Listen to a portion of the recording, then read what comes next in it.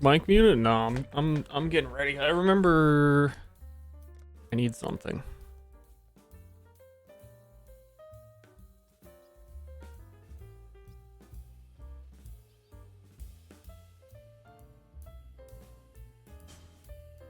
Maybe I have it, maybe I don't. How am I? Oh, you know. Oh, you know.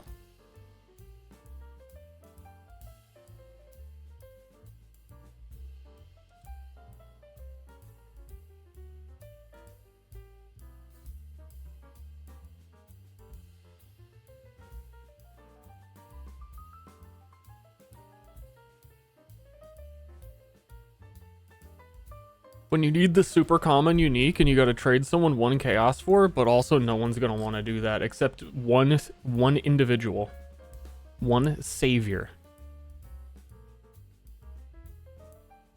will come through who values one chaos at this point in the league, which is inconceivable.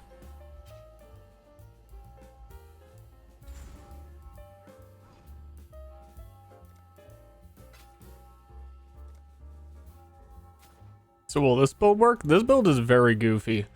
It'll work at showing me if it works. I did test the mechanics beforehand though. I'm on a string of not testing very specific interactions, leveling a character, and then going, oh wait a second, that doesn't work.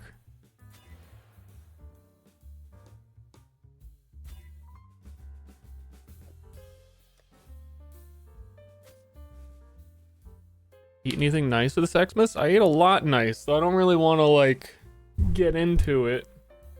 Because I would like to stream on the main channel tomorrow, and if I tell any story now, I'm not going to want to tell it then, because I'll feel like I told everyone already.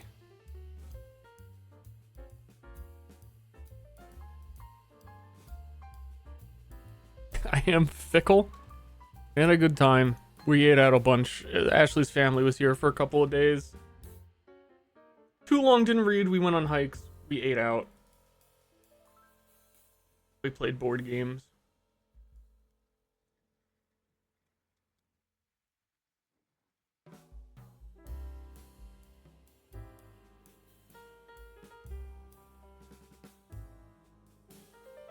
I don't know. I tried like very different things whenever we went out, but I wouldn't say anything was really exceptional.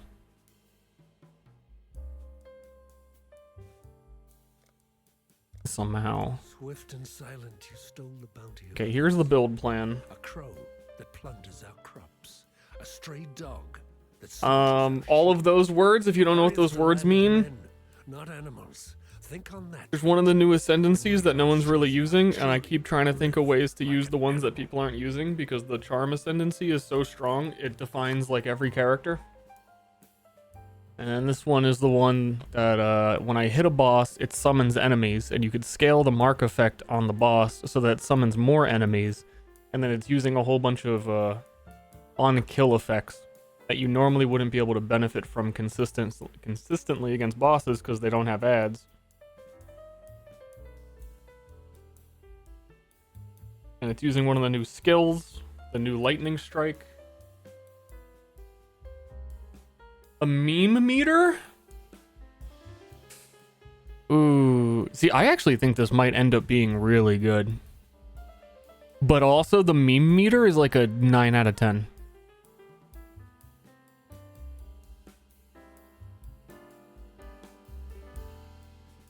That'd be a problem for me, Chef. I'm using the new lightning strike, which shoots a projectile that chains like 9 times or something. So it'll chain around through all of the phantasms it summons, and it has a chance of double hitting the boss. And it deals more damage per chain.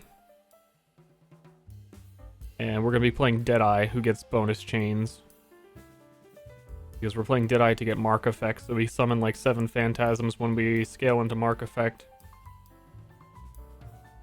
I think Zerfie's heart is pretty meme. In general. But there's a lot of reasons why this might work where it would never have worked before.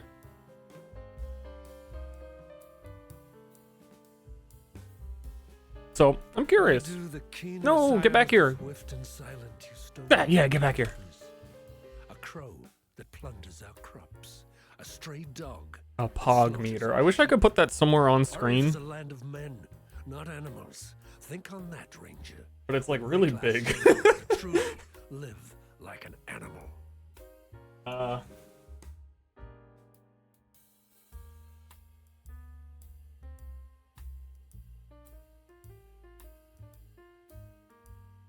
I can do that's like the gist of it.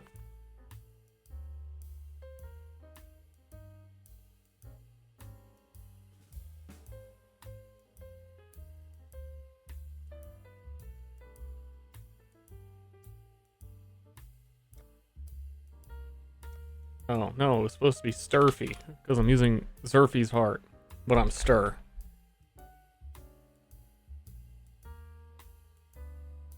I've not seen a wilderness. Chad, how was your Christmas? How was your holidays?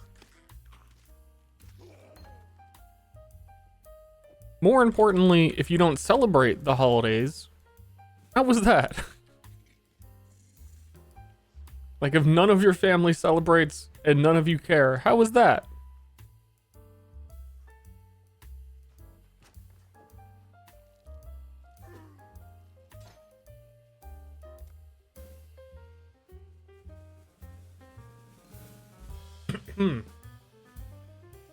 Made a lot of donuts. That sounds good. Every time I go to the grocery store lately, I got donuts on the brain, because they do fresh donuts.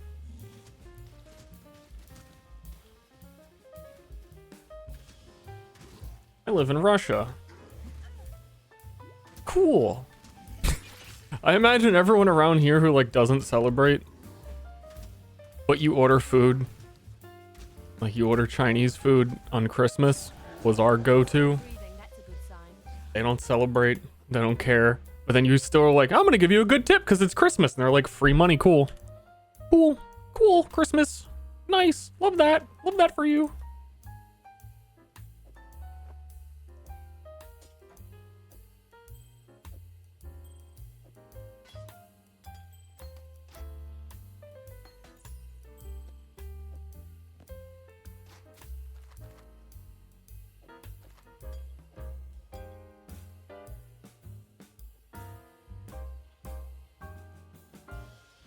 That's a lot of trash. Then I get some frost blades until I'm not.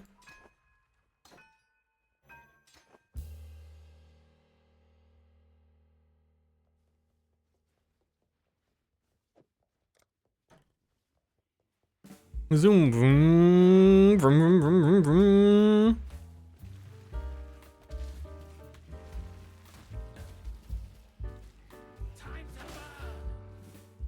Exhausted. I'm kind of like, I really wanted to stream main channel today and do something, but I'm still kind of like socially exhausted from everyday activity.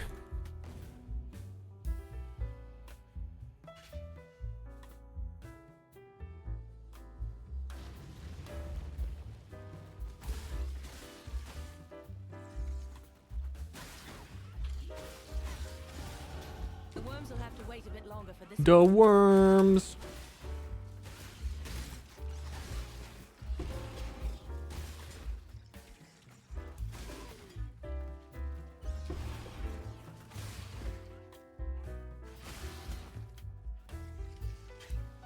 Yeah, I was gonna update that channel description before I started, and then I didn't.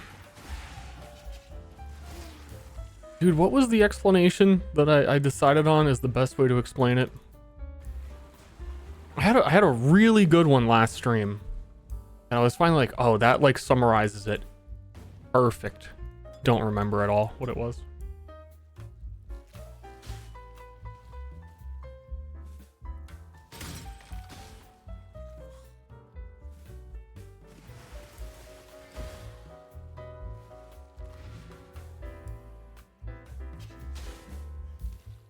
Average. Well, no, it was like a. It was an analogy. Normally I go with the analogy of you stop watching the History Channel when it shows ancient aliens is all that it shows if you want it to watch war documentaries and whatever. That's too specific and long. And honestly, the History Channel has been showing the alien shit for like 15 years now. So if you're like 15 years old, you're like, what the History Channel shows what? What? It used to be, wait, it used to be different? Huh?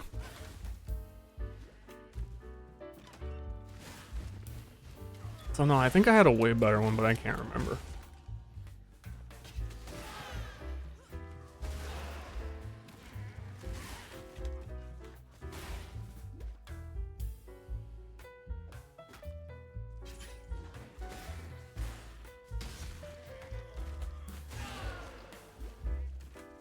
New chapter in Ultra Kill. I'm really trying to wait until they add more than one chapter to the game. You know?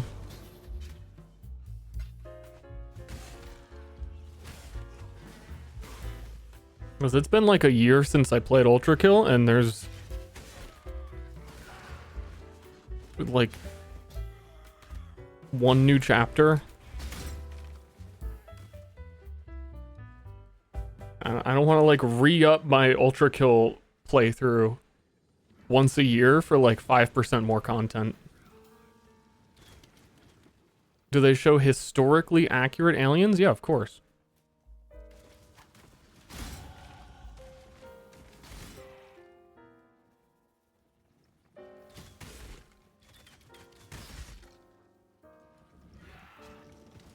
RoboQuest? RoboQuest was very good. I'm looking forward if they update RoboQuest. They said maybe after holidays there'd be more stuff. I kind of beat everything.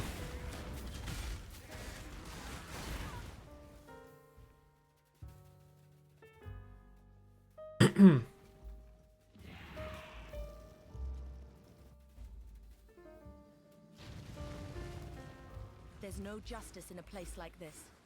Only misery.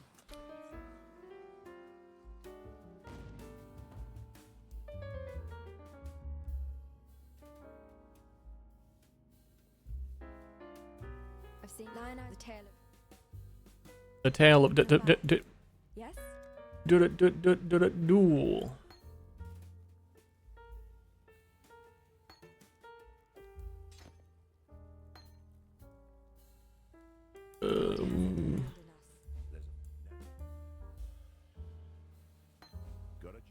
Stay sharp out there.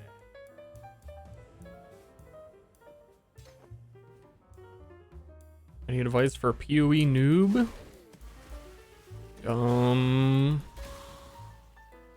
Good luck. Have fun. Keep your resistances capped. Make sure you take life nodes.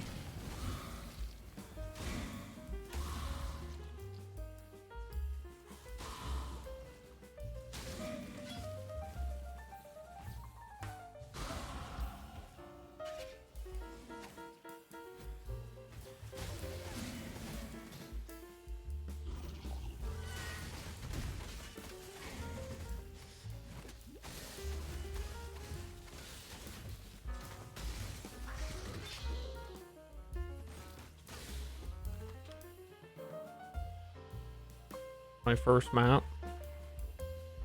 Yeah. That's really about it.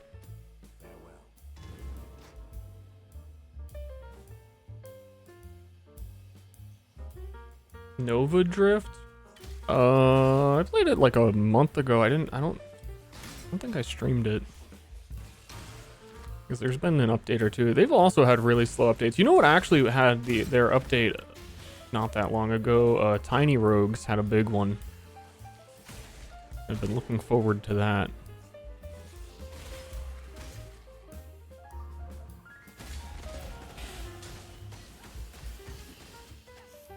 No, you die.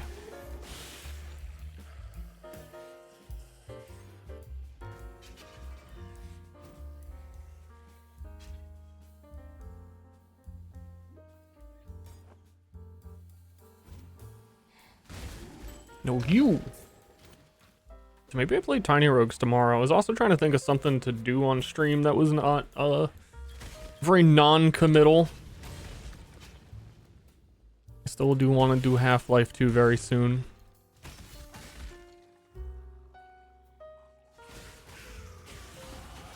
As the prey grows more fierce, so must the hunter. Yeah, I love tiny rogues. I've been waiting. The Christmas card? Yeah. It hasn't been sent to me. But I'm assuming it was going to be sent to me whenever I stream next. Which, unfortunately, was not Christmas.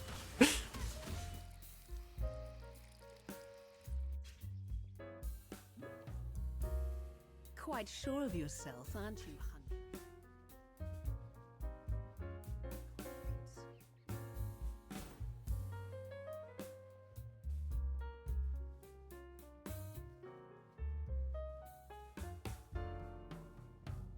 You're frightened. I'm supposed to have a shield charge. From these stones.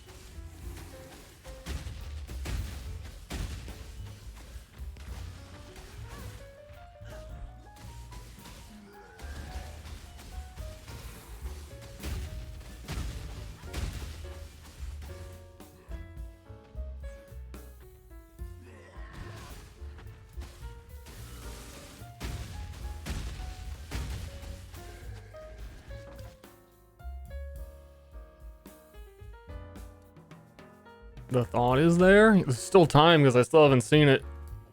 There's still time.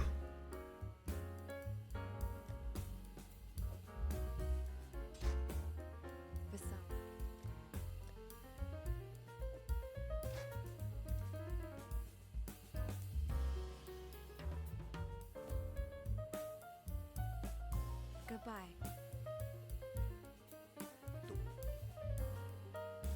Stay sharp.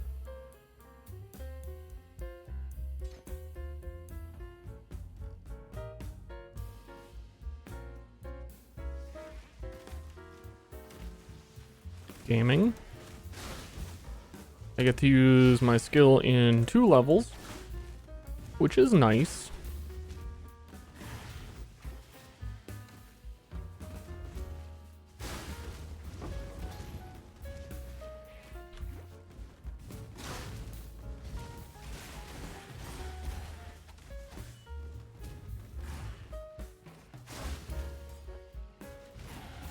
I don't know, maybe it'll be inconvenient to use it. Crossblade clears so good in early game. Should be about the same. I don't know. Probably not.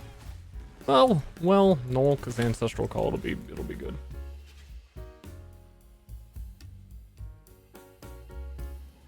There was a deadline? Well, yeah, that's what I mean. The deadline would be giving it to me, and I haven't seen it.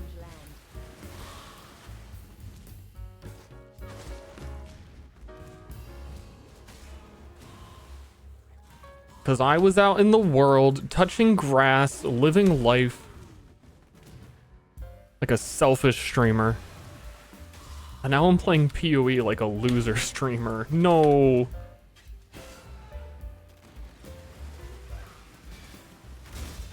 Why so stinky? I need at least one build to be remotely decent, because the last couple, as I said, have been like... I leveled a character to 64, beat campaign, put on the item, Varanastra swords, and then went, wait a second, you can't do the new Rage Cleave with this. Shit. Like the whole plan just doesn't work. And yesterday I was trying a space break or something with tinctures. And I was like, well, man, this character, like, something's really wrong. I don't know what's going on. It took me way too long to realize tinctures don't work with face breakers because you're unarmed and you need a weapon. And your hands don't count as weapons. Where is Fairgraves? Wait, actually, where is anything?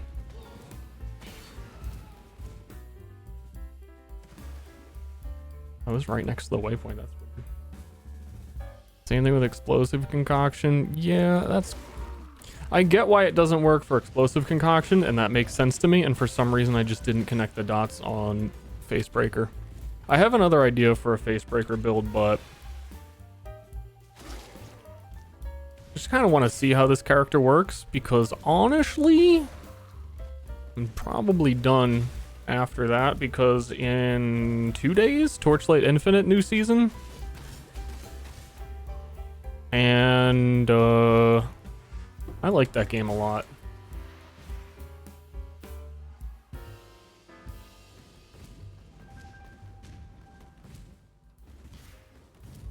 I think it's still like the only thing Torchlight Infinite doesn't have that PoE has is a player base. But if they had the same player base, I'd be more excited to play Torchlight Infinite by a lot.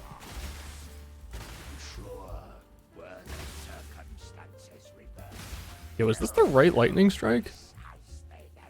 Why is it like, what are these lightning bolts from the sky? Legitimately, what is that? Why does this skill do that? Is it hashtag sponsored? No. I think in retrospect, Torchlight Infinite, I was skittish on it. Is that the word skittish? I don't think that's the word. It's definitely my game of the year, because it technically came out this year. They do sponsored streams quite a bit, but not me. I would do it on the main channel if it was. Otherwise, I'm gonna be streaming it on this channel, because it's PoE, but like I said, an even smaller player base of people who are interested, and I'm already playing this on this channel.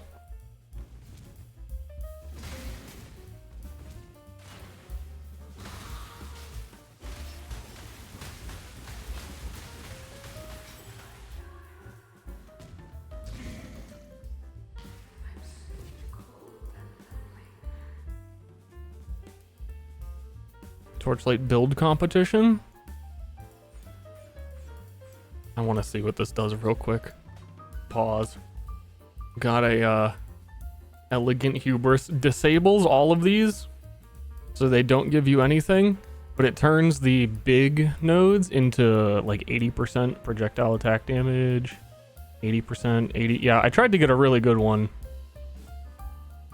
because we need Supreme Ostination.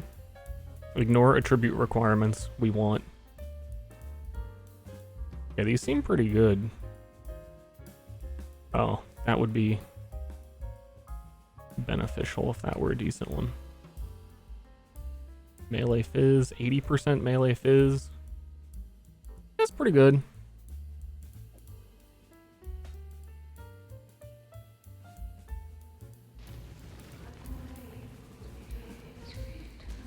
Because we're using the amulet Zerfi's Heart, which gives everything you equip has a 50% increased requirement, which is obnoxious. So we're just gonna Supreme Ostination and skip stat requirements. And then maybe we can even use one of the juicer body armors. Oh, dude, that actually makes sense. The Blunder Boar, is it? That gives you 2 shrine effects. But it has like an 800 strength requirement, so like you really have to try and equip it. But I was thinking, because we're on kill effects like all the time, I'm curious how the Gull helmet creates shrines when you kill enemies works on this character. And if the Gull ends up being good, then I could also just use Blunderbore. And that brings it up to a meme 10 out of 10. Right now, it's like, I think it's going to be good, and it's a 9 out of 10 meme build. Blunderbore Gull is a 10 out of 10 absolute meme. But on the other hand, like, you can get Gull's shrines on a boss, so I don't know.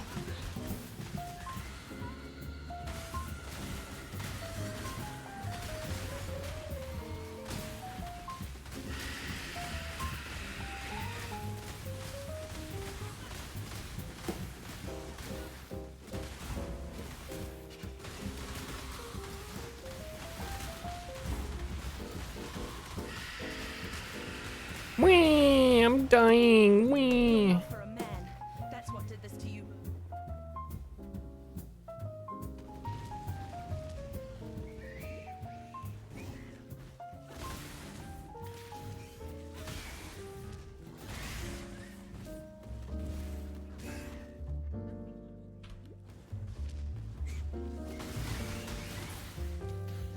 I don't know why this skill is doing the lightning strikes. These skills already have like so much visual pollution.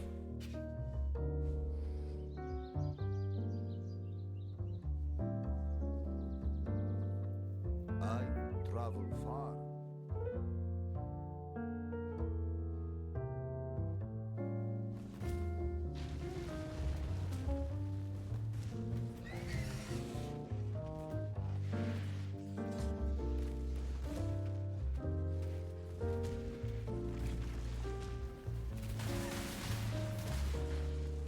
I probably need to equip a weapon.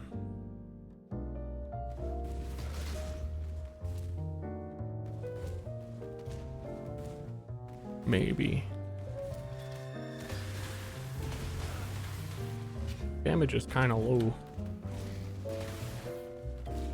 I'm also on like no support gems pretty much. Ancestral Call. Yeah, I'm on like no support gems.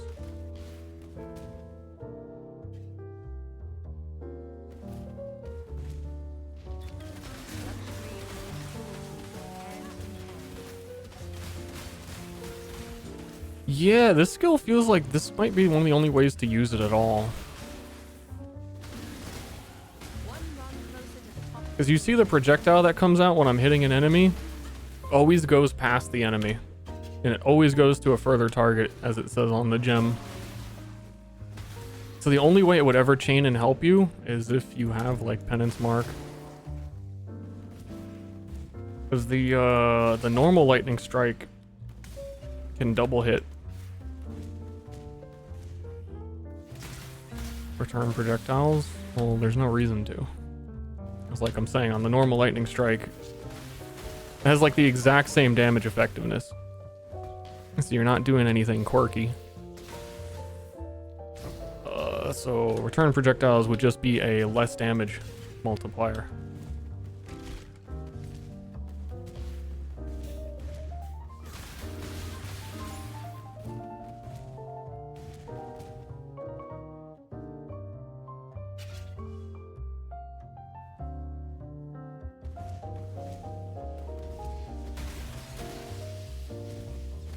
It is weird though, because it like, I don't know, it seems like it's not auto-aiming the attack.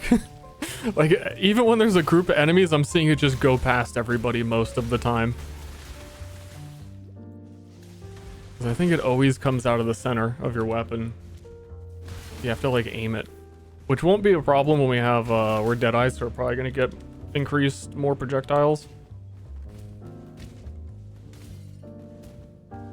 That's kind of quirky.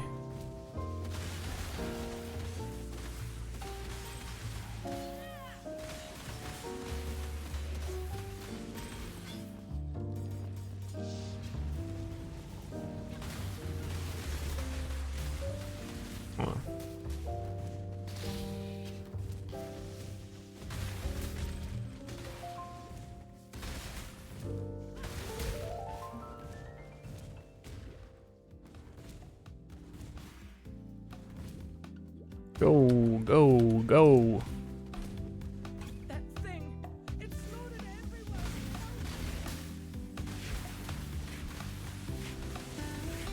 I don't know, apparently those are hitting because it's splitting. So it doesn't look like they're hitting most of the time. It's very weird.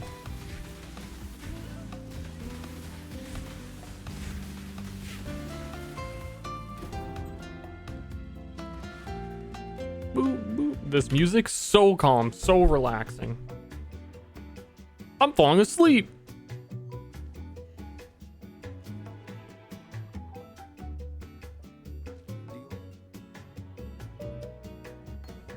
Return if I happy.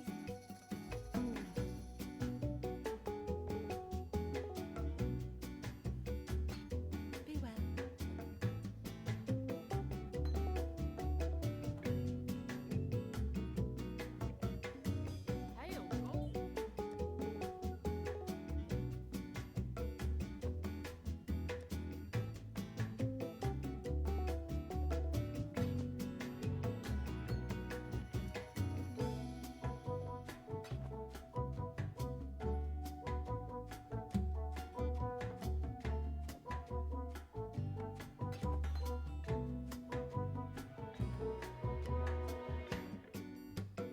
Eggnog? Ew. Never had eggnog, but I still say ew. No. I think it's mostly them like skipping damage mods this early. So I feel a little stinky.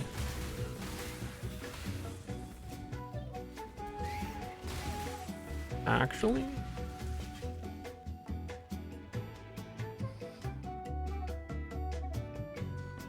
I feel like eggnog is the advanced form of milk, and I don't really like. I wouldn't drink milk.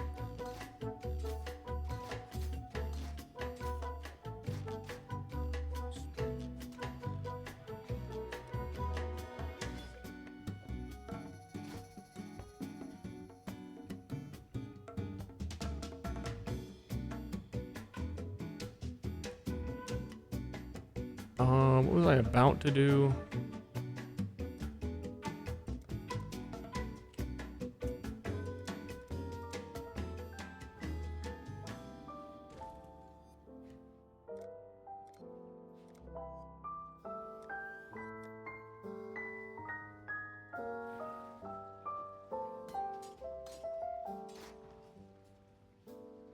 Let me just see if I have any better weapon equipable at the level.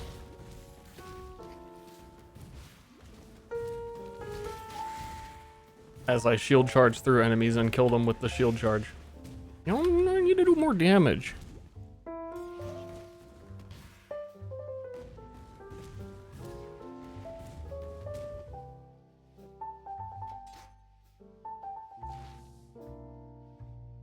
Why not just drink hot... Exactly! Drink hot chocolate! That makes sense.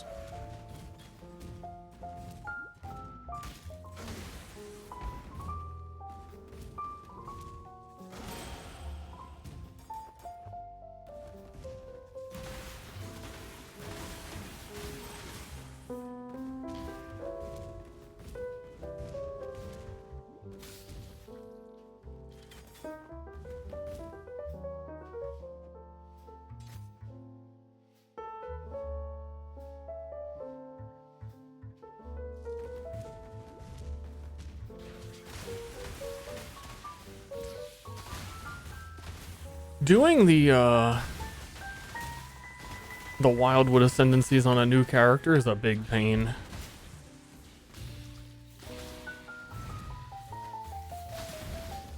A big stinky pain.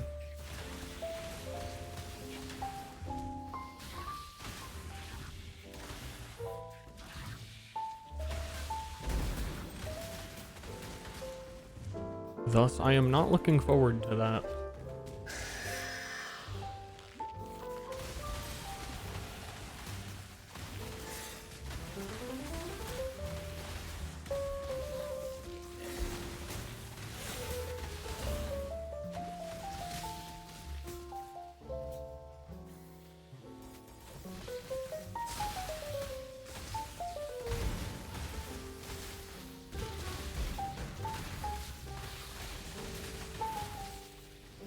Dude, it's Diablo 3. I have 140 kills.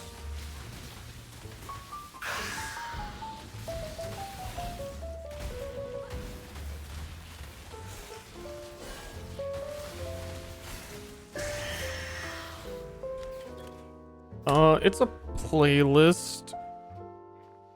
I have another better jazz playlist, but it always mutes VOD, so I don't use it anymore.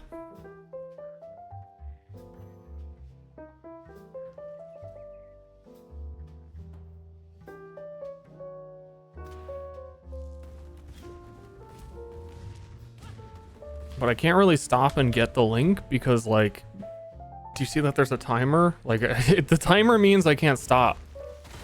I can't pause this game, Ma.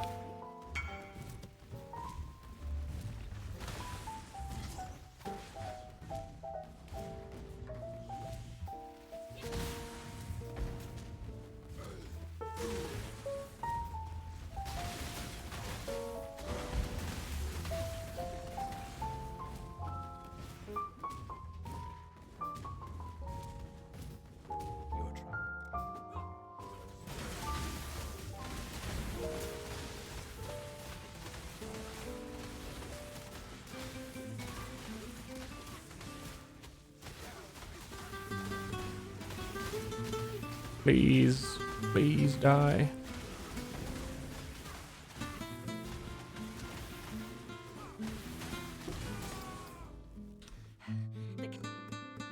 Sorry, 12C? I ain't stopping for 12C. I thought I made those stash tabs not public.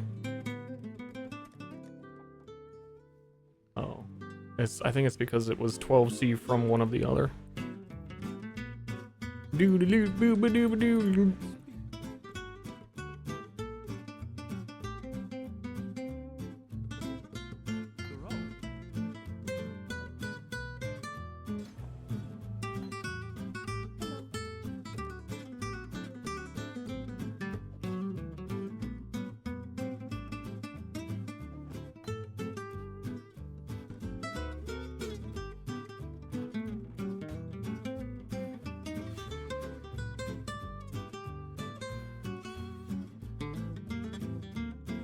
Dude, I love not worrying about attributes.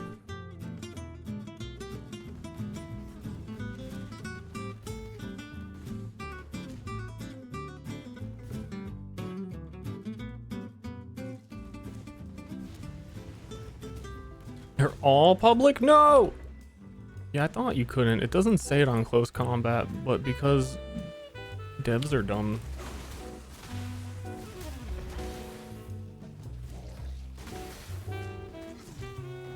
Hold up. I think this is the last time I go back to town for a thing for a long time. I have...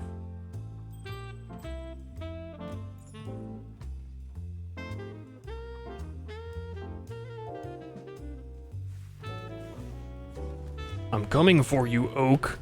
Though I do need potions. I need the strongest potions.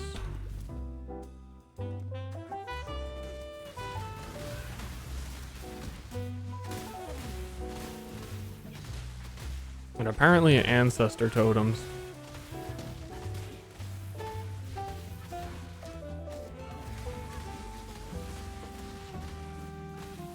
Because the skill stinks until I have the thing I'm trying to build around. I'm just running out of mana. I can't kill Oak.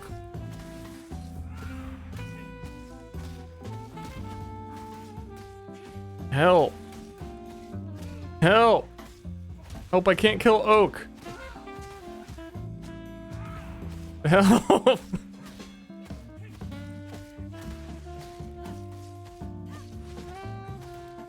Help! Stop healing!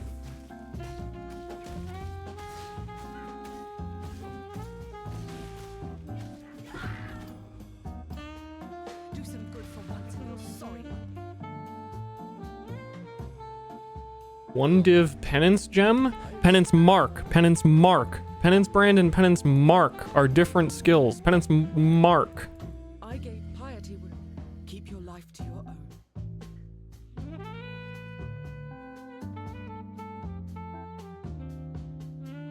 Oh, I didn't kill... What's her name?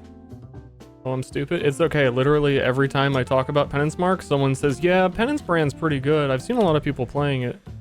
It has been a 100% scenario.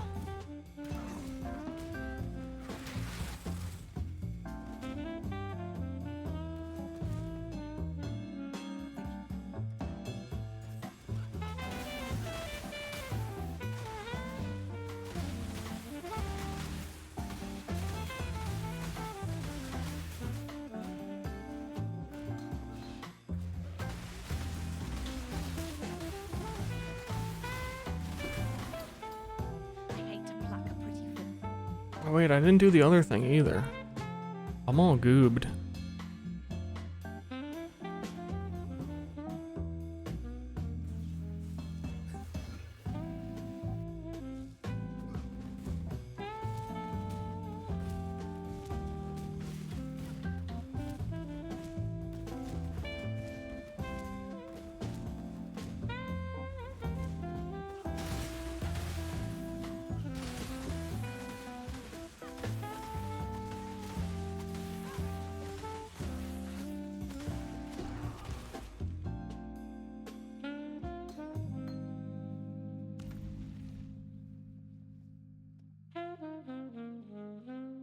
Hi there. Oh, hi there, Mark.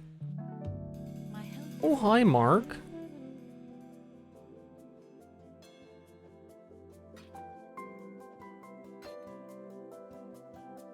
Be kind if you can.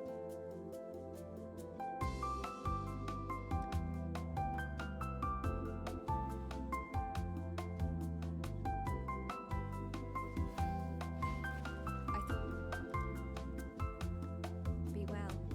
It's fine. In one level, everything dies.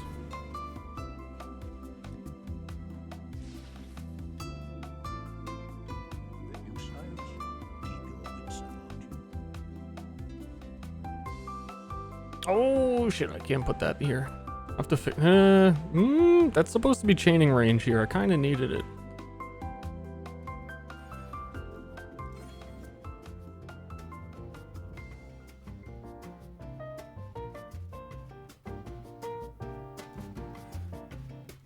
But at the other hand, these are all like 80% damage nodes.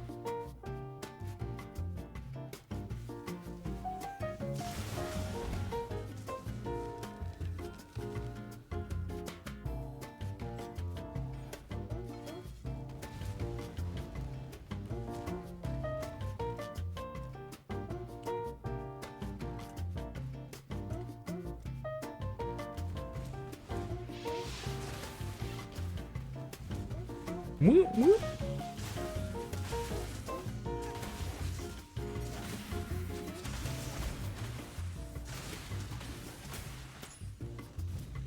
Whoop, whoop. Time to work. Good luck. You're gonna need it. I don't know why. Sounds very ominous.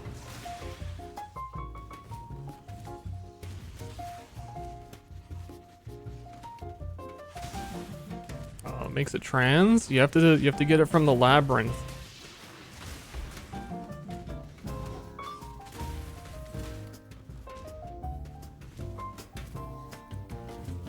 All the gems in the labyrinth. You know?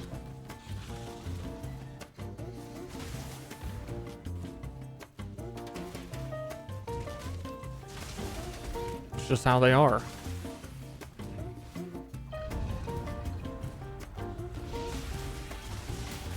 Looks like this land and this shouldn't be happening. Not in the world I know.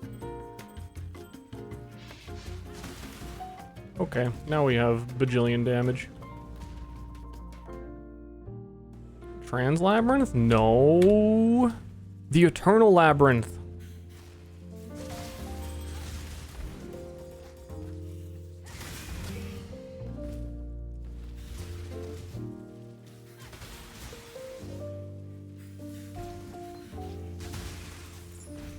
Okay, now I have a billion damage times 2.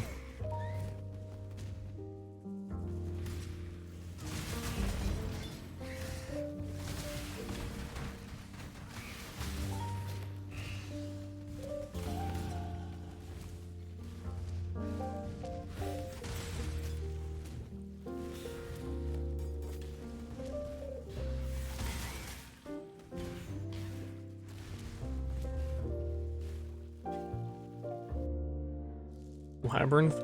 Labyrinth did it? Labyrinth did it! It does.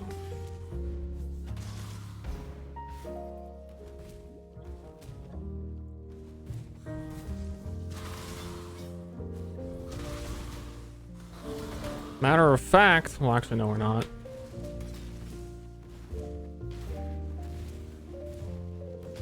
Still no move speed on the Veils? Try harder.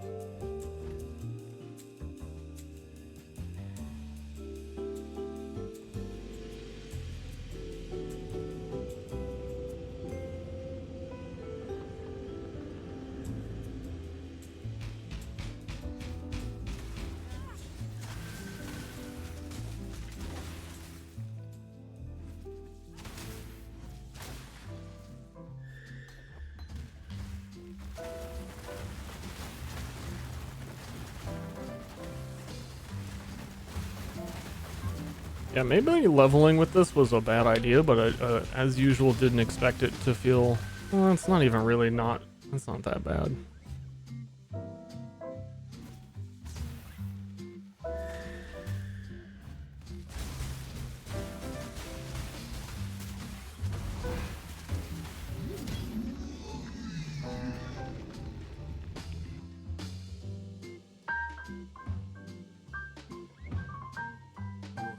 Exile. Very well. Yeah.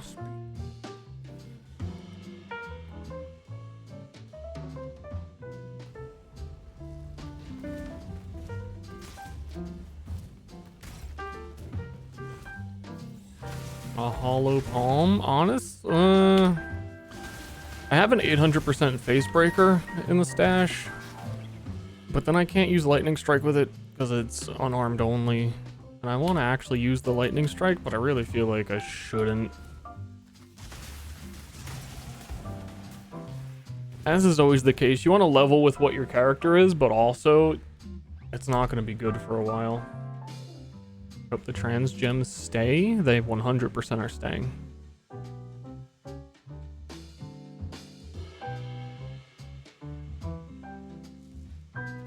Actually, you know what would help a lot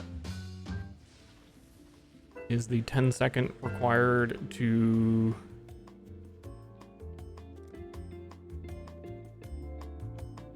Stay out of the shadows.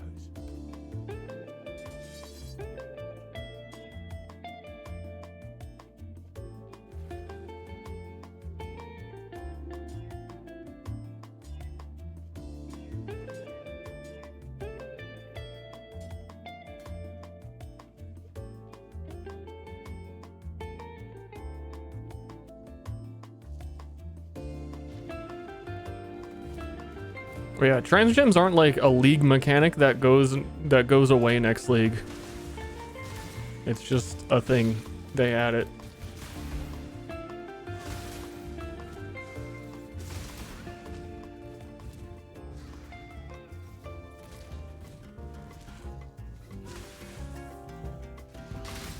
Boom.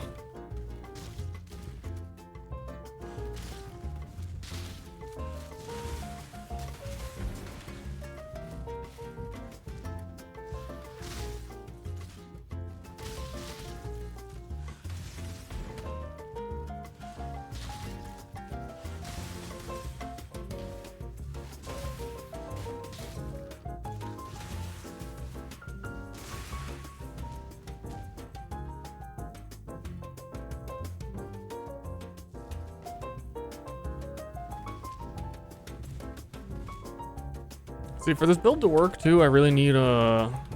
Like, the whole plan revolves around Penance Mark. I like don't want to do Wildwood in campaign.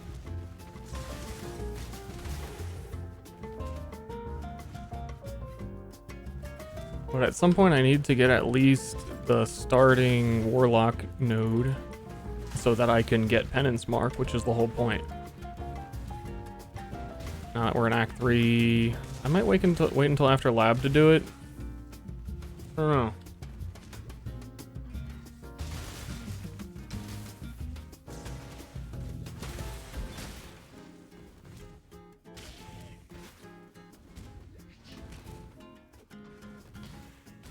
Huntress, you are beatific because you answer to no one. And that's why no one will miss you.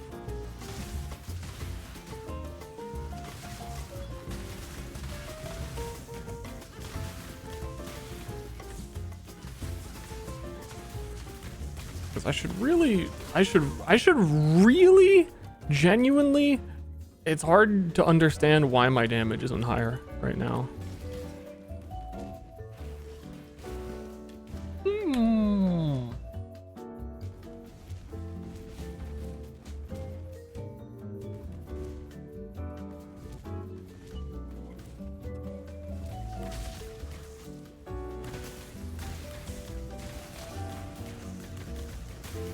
Hit melee, I guess.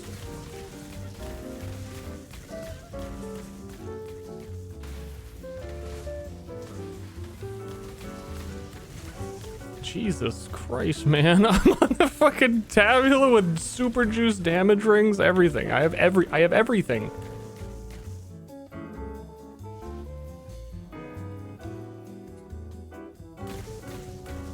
Your ego will kill you, Huntress.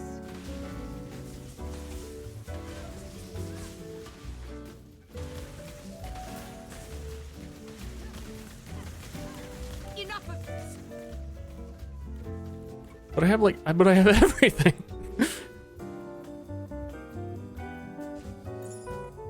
Doesn't add up.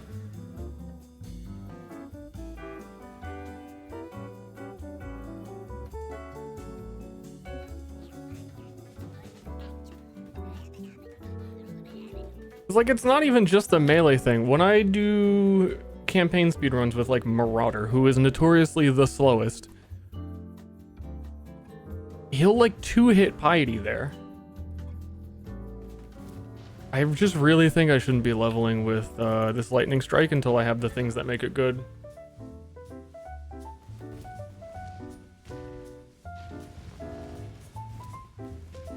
But then what would I level with?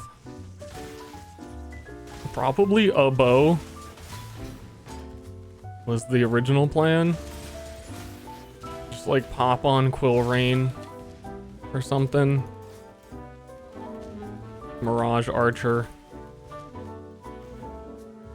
Swap now? I mean, I'm thinking about what I could swap to. The bow thing is annoying for its own reasons, because then I won't have shield charge and I'll have to mess with that again. Helix. I could Spectral Throw, I guess.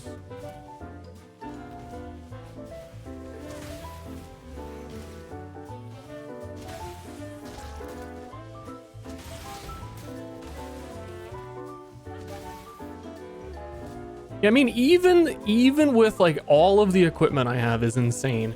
And then we go on to my tree and it's 80% melee, 80% increased projectile attack, 80% like I have so much damage.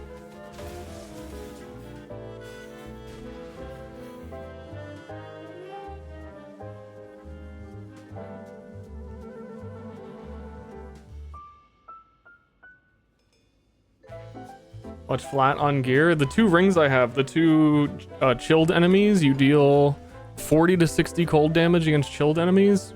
I have a huge amount of flat, huge amount of multipliers.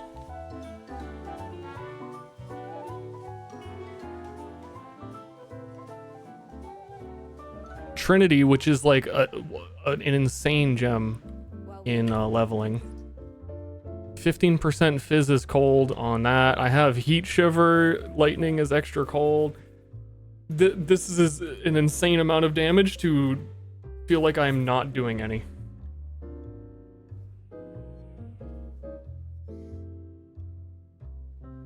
The 2 out of stay out of the shadows.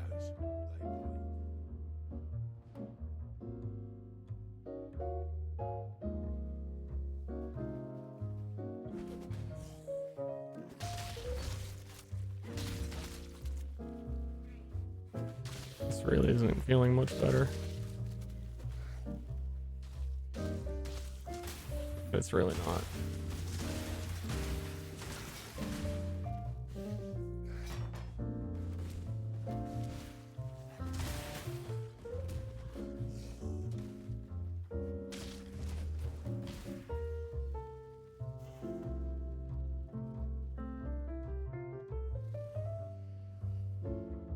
Yeah, so I'm definitely on a string of like, why am I so weak?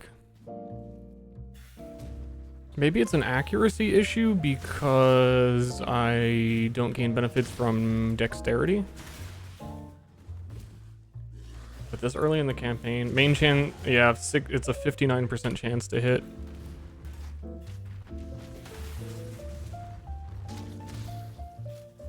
But then we have precision. Chance to hit 100. I've had precision on. You are a welcome omen.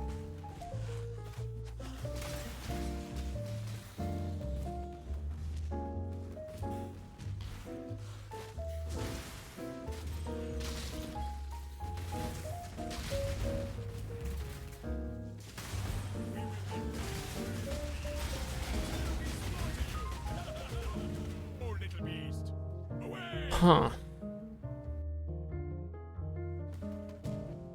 Stop you from getting passive deck stats. We're using Supreme Ostination already on my tree. No retribute acquirements for items, but no benefit from attributes.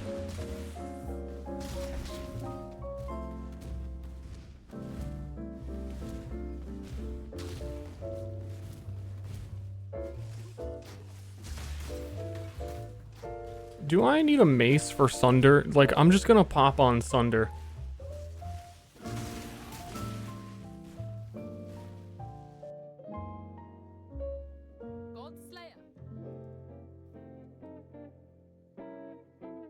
Axe staff or unarmed.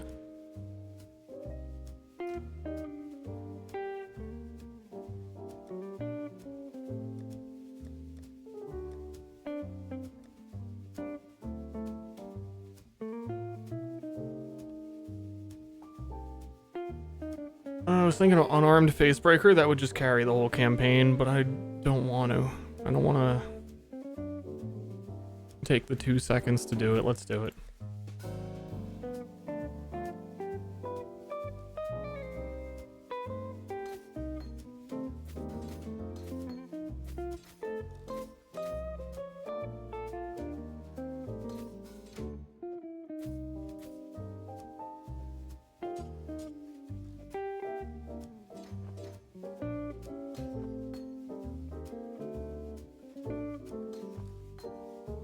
Hail God Slayer.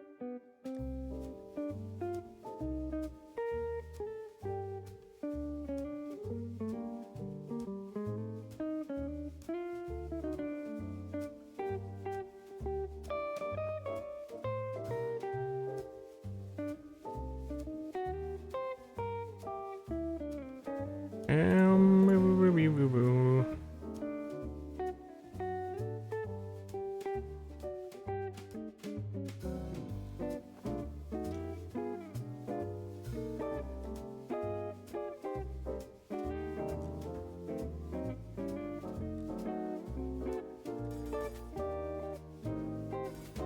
Yeah, I was already just thinking. Man, wait, I don't know if I have the attributes to equip Sunder. Haha!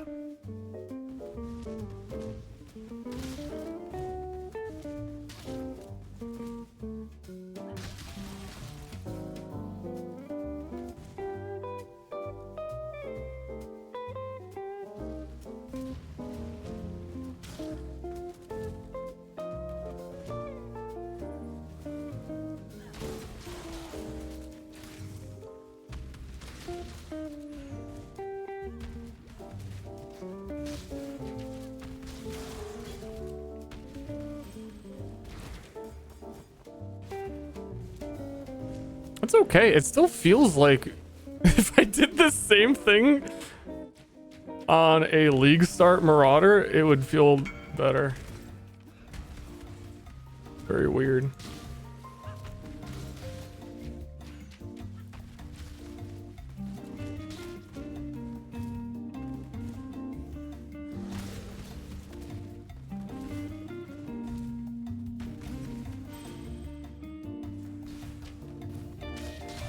And I need to learn the docks layout, which I say literally every time I'm on docks.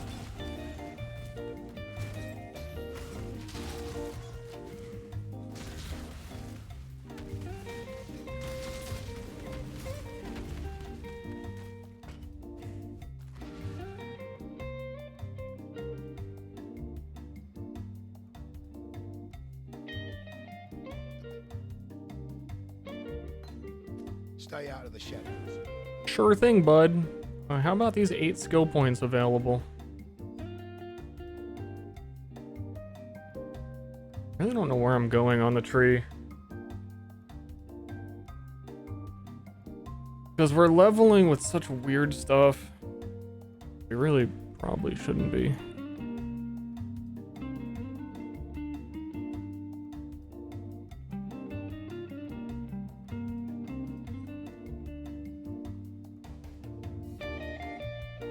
Everything makes you slower. Yeah.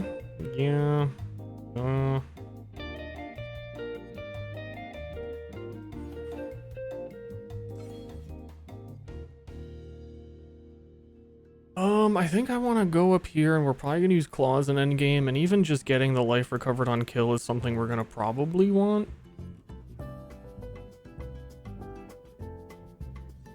But apparently I need more damage. But I'm not using a claw now, so everything is awkward. Wait, also the lightning damage is up here, ain't it?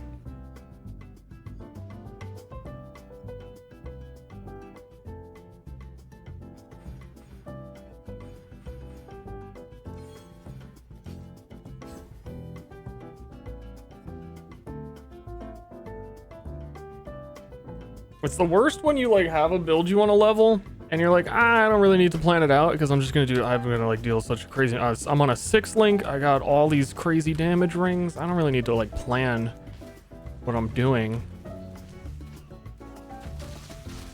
Then you attack an enemy and you're like, hold up, wait a second. Okay, maybe I needed a plan. I've never felt further from what I know and love.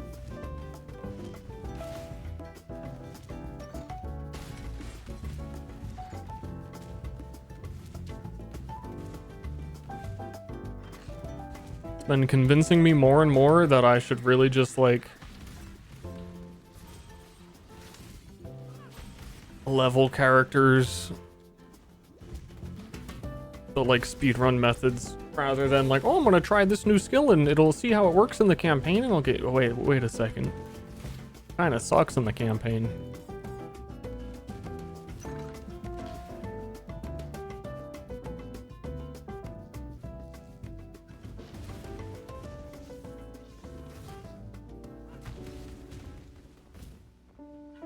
Five minutes on the planner. I think it's fine now that we're doing Sunder.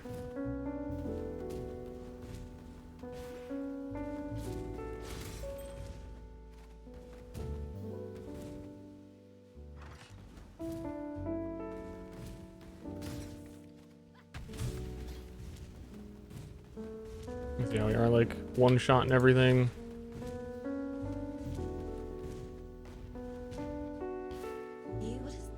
Be able to tell soon when we get to... Let's kill Gravicious. Let's see how long that takes.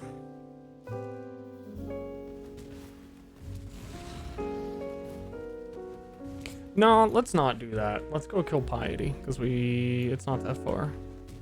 Gravicious stinks.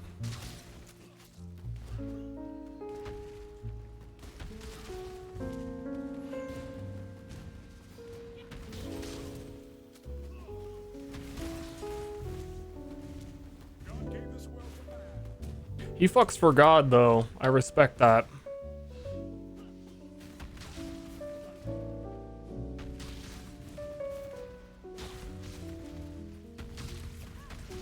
Never mind, unkillable rares.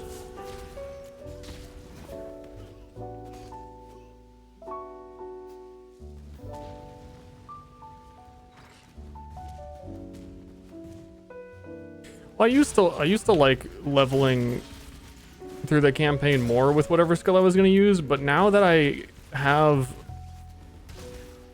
things to compare it to, where I know like on a league start with no items, I could kill this boss in like 2 hits. And now I have all of this shit that's supposed to be making up the difference.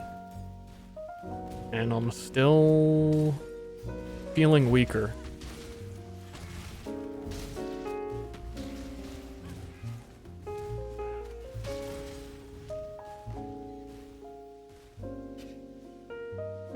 Make anything out of those Ralakesh boots? Yeah, like 3 builds. So much to answer for. My number 1 guy is still the ball lightning.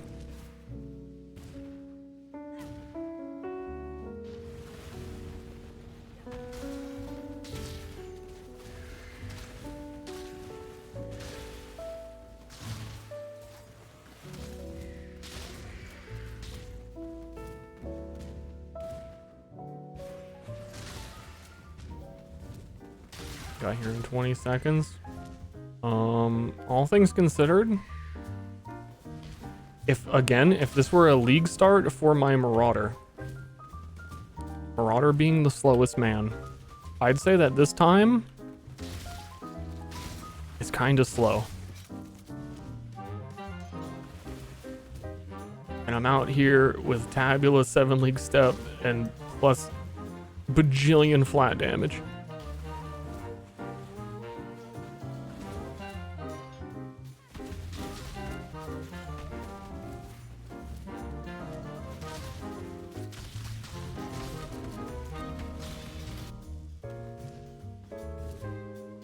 I have pursued a greater existence for us all. What have you ever done but serve yourself? It's selfishness that slaughters hope!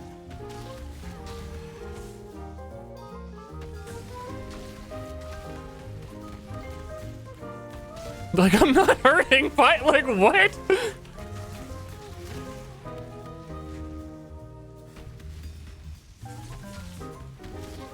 The fuck is this?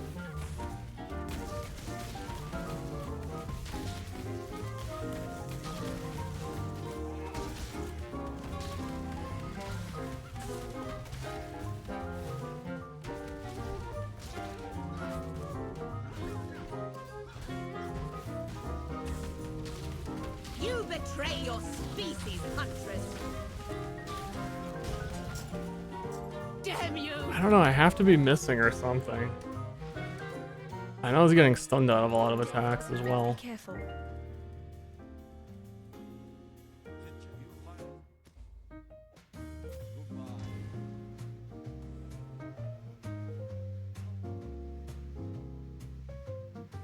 General Grimmel, why are you still standing there?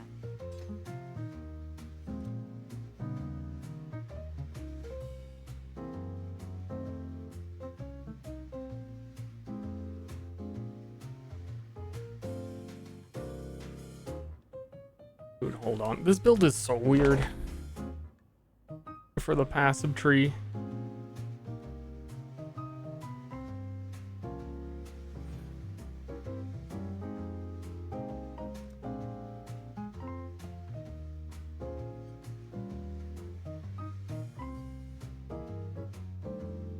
Is the one mark effect?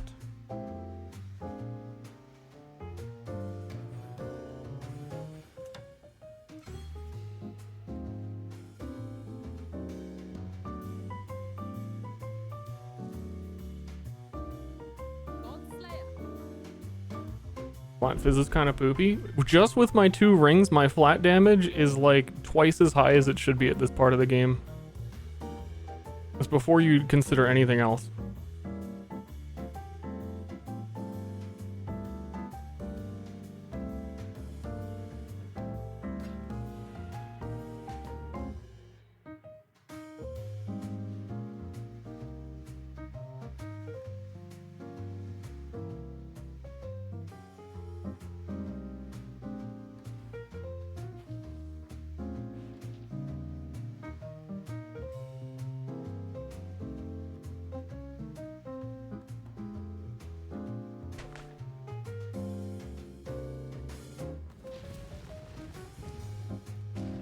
Like a spell damage ignite build would have like plus 30 to fire damage from their wands and would be murdering.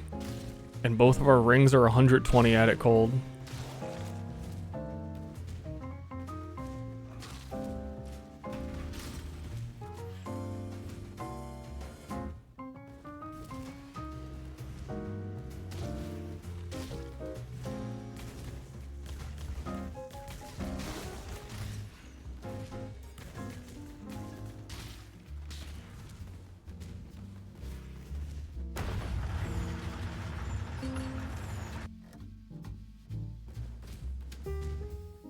Why do we insist on building mountains? Why not just go and climb them? And then, what is the belt? 10 to 20? 20 times 8 for Facebreaker.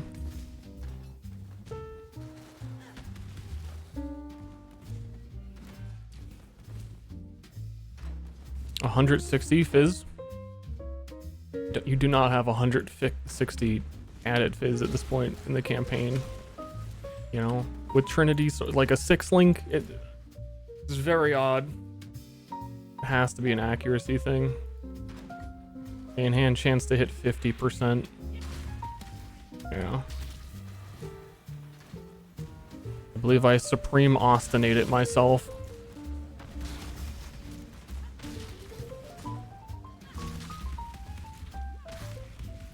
I put on 96 with precision on.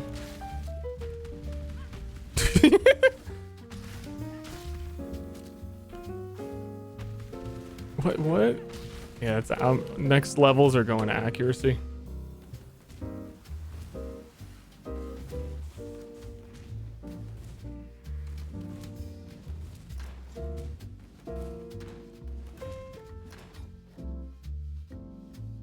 You know what? No, they're not.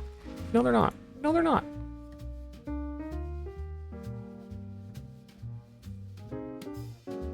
Solution 2.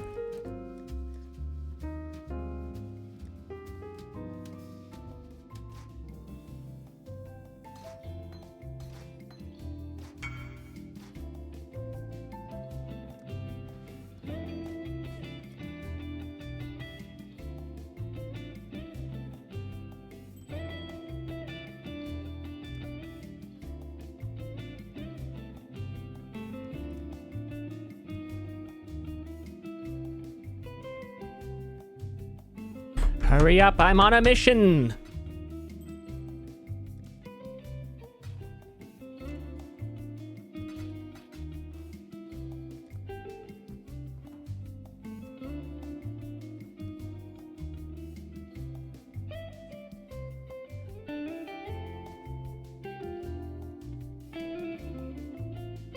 And then we can take off precision, because we always hit now. Putting Herald of Ice back on.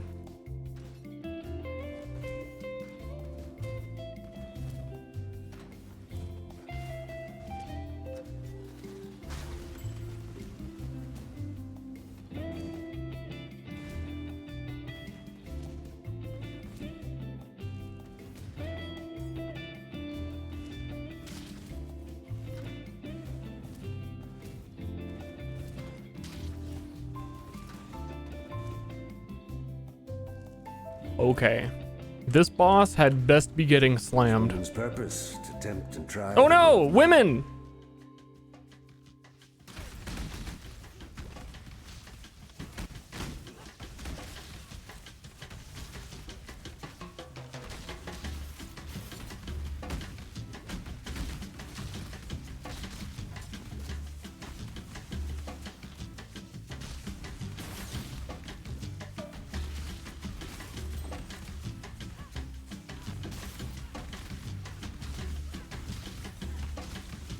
Submit, heretic! Yeah, still weaker.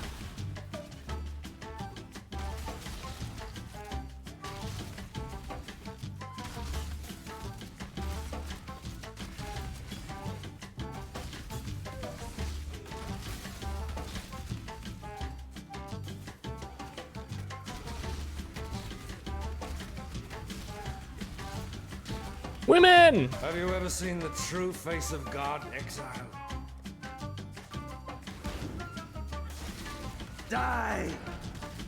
The touch of God!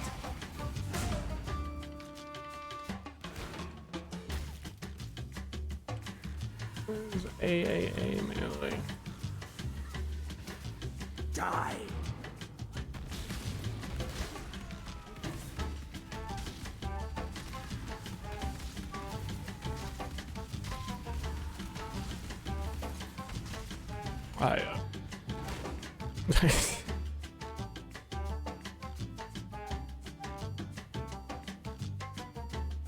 Die!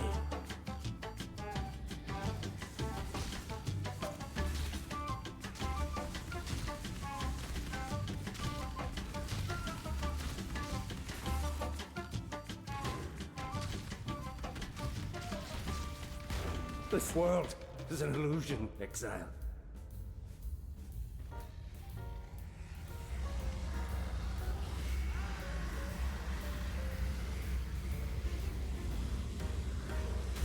The fuck?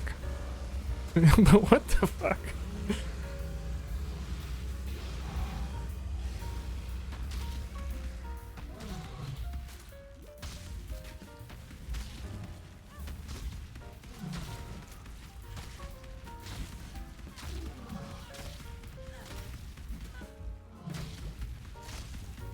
What the fuck? What the fuck?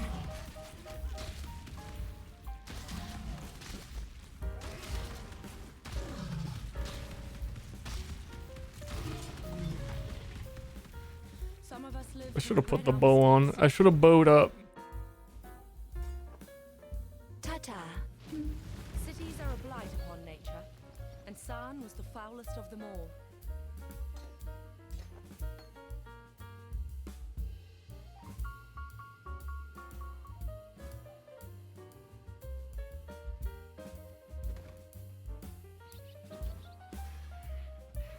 Kinda baffled.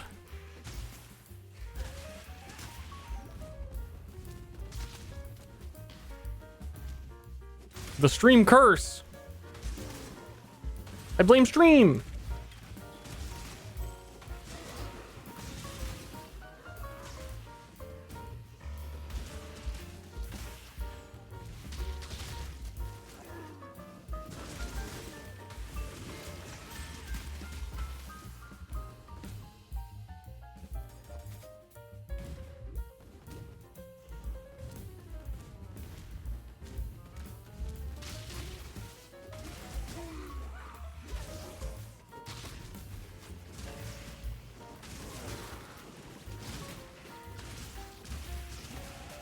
You've I'm gonna put given on me a so bow. much. What can I do for you, Rayclast?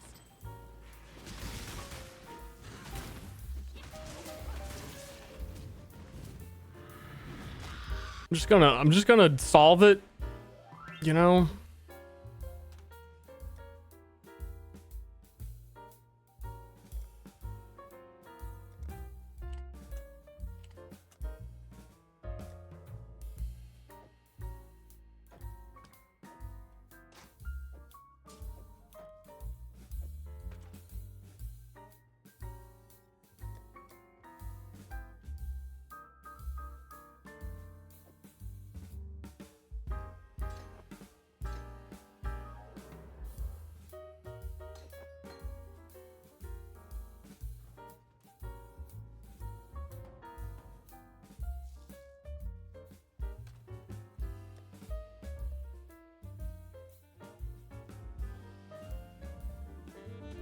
Godslayer?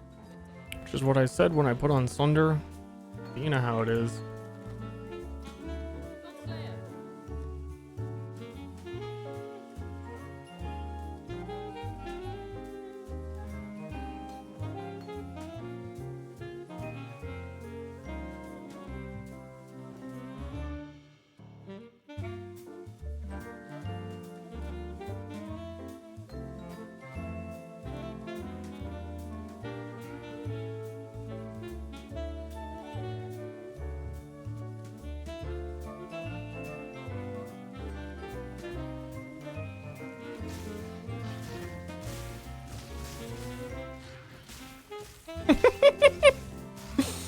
What the fuck is going on, man?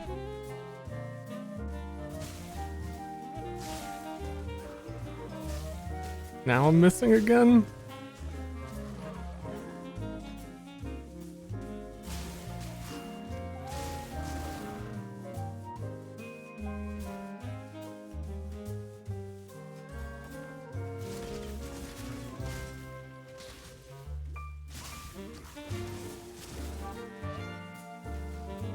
Huh.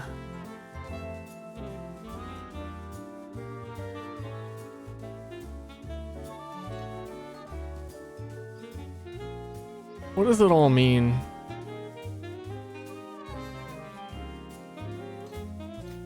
A lake drained, a million creatures lost, just so San could keep his kids alive.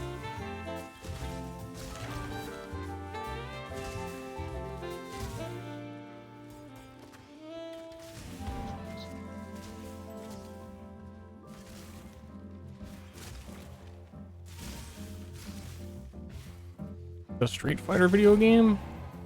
No. No. Played it twice maybe?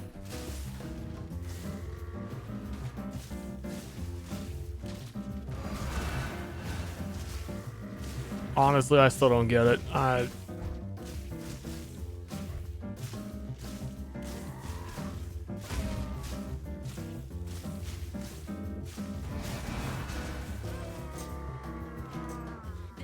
Okay. Your kind. Final pivot.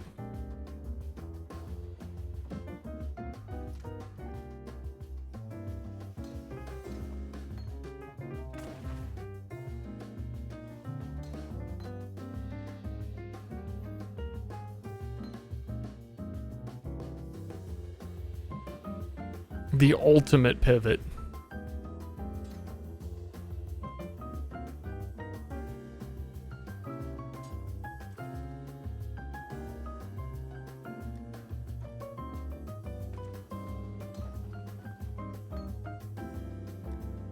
Exactly back to where we were. This land But I'm gonna do the wildwood thing. And I'm gonna get the stuff that I need. Go where you are needed. I'm just gonna do what I'm doing, but do it.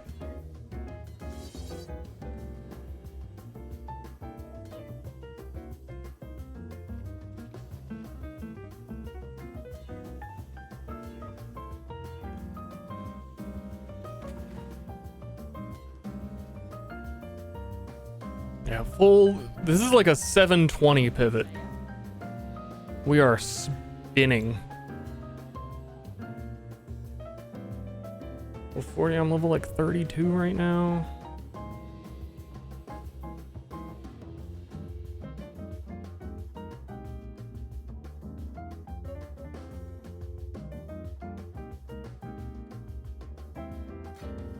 I am not level 32, LMAO.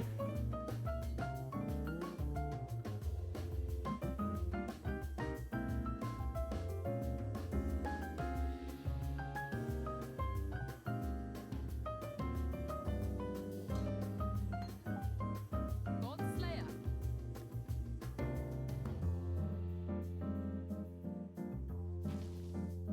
Okay.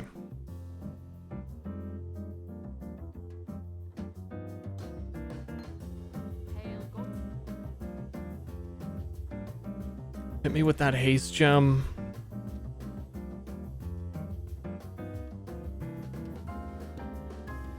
And then let's just like freaking get the Wildwood Ascendancy.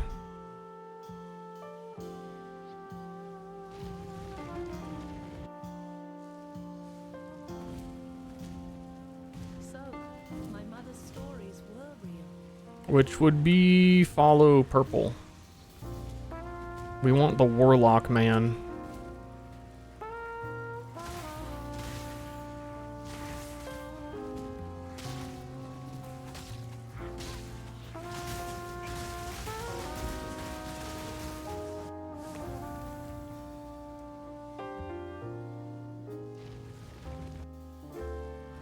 Warlock man, hello.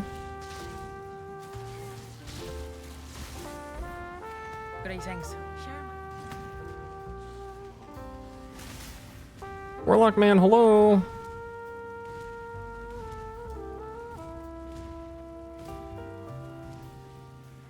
Any warlocks? Any men in here? You avoiding the ranger? Because if you catch my gaze, then you'll get yelled at. Any purple wisps? Any purple wisps? Approach, traveler. I The fire should be shared.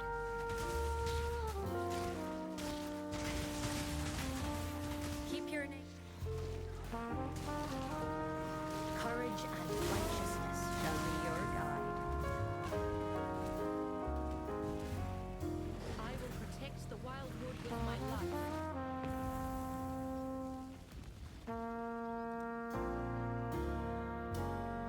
any purple?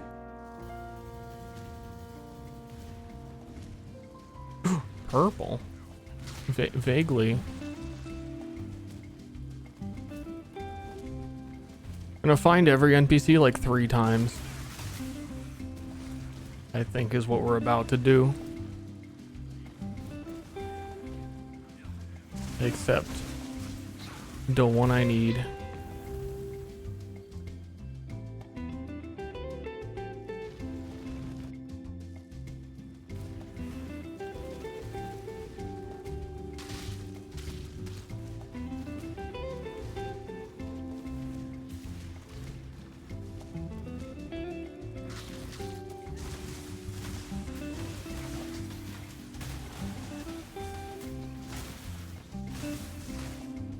Hello.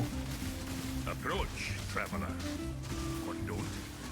I don't care if you have a name. The Magi are fools. You've made a wise choice. I will do what is necessary to protect the wildwood. Epic. Slumming out.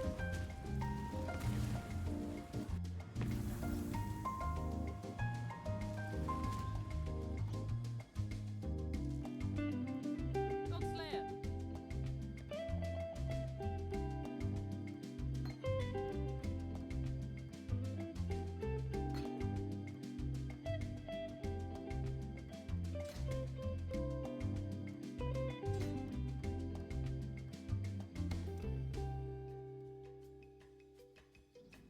So you can mark on hit. Yeah. You gotta look at it on the bright side. You don't have to use a gem.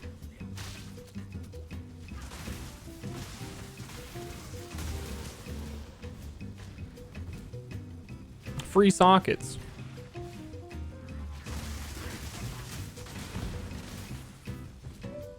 What if positivity? What if life tap? I am running out of mana constantly.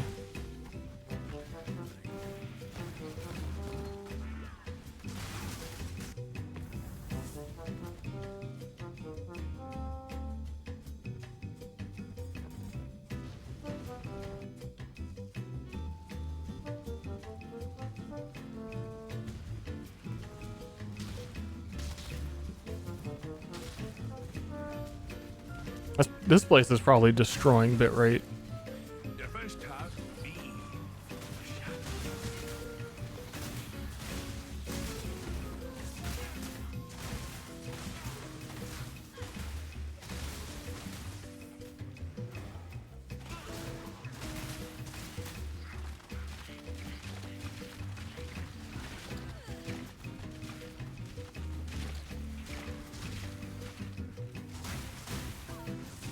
I can't really hurt you guys.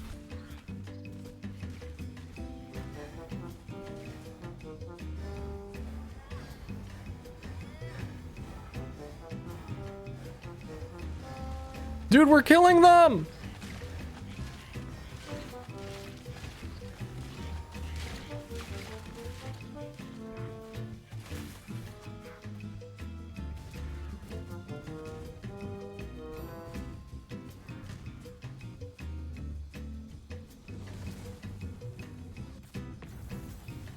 I know everything about this game except why this build isn't dealing damage right now. That's the only thing I don't know. That shit's a mystery.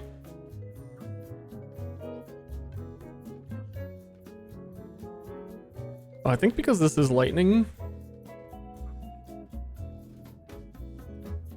we can't get Trinity.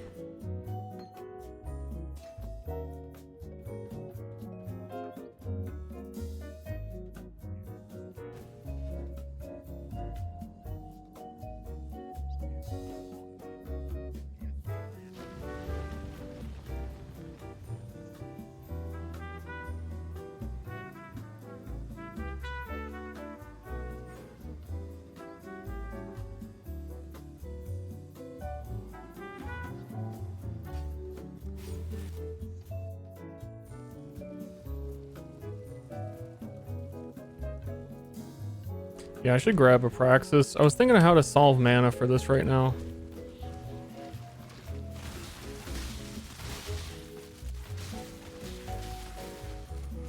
Whoops. Can't do it anymore, right? Oh no, it still works. I thought you had to have a human specter.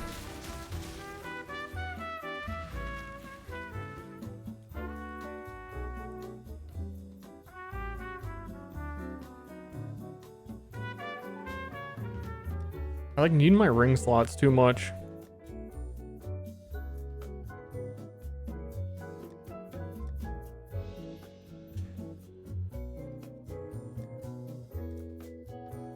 I know I have one. It might be on a character at the moment. Oh well. Precise technique. True. True. I really shouldn't need it though.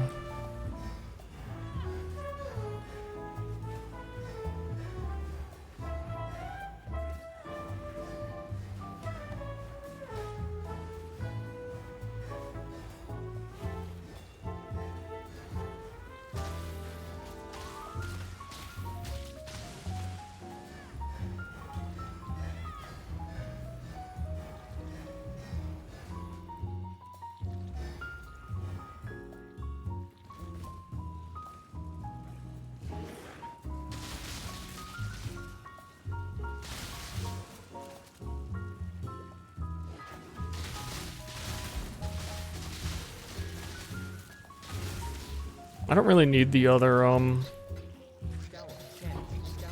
whatchamacallit at this point.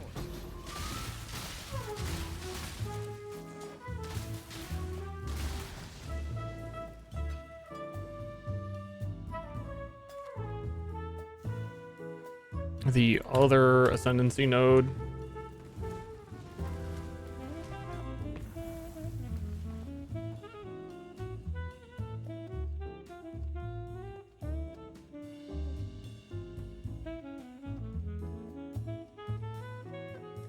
I hope I can kill a Zaro.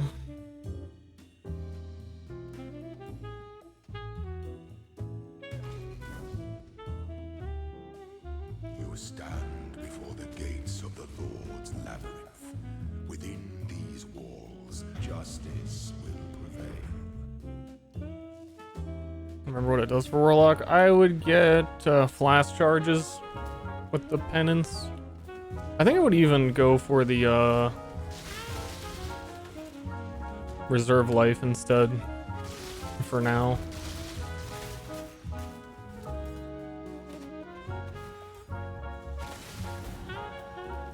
I think we'll be fine. And I think we're going to try Penance Mark on him because it's going to give me adrenaline uptime while we're fighting the boss.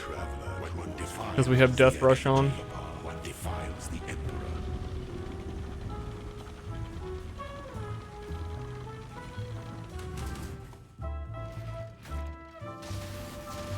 And we'll start getting the chains.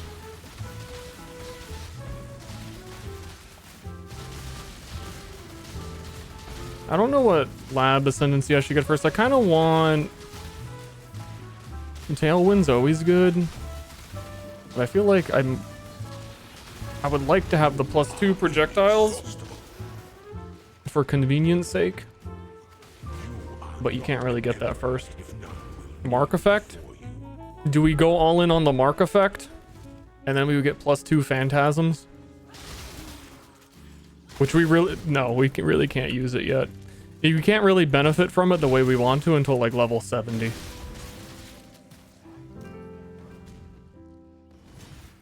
Which is unfortunate.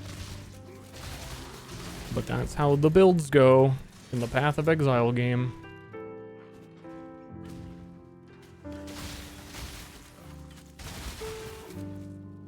I actually need a Praxis so bad. When the time comes to strike, an emperor strikes without hesitation. Lends straight to doubt his stance again.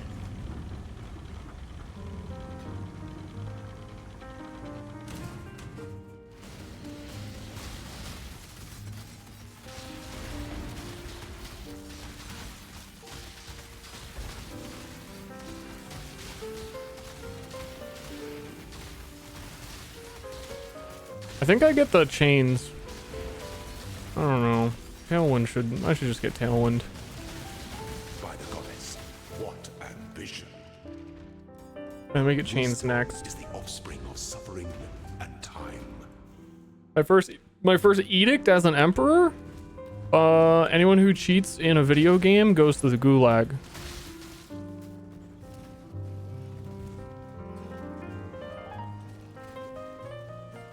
I can For those not who send to press my flasks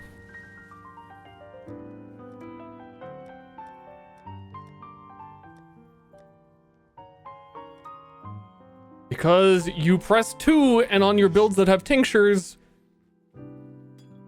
they unactivate the tinctures. So you gotta bind it to some random shit. Watch yourself.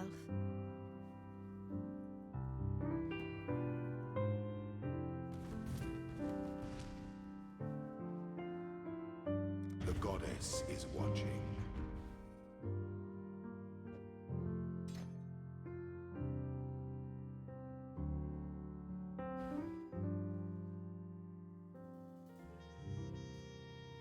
I think the real, like, one of the things holding me back is you'd be using a two-handed weapon the whole time. But I'm gonna try and get my accuracy up so we can use precise technique and then drop the shield and then maybe just do that.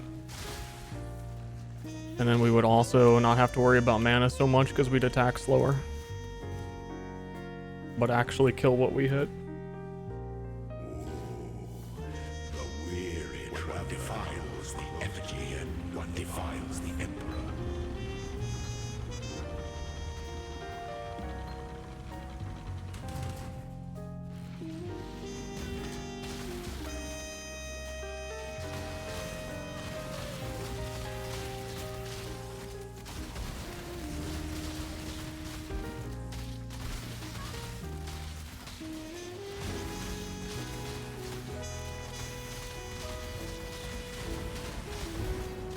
You were born for this. You are not an emperor if none will. Life tap, it costs so much mana it would be killing me. It'd be even harder to sustain life tap. We at the very least have mana on hit for ranger when we have a mana flask active. But then we basically have to have a mana flask active like 100% of the time, which is a lot of fun.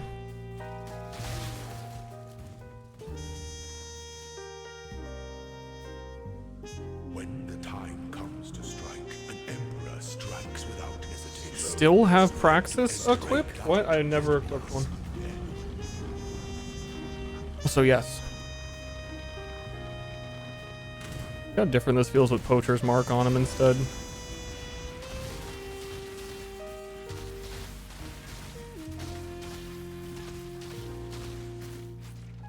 Though I guess I am getting flash charges on a boss fight because of the guys.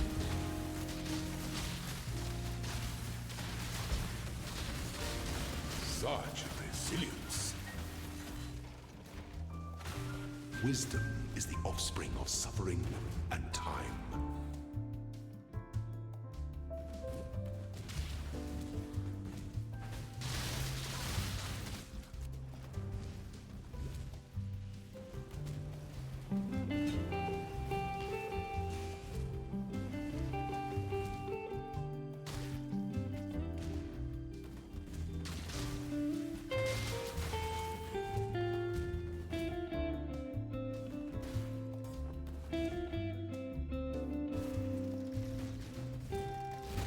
Owie.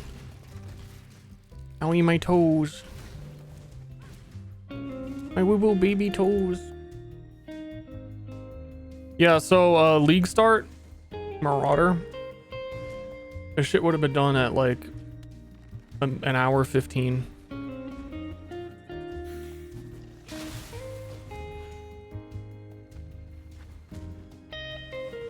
So we're only like 20 minutes behind starting the game with absolutely nothing on the slowest class. That's pretty good, right?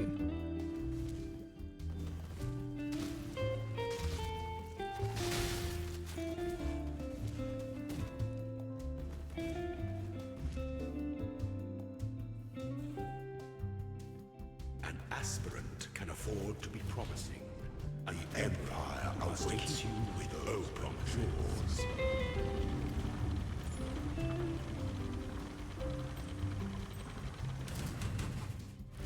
I can go wolf mode.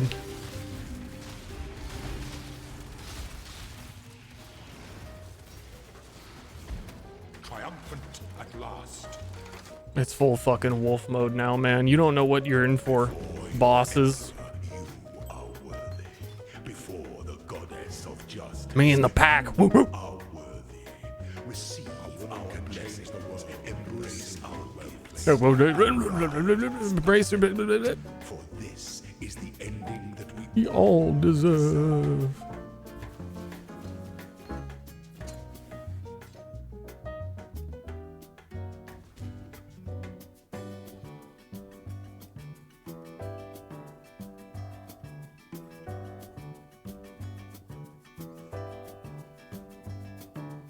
Will I play more finals? Maybe. I don't really have a plan for the week. I think I want to do Half-Life before more finals. Finals was getting to the part where it was sweaty ultra tryhard mode 24/7. And it's hard to use the fun weapons anymore, you know?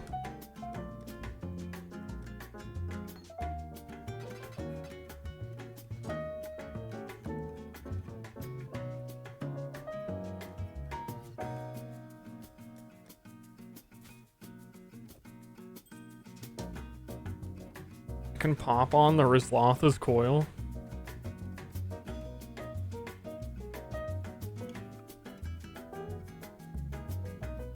Okay.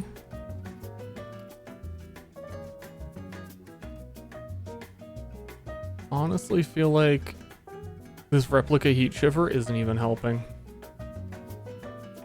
I don't know.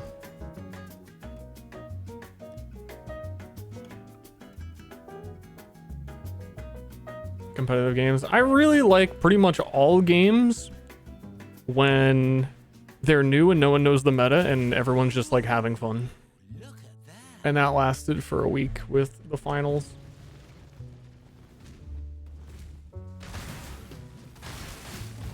But then also you get like skill-based matchmaking to make sure it puts you with the other people that are also good, and then they're also doing XYZ. And then the game kind of becomes stale. I'm a skill-based matchmaking hater. And I think the biggest way to put it, especially for me audience, is that like TF2 never had skill-based matchmaking. Actually, I talked about that in the TF2 video. You just need enough people in the game that everybody can have fun doing random shit.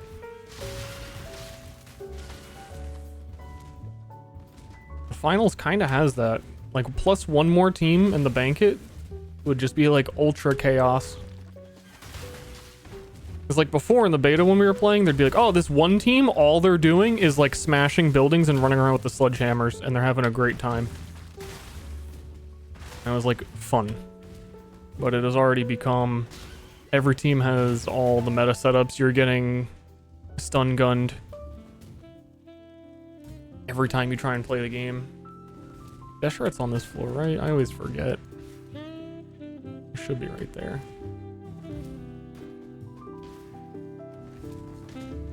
The game lends itself very much to chaos. There's just a lot of weird shit happening. My gift, from one fighting woman to another, Dishrit. Which completely goes away when half the people in the lobby are mediums using the assault rifle and can actually aim.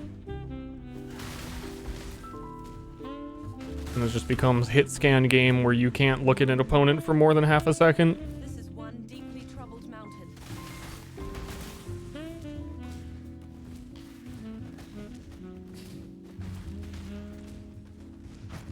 Which is all of them.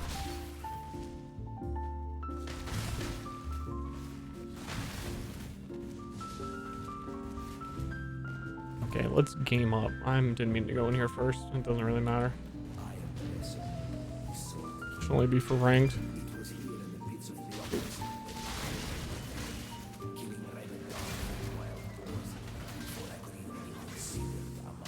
I don't know.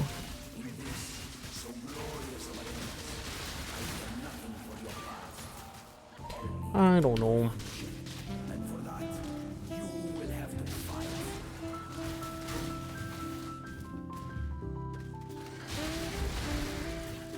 Them also just releasing updates would help. Like a new weapon or anything new to try in the game. But it's a lot of the same maps. I would love for them to like, hey, here's an update, new map, new weapon. I'd play again. But I need a little bit of something extra at the moment. Am I using Ancestral? I am.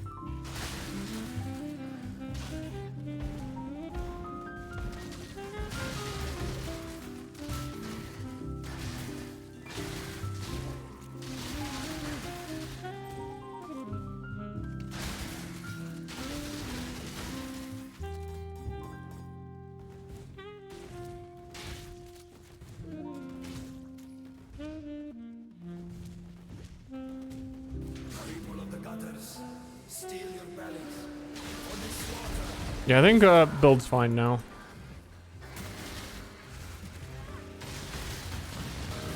I really just needed a sec to like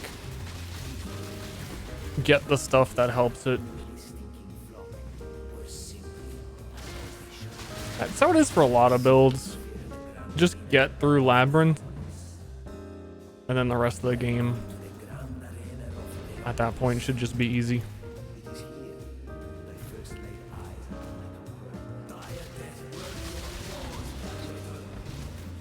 But also putting multiple projectiles on this really helped.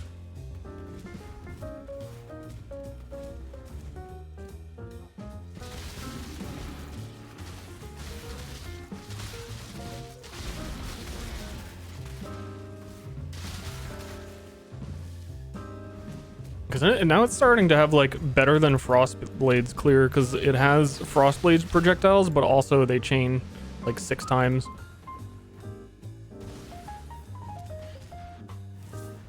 And we get the dogs on boss because we need you have to kill enemies to summon these dogs. They do a ton of damage in the campaign, but you can't always have them. Like, they followed me in here. Like, they instantly phased Resso before I even started attacking. Oh, dude, the dogs are triggering the phantasms as well. That's kind of funny.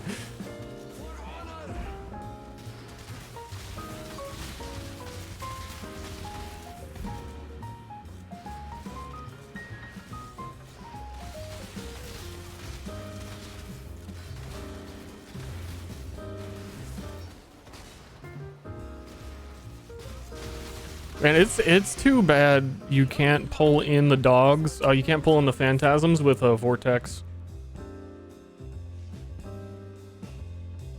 Maybe because vortex doesn't count as knockback. It might actually be worth it on this build to do reverse knockback gloves to pull in phantasms towards the boss.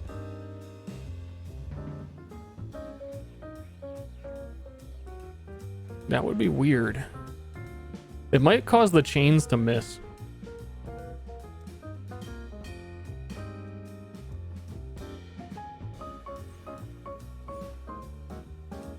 Speaking of, I'm gonna get the projectile speed while I'm here. And my accuracy. My accuracy rating is 78. I was gonna get precise technique. My accuracy rating is 78. Yeah, I don't think I can do precise technique in campaign because of Supreme Ostination.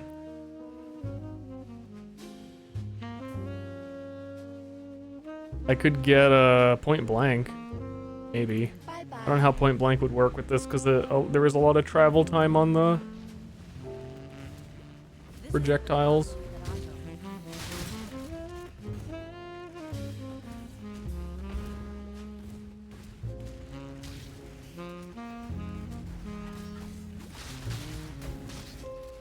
Probably wouldn't go well. I think we're fine.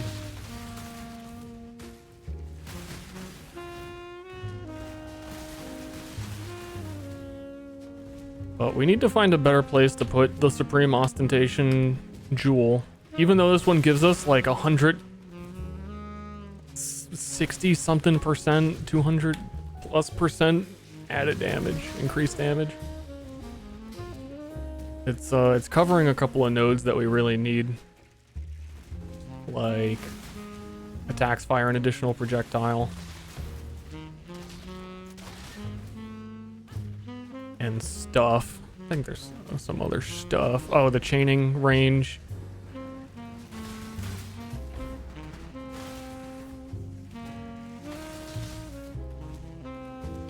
That's where I should be going.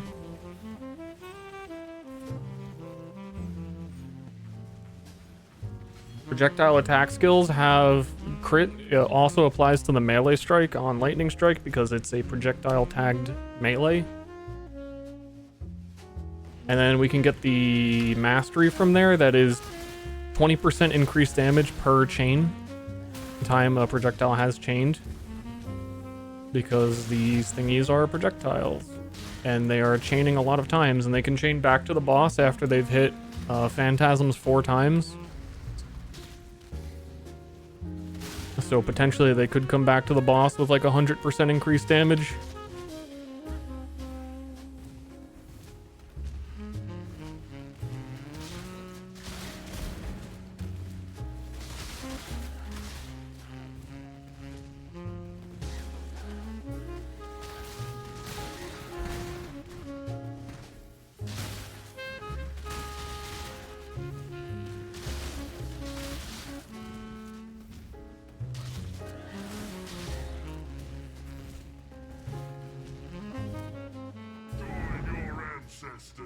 My dogs! Dogs assemble! Yeah, build's fine. One less little. That's just a rough start. A rough, unplanned start.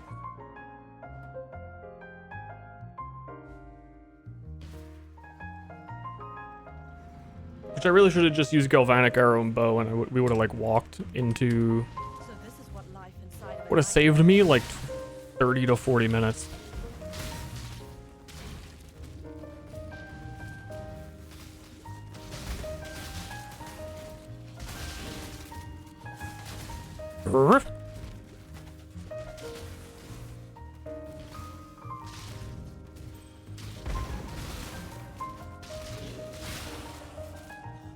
I keep forgetting to look. That the phantasms on a boss, I am activating Rampage, right?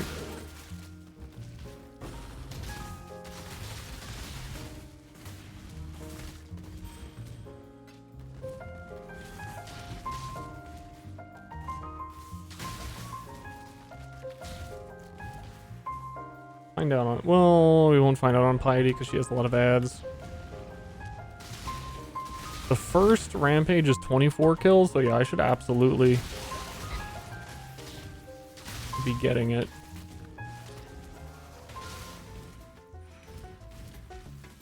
Or 20 kills probably.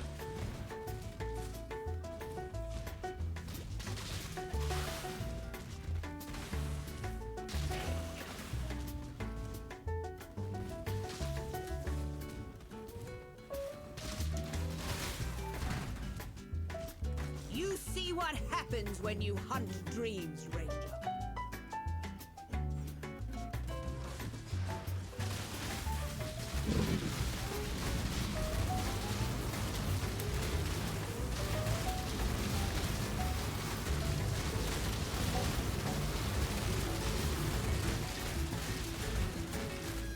You just earned yourself some bigger prey, Huntress. I think I just earned myself cosmetics. Characters good enough that they earned the ability to look different. Oh, the beast face? We going beast dog mode?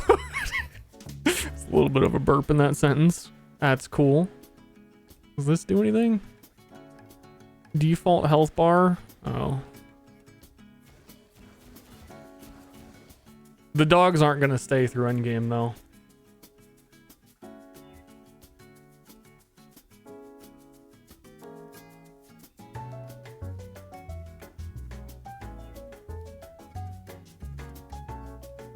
Put on some fucking pants. Put on some freaking pants, dude.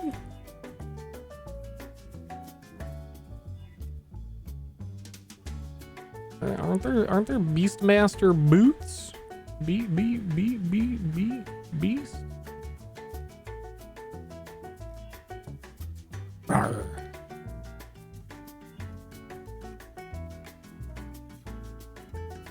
Rawr. Am I a cute little Beastmaster ponytail? You guys like my cute little Beastmaster ponytail?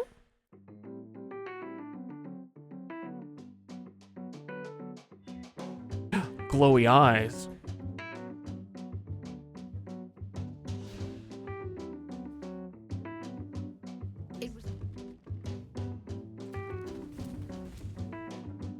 No. Ronnie, fuck you. Every crime against nature imaginable.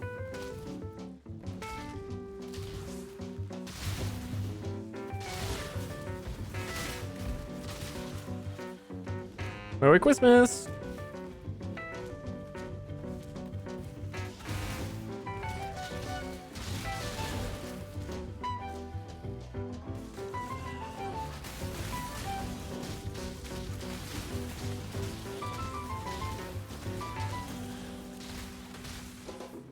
No, Dwaydri is my natural counter. She removes the mark from herself. She's fucking evil. Doedry.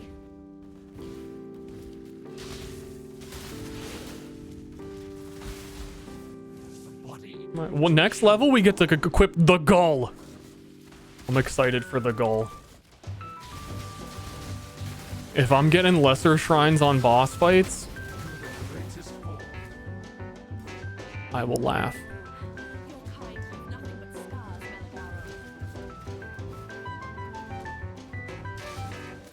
Meladaro.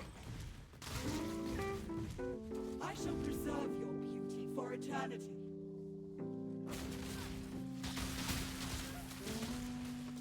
Slice its way beyond me.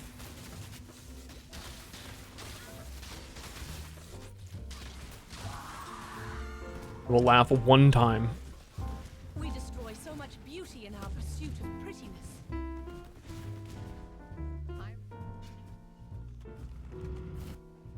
I admire you in this moment. I gotta socket it. Who create the most beautiful of nightmares together. Creation, usually the concern of nature, isn't it? Not anymore. Now, exile! Was anybody else a Torchlight Infinite gamer? I'm really pretty sad, like... the things that make me sad is how unpopular Torchlight Infinite is. What? Now, exile! I was looking up, I went onto YouTube, because they announced their league, on the 23rd, a couple days ago, 23rd. So I went onto YouTube and I searched Torchlight Infinite filter by most recent. There were like 6 videos, all with 30 views, talking about the new league.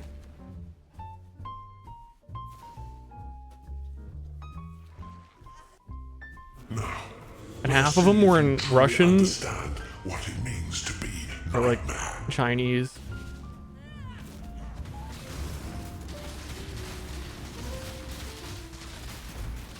Accept the gift of immortality.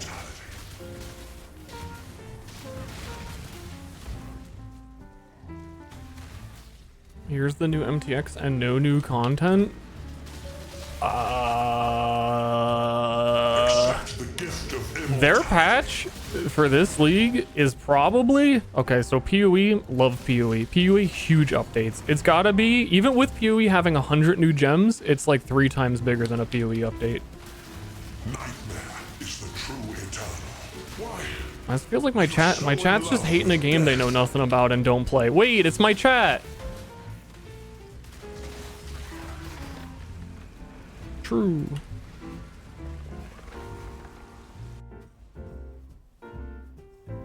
They changed so much shit this league. They rebalanced every single unique in the game. They made it so you can craft any unique affix onto your rare items, which is kind of like absurd. Build your own delirium is the league mechanic. It looks really good. They rebalanced half the skills. They rebalanced most of the classes. They changed the like whole campaign progression.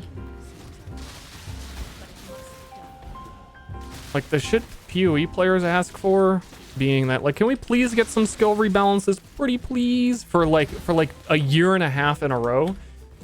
They changed like every skill, and it was a cliff note of like they barely even talked about it because there's so much other shit.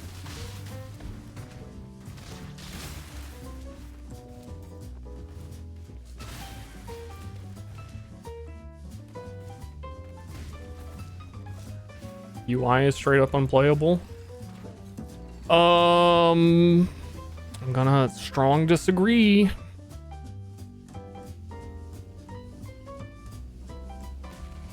No living being deserves to be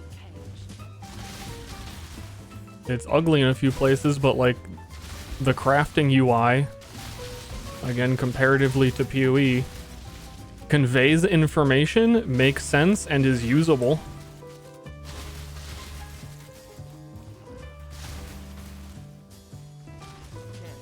Timer's supposed to be paused? Nah, fuck no, it wasn't.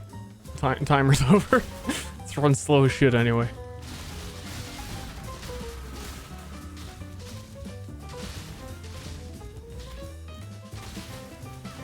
Do slash plate at the end for the rough estimate. Be free. Break your cages and escape.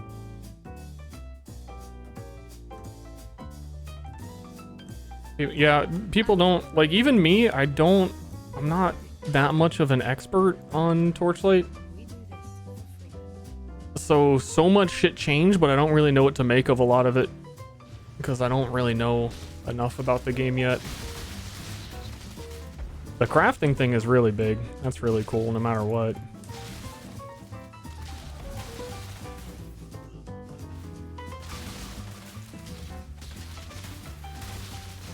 Torchlight 3 left a bad taste in my mouth. I really think that shot them in the foot. Was it Torchlight 4 as well? Or the other Torchlight, like, failed MMO RPG style game? I forget what that one was called. That one was absolute dog shit and started to come out around the same time as Infinite, but they are like... Torchlight Infinite has absolutely nothing to do with Torchlight. To the point that them having Torchlight in the title, I think really fucked them over.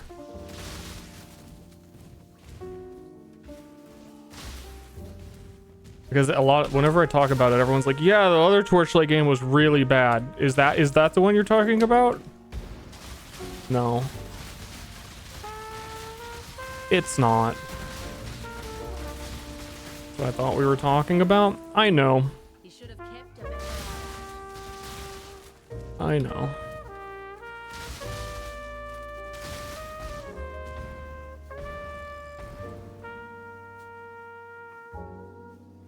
Naming the game after a legit game. Well, I mean, I think they got the license to make a Torchlight game, so it is a Torchlight game.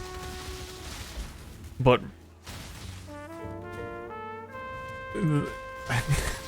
I guess they put the effort into getting that license before the last two Torchlight games were absolute dog shit. And this one came out because it's from like a totally different developer, totally different circumstances, that everyone was like, oh, that game? Is that the same game as...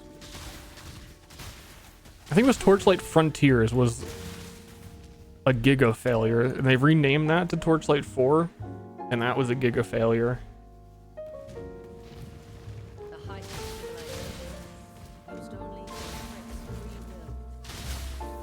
will. And I think Torchlight 3 was just like kinda average and bad, but not super bad, just not great compared to Torchlight 2, which was really, really, really good.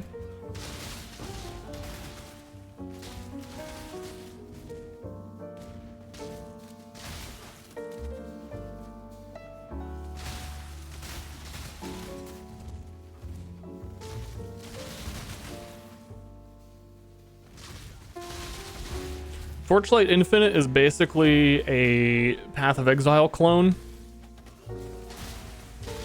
that was made for mobile, but I think they accidentally made it way better than they were supposed to, so they've been keeping it going, and the dev team is really good. Stained glass and gold.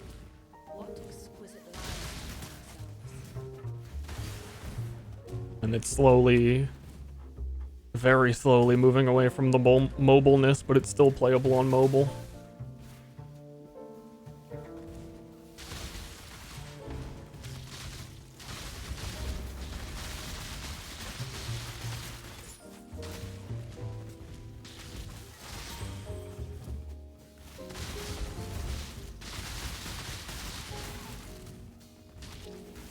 But yeah, if you're familiar with Path of Exile, it has a lot of familiar stuff. It still has greater multiple projectiles. It does exactly what you think it does. It has a gem socket system that's way easier. Honestly, I think their solution to the gem socket system is even better than PoE 2's, but it's like Path of Exile with the hindsight of everything PoE has done wrong and then slight improvements on everything.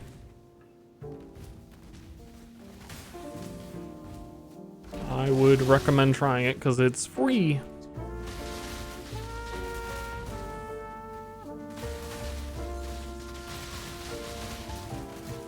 If we.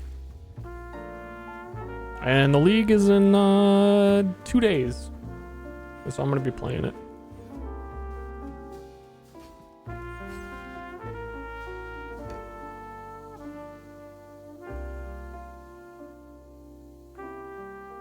There was absolutely something I needed on this tree. I don't remember what it was.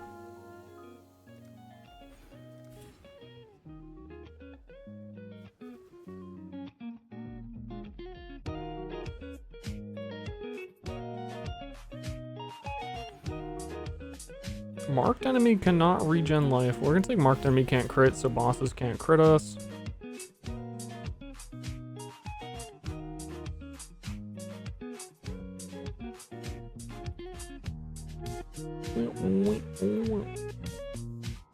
Yeah, I was just bringing it up because, like, I'm trying to think of what to league start in it, but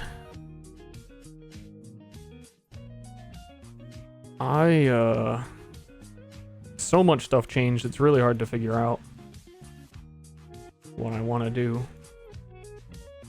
I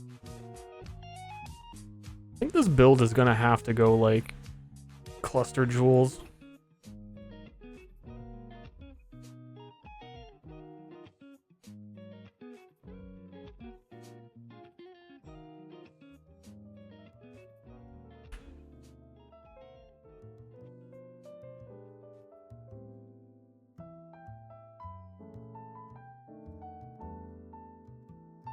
Why does no one like Ruthless?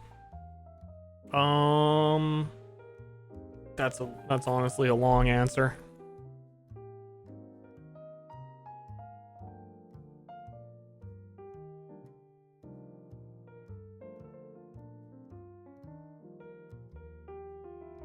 It just slows everything down and removes all of the stuff from the game.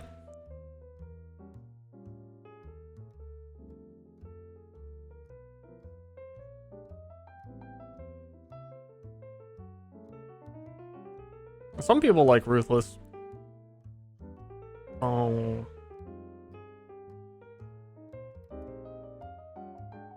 But I was excited for it, but it's a little bit too ruthless.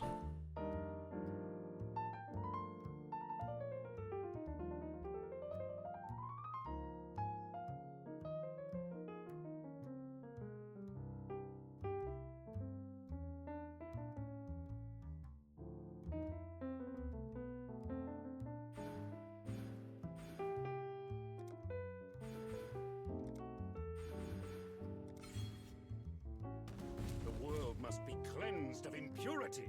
Not if I have anything to say about it. So, like, just nothing drops. You don't get skill gems. You don't get movement speed. You just don't get anything. You'll beat the campaign with a like one support gem on one skill and a whole bunch of magic items that do nothing for you.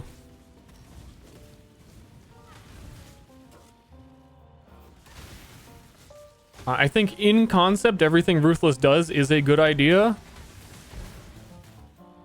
Like, I get why you would want to do it, but then also PoE 1 is like, it's just not meant to be that game. So Path of Exile 2 is a lot more uses the Ruthless design, but it makes more sense in that context because they've actually spent time to develop it. Where Ruthless in this game gets like,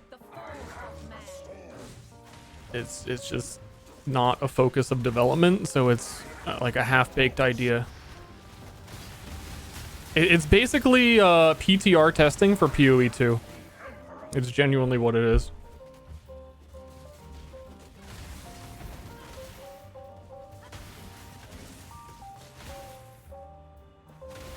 Path of Exile 2 have Ruthless. All of PoE 2 is supposedly Ruthless. So it won't need it.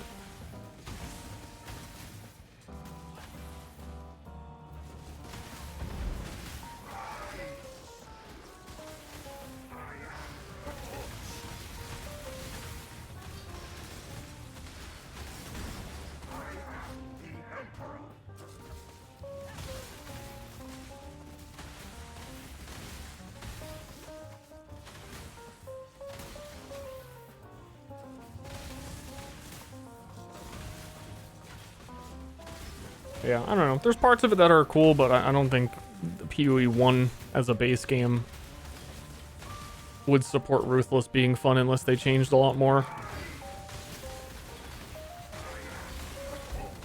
And it pretty much boils down to, like, the harder you make games, so if you play PoE 1 in hardcore,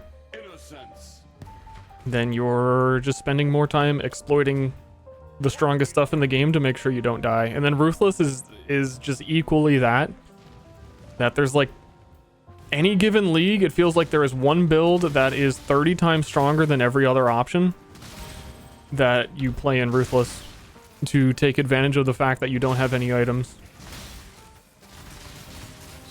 And then it gets nerfed next league, and then people will find something else. So for example, in the previous league, the #1 Ruthless build was picking the Guardian Ascendancy. You get a level 20 like Sentinel of Radiance that spawns. And then you would watch this minion just fight. You would just stand near a boss and watch your minion fight. That you get from your Ascendancy that has like no support gems. But it's perfect that it has no support gems because it's Ruthless and you don't have any anyway. That's ruthless as fuck, man.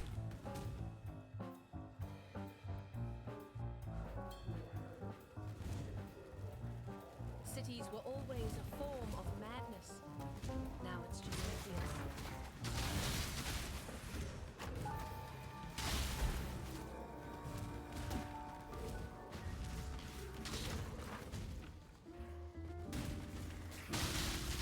Which might sound interesting if you enjoy minion builds. It's really...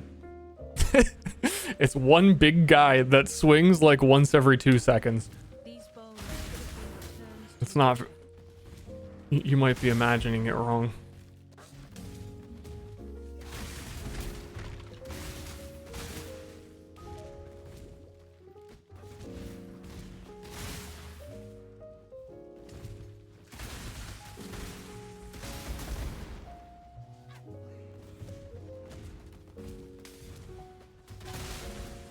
And the league before that, Crucible, is when they accidentally put in the way to explode your own totems, dealing like 800% of their life. That is probably still the strongest build that's ever been in the game per investment. And that's all anyone did in Ruthless. That's when they had the Ruthless boss kill event for whoever killed the Uber bosses first in Ruthless would get like VIP tickets or something to ExileCon. And it was pretty much uncompletable except for the fact that you could explode your totems.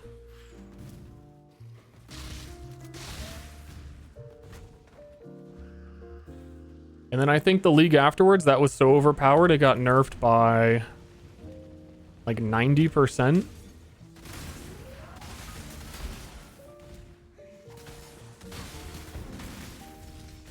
I can't remember the exact values on it because I didn't really...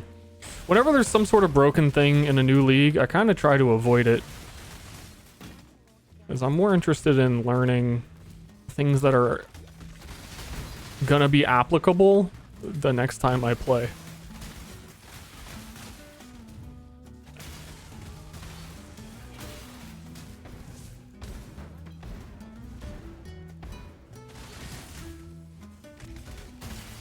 Applicable? Yeah. They will still exist. Like the totem thing got Giga instant nerfed, removed from the game. You can't even do the Crucible mechanic anymore, so you can't even get the totem explode thing to begin with, but it was so overpowered they nerfed it even for standard, which they normally never do. Like, I don't want to do it if it's just like a one-time This is gonna be gone 100%.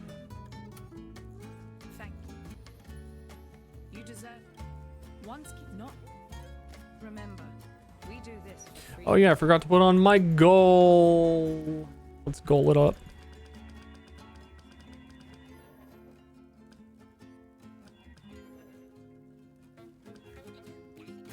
Gabba da boop. Yep, beep boop, bada boop boop.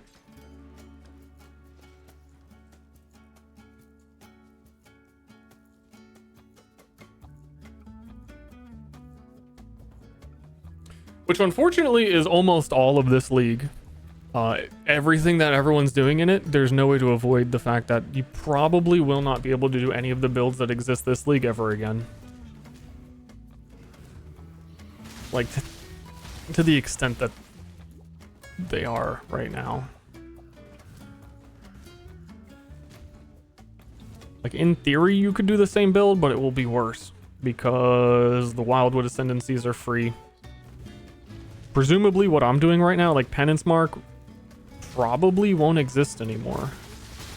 It's kind of hard to say if they're going to bring any of this to the core next league. I think they're going to bring Tinctures back. But Tinctures without the Ascendancy to buff your Tinctures kind of makes no sense.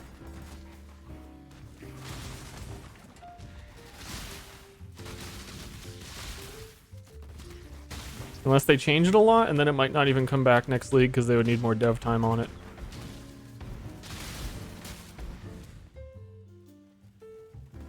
Penance Mark might become a gem.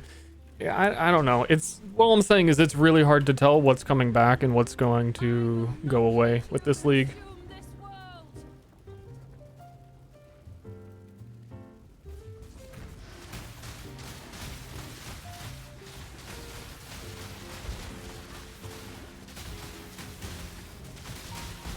Oh, there's my shrine. I got a shrine on the boss. I didn't know they disappeared after a certain time. I didn't pick it up. I was busy looking at it.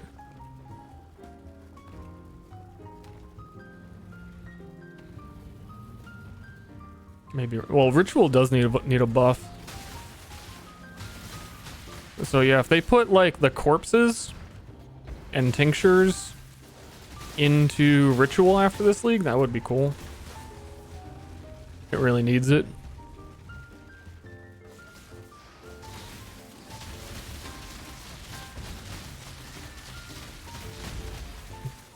Shrine up.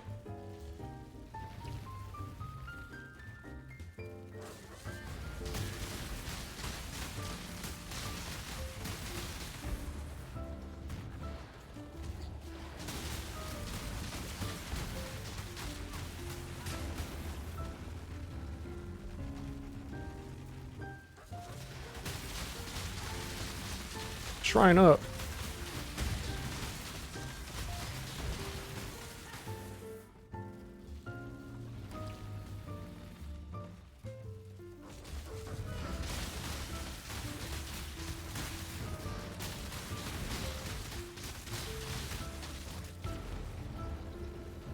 Killing you, Katava.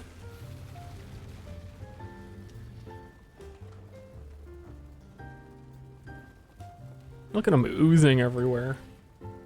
Dirty boy. Oh no! Dead. The flame of hope may flicker, but it cannot be extinguished. But yeah, PoE 2 is not far away either.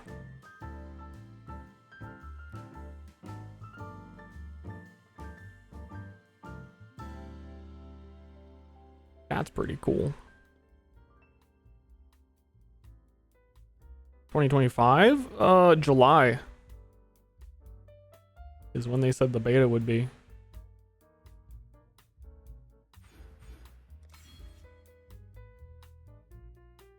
I'm surprised none of these mark clusters have mark effect on them besides one.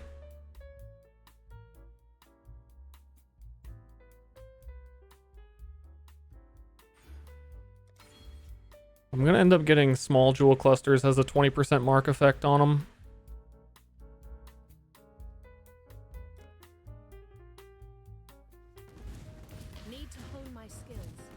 I think I need at least one of them for a breakpoint on the mark.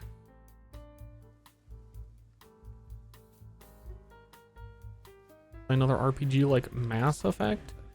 Really don't like just streaming Already. long campaigns in general. And I don't think my audience does either. I can feel it. Unless it is some huge release like, well, even Elden Ring.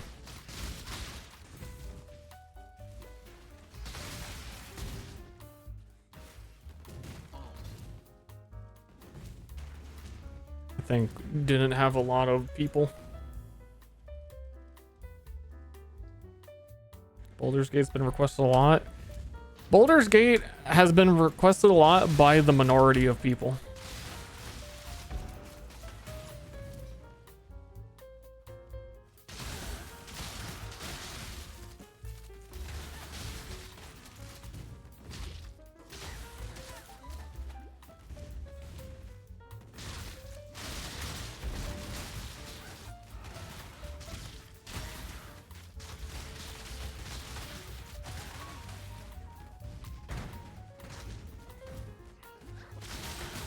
I am not a moon. I can't play half sword for 2 weeks and keep my viewers.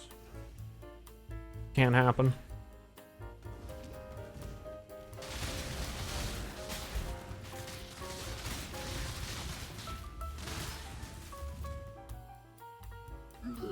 He didn't even finish Baldur's Gate 3. So like Lies of P we played for a couple days. I think the first Lies of P stream was like somewhere around 1K viewers. The second Lies of P stream was 500. The third Lies of P stream was 300. If I play any game that is like a story game that takes longer than 1 day, it is like exponential disinterest. So I ain't finishing Baldur's Gate.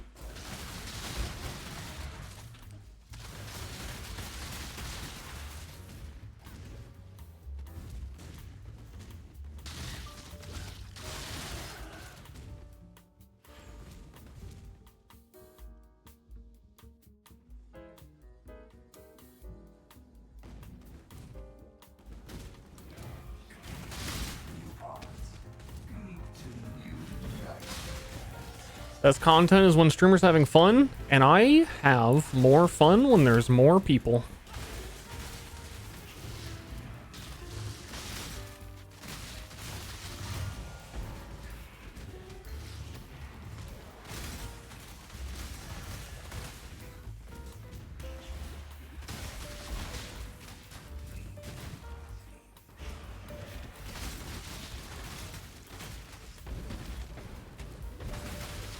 Pepple. Dude, it's awfully gray in this world.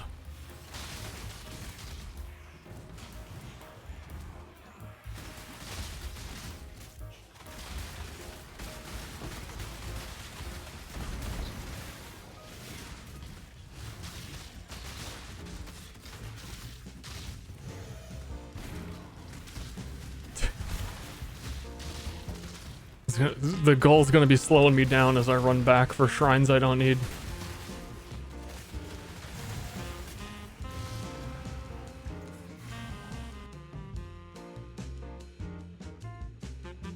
Something has taken up new residence in this place.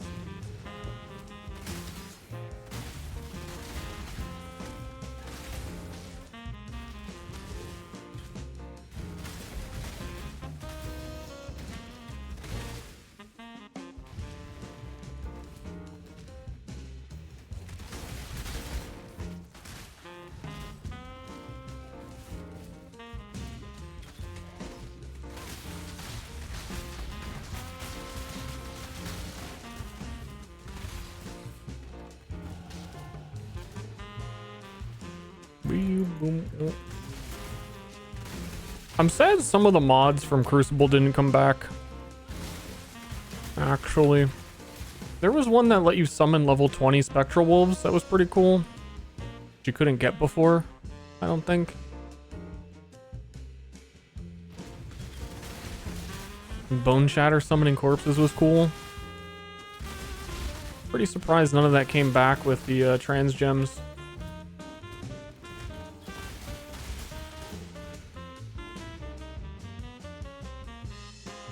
I think it was like double strike summons wolves on kill. Something. It was some useless skill.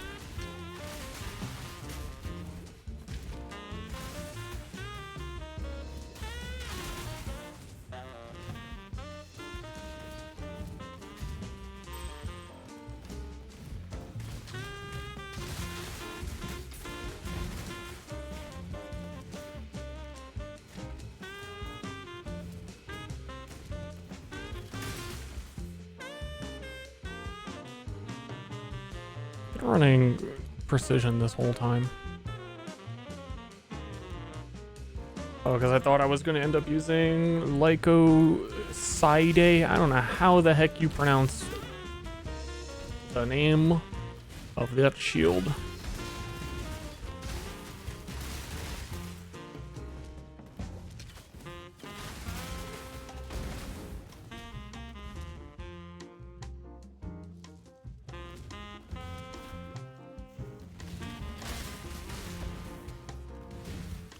But so far from what I'm seeing and the things I know I'm going to be capable of doing later, I think this build is going to be not bad. Not you! For my life and my work, I shall not suffer this humiliation again!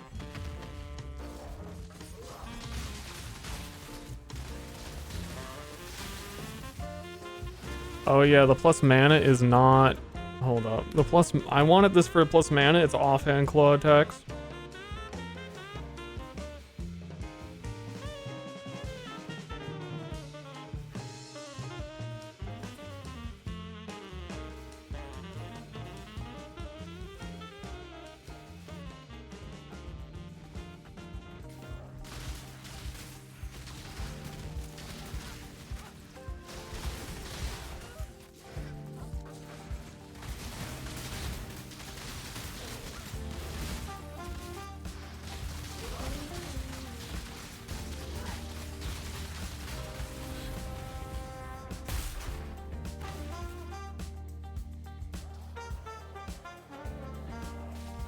Mana per right nearby.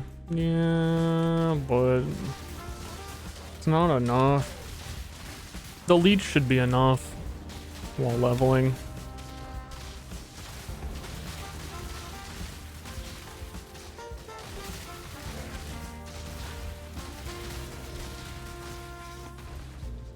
Your reliance on mindless brawn was your undoing, Shadow.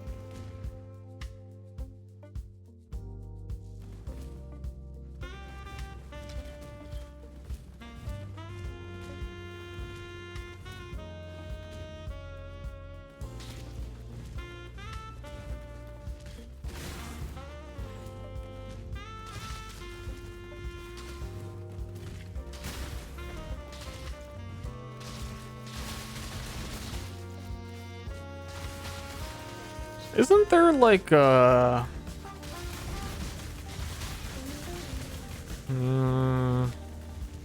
armor or a weapon that does something per amount of chains? Might be thinking of like one of the bell timber blades, and then that wouldn't be very useful.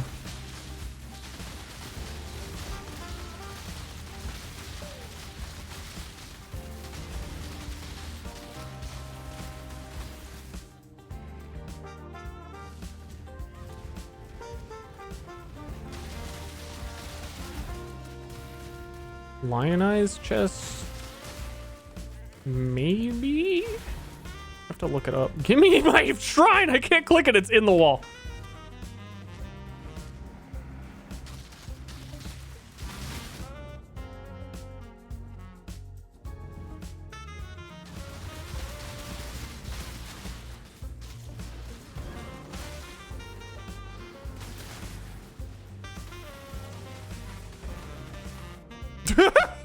What? What's my fire resistance? 8. Surprised that fireball one-shot me, even though with it being 8.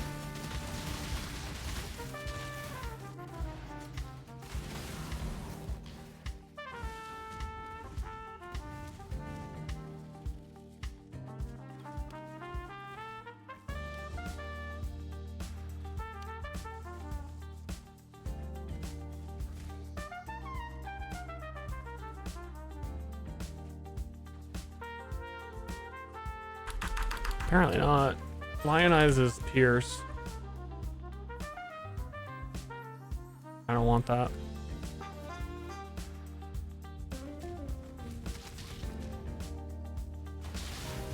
I think it's a unique sword I'm thinking of. It probably still would be too bad to use.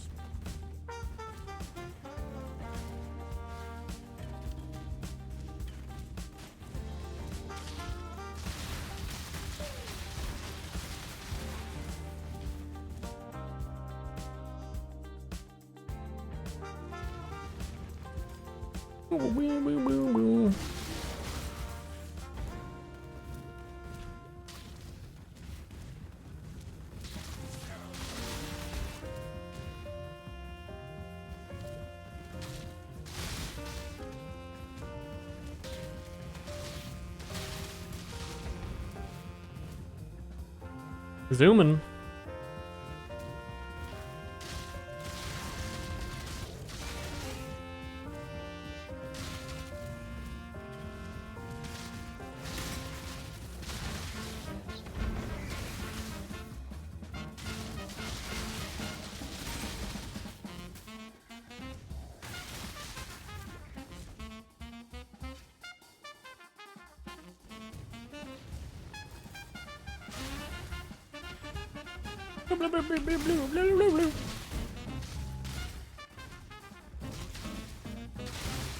I do wonder, they increased the default size on Herald Device with quality.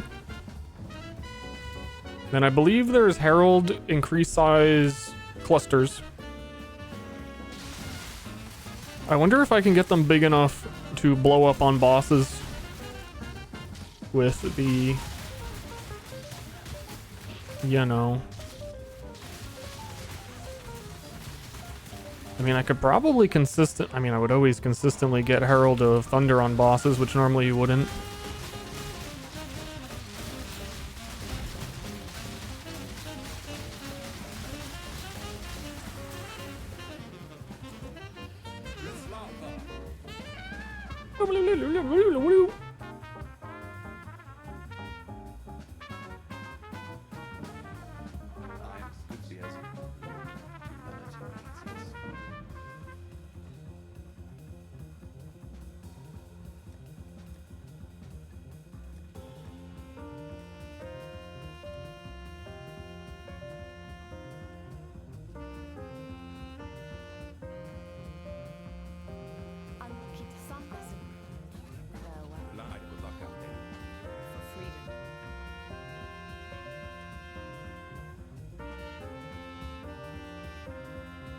Gloom Fang? That sounds like what I was thinking of.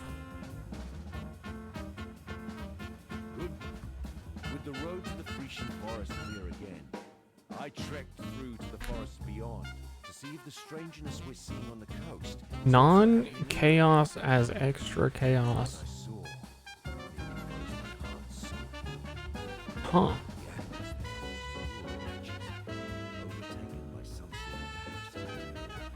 Pretty good. But we can't use an amulet. Farewell. Commit it to Xerfes.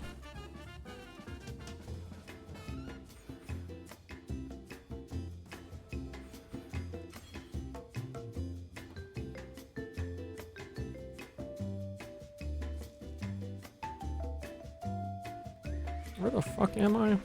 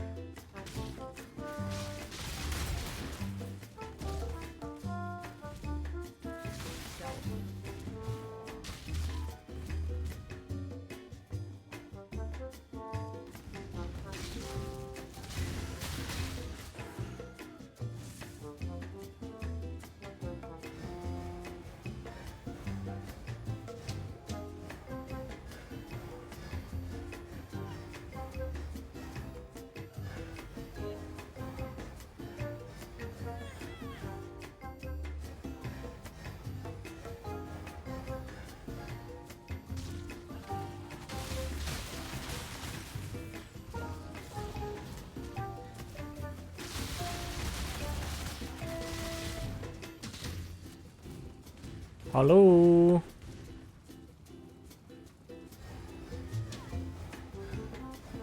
What I just do? I am casting Desecrate, which creates corpses on the ground, and for some reason counts as killing the corpses when I redesecrate, and it removes corpses for this culling quest.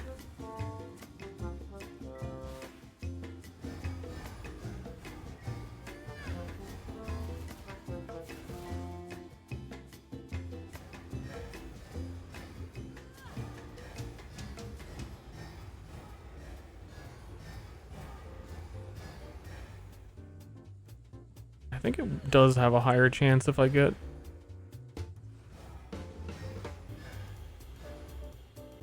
one of them as a specter. It would have to.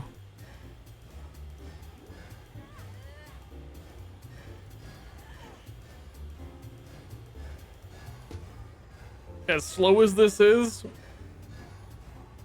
it's so much faster than actually doing it.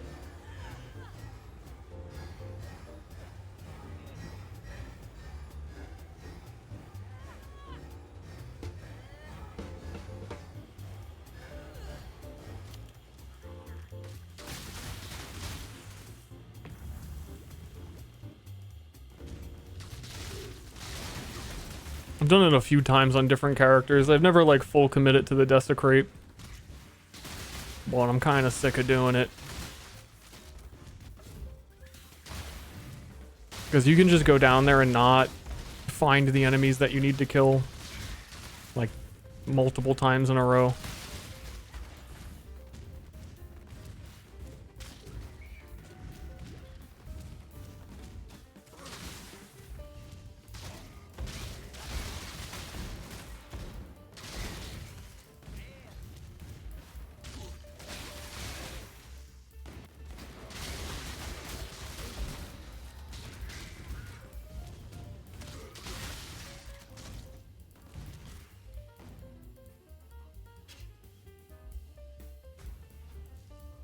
King, his time has almost come. 100? I don't know. I think 250 would be reasonable.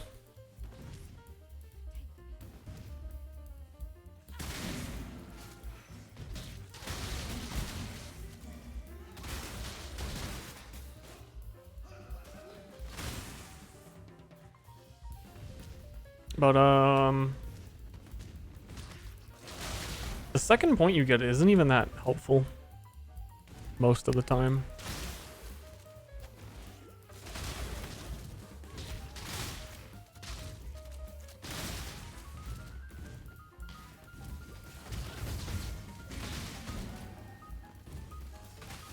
Like, I don't even know what I'm gonna put mine in. I guess more flask charges from my mark. That doesn't really help.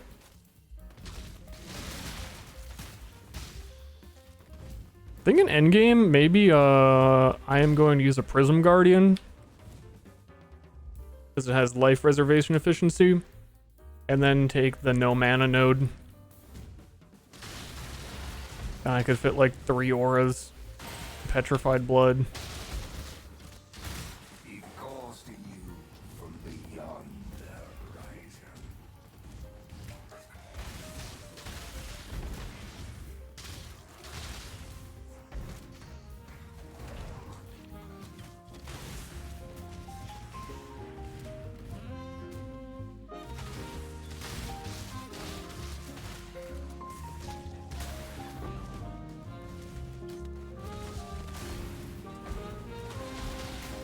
Did I accidentally end that delirium?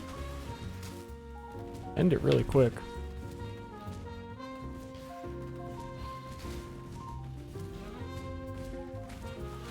Where the heck am I going?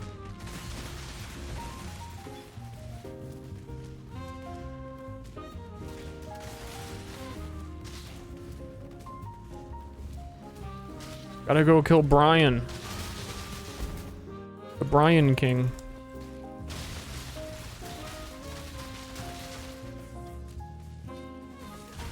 Holy.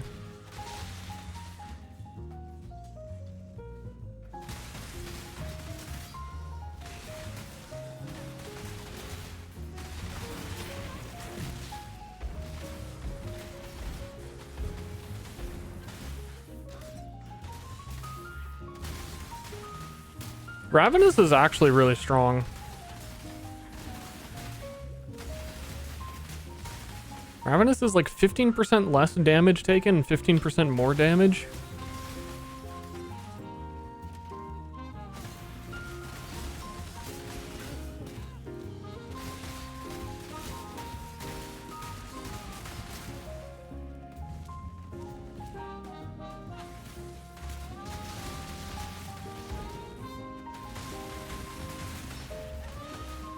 But I think in endgame I want to try taking...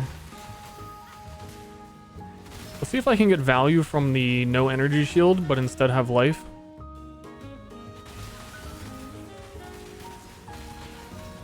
Maybe get really high life value and get bloodthirst support, petrified blood setup.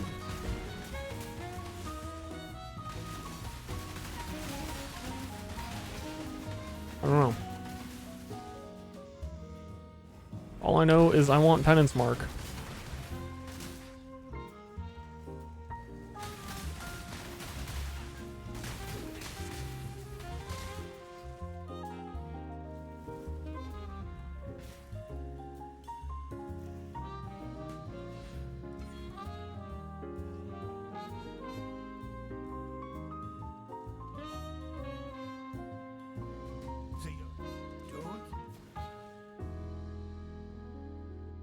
Giving damage too? Yeah, it's really good. I think charms are insane because you can really just get anything you want. But tinctures and warlock are getting overlooked pretty hard.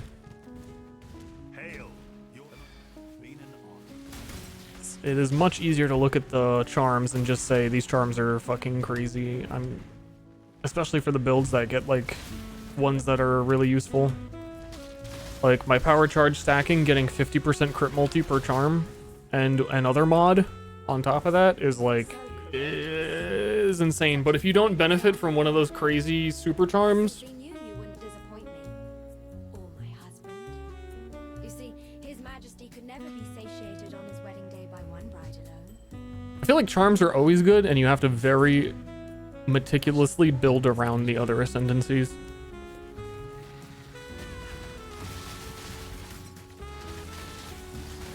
And I would have thought by now in this phase of the league that you'd have content creators doing that, but I don't think I've seen anyone be like, hey, check out this tincture. Hey, check out this warlock life stacking strat. Maybe I haven't been looking, but I really haven't seen any. I've mostly just seen, yo, get these charms.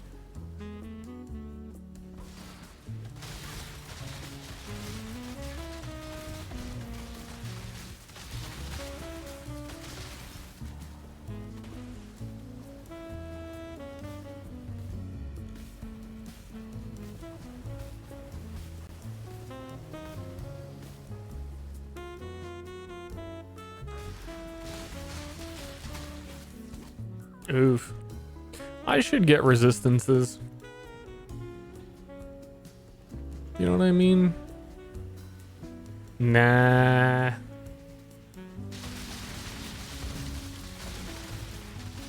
gonna swap my belt. If I have one, the elemental damage rustic sash. That has like all resists on it.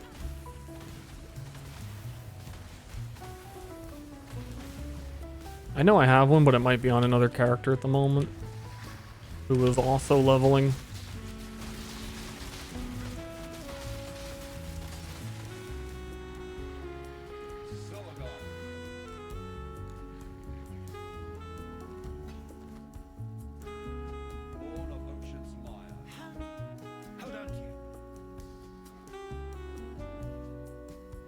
Warlock life stacking. I thought I would have seen Righteous Fire go for it. With the new Righteous Fire scaling off of life. I don't pay too much attention to Righteous Fire. Though on the other hand, charms do have a plus 2% max fire resist. And again, that's hard to not do, I guess.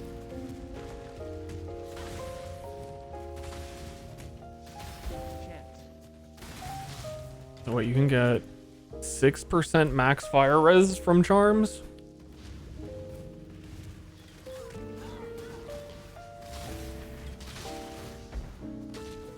Additional prod, yeah. There's also +1 impale charms are kind of insane. A lot of good ones. Like I'm not saying charms aren't good; they're very good. I'm not seeing a lot of anything else. So my last couple builds have very intentionally been like, I want to make a character that benefits from either Warlock or Tinctures. And I totally fucked up the Tincture thing because I was using Facebreaker, so that didn't work. Because that's not a weapon. But I did try a bunch of Tincture stuff, and there's some pretty cool tech with it, honestly. There's 25% attack speed if you've blocked recently. That shit multiplies to 95% attack speed.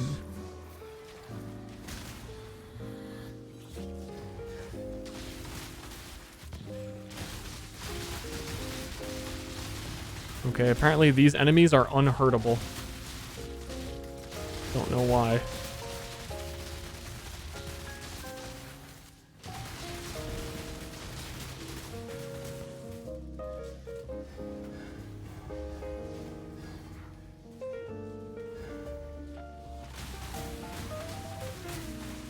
I was trying to, there's bleed refresh tinctures. I was trying some bleed stuff.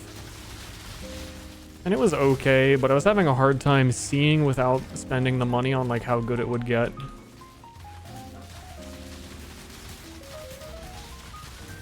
Because the bleed tincture itself getting multiplied is a lot.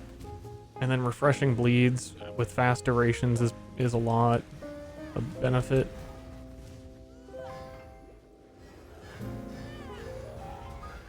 I was thinking of making a bleed magic finder because their tincture also has 40% increased rarity, which is multiplied by 3 with no flasks.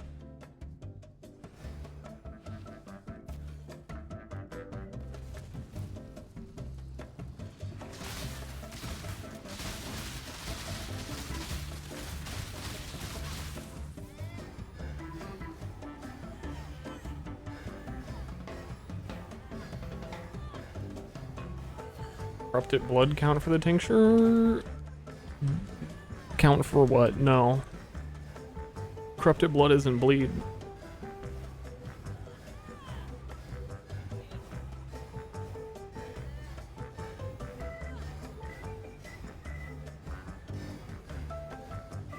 Really should have a spell echo like weapon swap for this. Spell cascade. But I keep not wanting to go get it.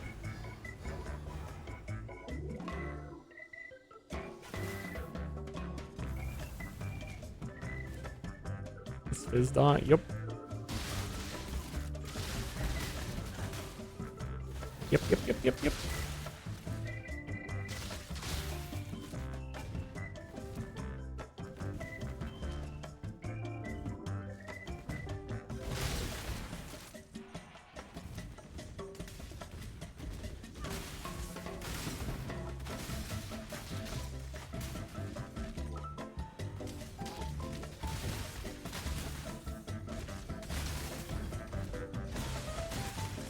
Even just a 12% 12% tincture for penetration goes up to like 34%.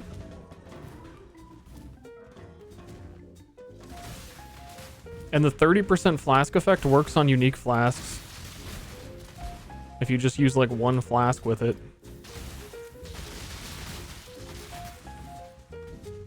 So you can have like a 30% flask effect on Bottled Faith or something.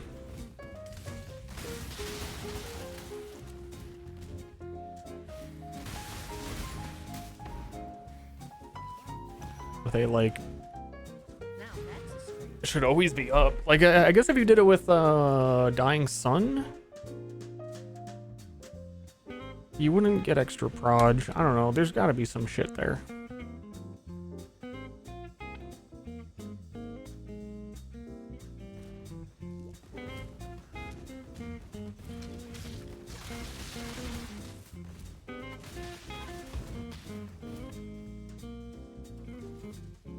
The legacy of evil men continues. Oh, there was one really interesting tincture. It's just that most of the tincture nodes, like, don't scale. Like, the best ones are the ones that don't scale. So there's one that is, when you're on low life, monsters can't evade your attacks. That's really good, but then there's no reason to have, like, tincture effect, which is unfortunate. There's one that's like 15% chance to apply a random curse on an enemy that I was thinking of building around, with the ring that makes your max curses equal to your max power charges. And then the helmet that's added flat chaos per curse on an enemy. And I probably would have started a build trying it, but you can't get that curse node on a tincture and chaos penetration on the same tincture for some reason. They don't really have prefixes and suffixes as far as I know. But you can't get both of those. So I guess maybe they do, but I don't know. Everything else seems to combine just fine. So then I was like, what would my second modifier in the tincture be? And then there's just like no good options.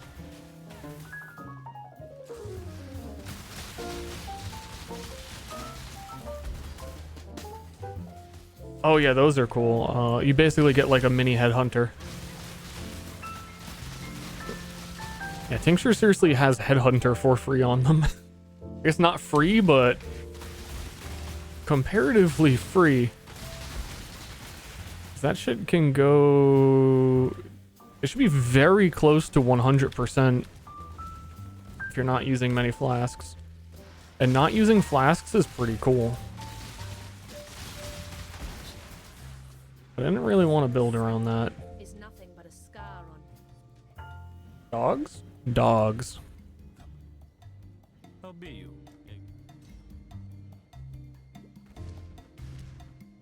Does say prefix and suffix? Yeah, but I think some of them... It must be that some of them exist as both a prefix and a suffix, and they could roll... That doesn't make sense either. I don't know. I've seen a lot of combinations of things that feel like they shouldn't both be on the same, but then there's certain things that aren't.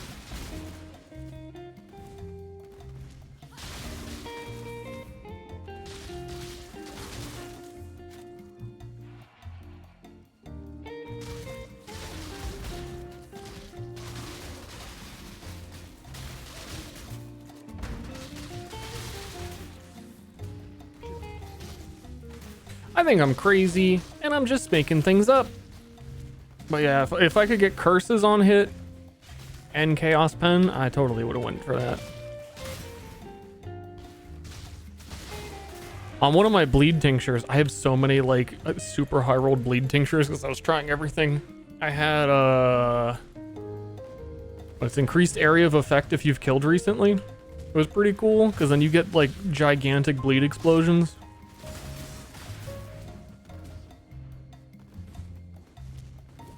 And I was doing Fist of War slams with the new perforate that's always bleed. It was kind of cool. Ow.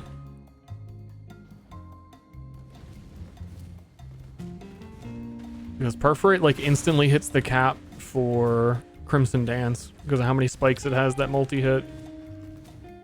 And I was trying to do lower bleed durations and refresh them was the other mod on the tincture.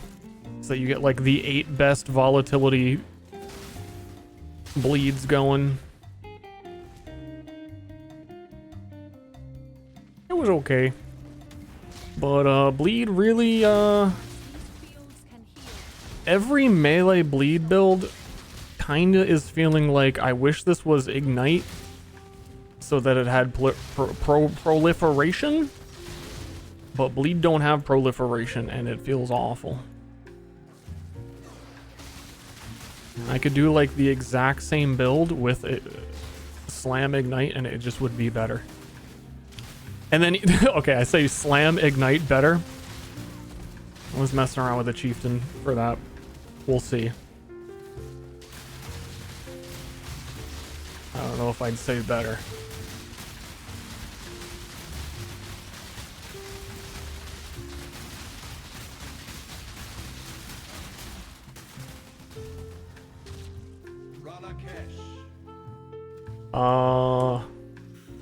I could show the chieftain real quick. I was working on it, but I'm not sure if I want to continue. The new Tectonic Slam of Cataclysm is actually fucking massive. It is 20% more damage per endurance charge removed when you slam. And that is more damage, like counting ignite damage, because it doesn't specify with hits. And then you use Ashes of the Stars. It can go up to like 28% more damage for endurance charge removed. And then obviously you endurance charge stack. And I was using Ralikesh so that when I remove endurance charges, I still count as having them for convenience. For your pleasure. And then it's like a 210% damage effectiveness skill in the first place, and it gets up to like 160% more damage.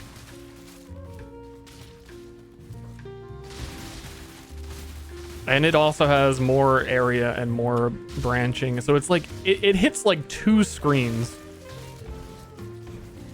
And its ignites are decent. And there's also all the slam ignites on the tree now. For like 20% more damage from ignite melee attacks that stun. Because it deals so much damage.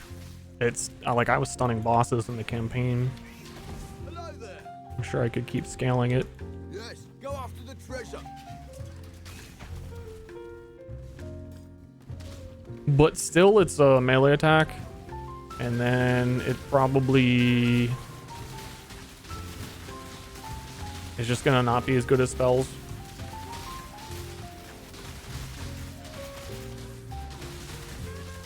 As much as all of that like sounds cool, I'm sure Val Flame Blast or Firestorm, anything really, is probably just gonna be better.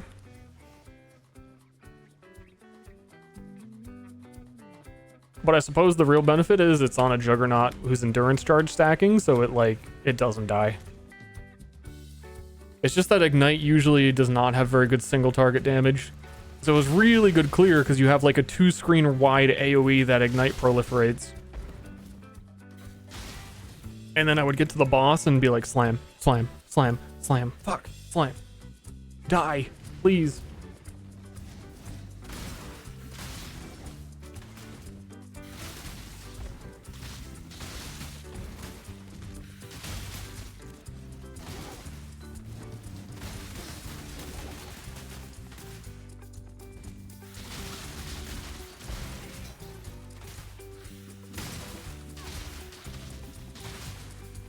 It could also almost make use of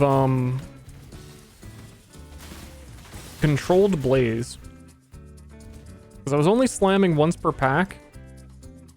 So it was on average at the good percentage of hits you want for Controlled Blaze when I was using it. But it still seems, I don't know, that skill gem's fucking weird. Because then when I get to a boss, I would only have like 1 stack because I'm only hitting the boss 1 time.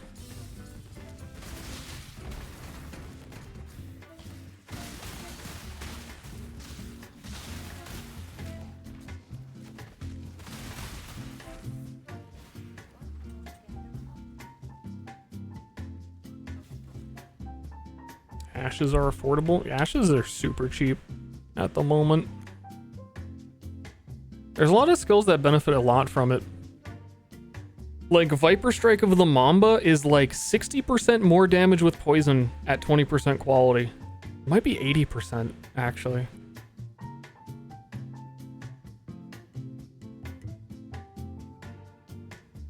What am I doing? What am I doing? I need to see if this is any good.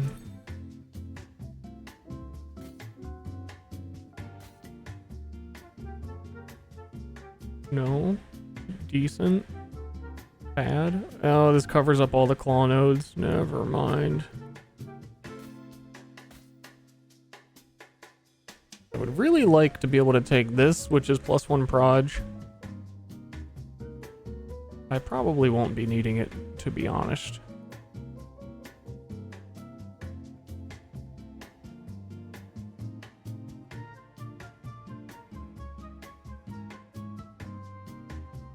This tree is definitely weird.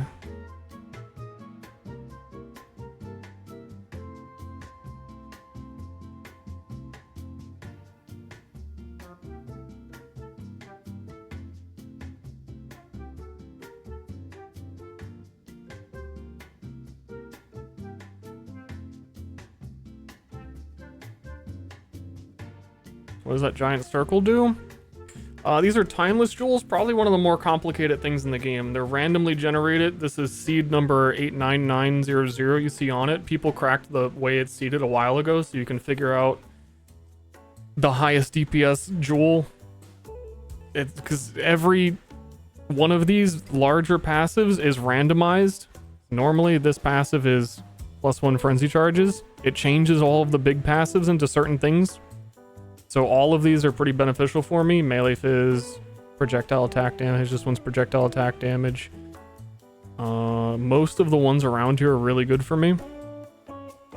But it also turns my passives that are normally +10 to dexterity into nothing. So I get nothing from them. But also it changes keystones. And because this one is from Caspiro, it always gives you the keystone Supreme Ostination, which ignores attribute requirements and gain no bonuses from attributes. So the fact that I'm not getting attributes from these nodes is fine because I don't actually get the benefit of attribute nodes anyway. So as long as it's pretty cheap to get in here to grab one of these, that's like 2 points for 80% projectile attack damage, so it's like 40% per node, which would be fantastic anywhere on the tree. And they're complicated. They're complicated. But in endgame, the amulet we're wearing increases item attribute requirements by 50%, which is really obnoxious, so we're using that to avoid having to do any attribute requirements at all.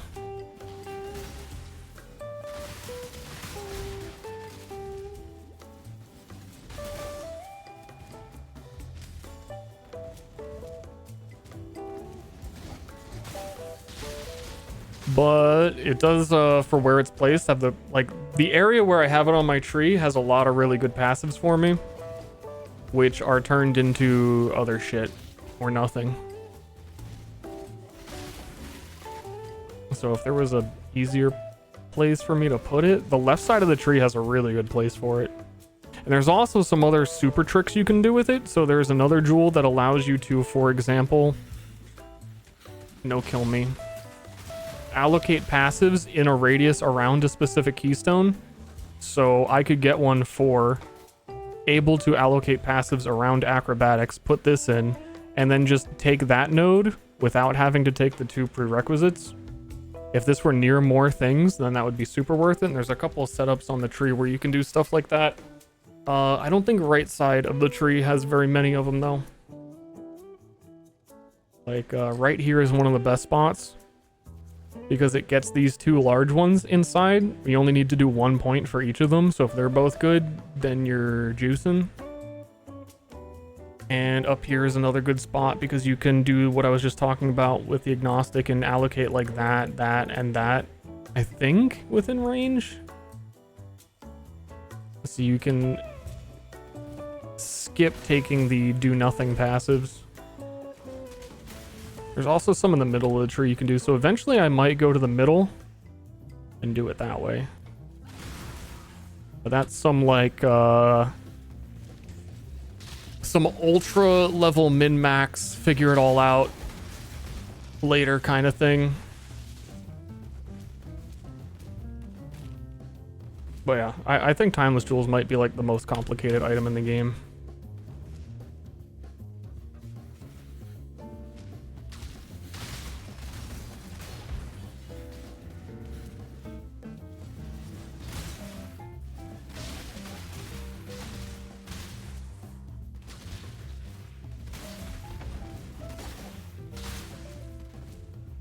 Where the frick? Oh. Wait, no, that's alpha. This map got me, dude. I'm getting got by this map.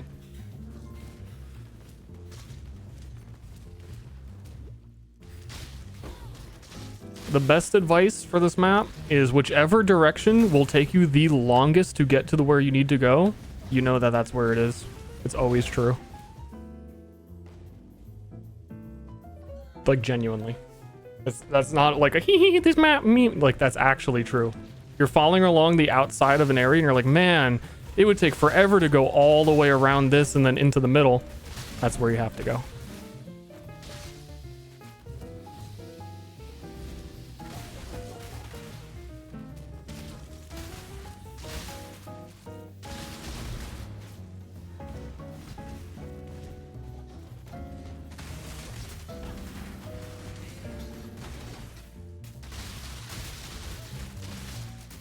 Where?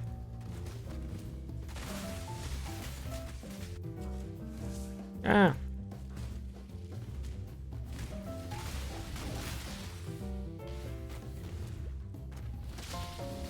We are going to go fight the goddess of lust. Ooh.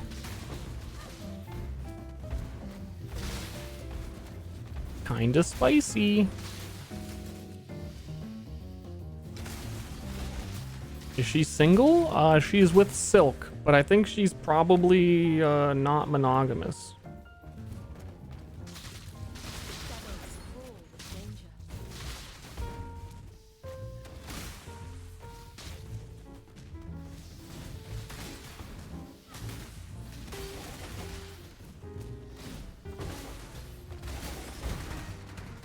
This build is like the clear from all of the chaining projectiles. I think this might be very good. I am gaining high hopes for this build as like maybe best build ever, unless Xerxes feels so fucking awkward, and it might.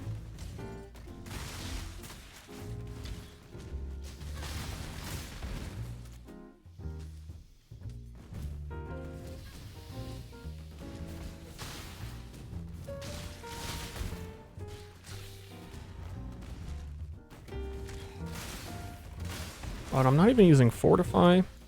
We have permanent adrenaline, which adrenaline is physical damage reduction, yeah? 20% fizz reduction? Yeah, it's 20% fizz reduction, so that's like really good survivability.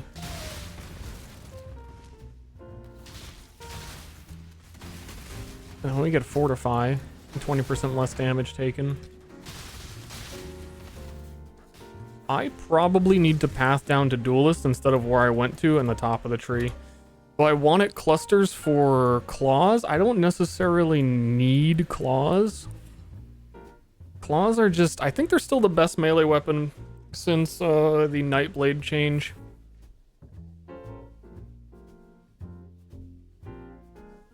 But there's a whole bunch of really good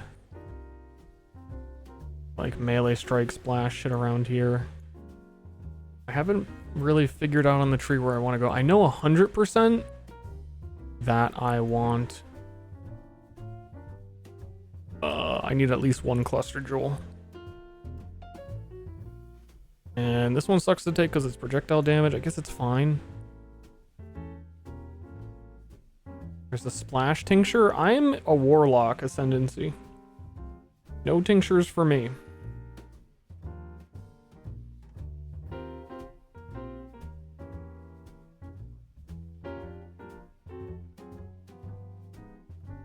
As such, I would benefit from getting that, from getting splash, strikes. But it's so far, you know what I mean? And then as a melee character, you probably just fucking need Totem Mastery, unfortunately.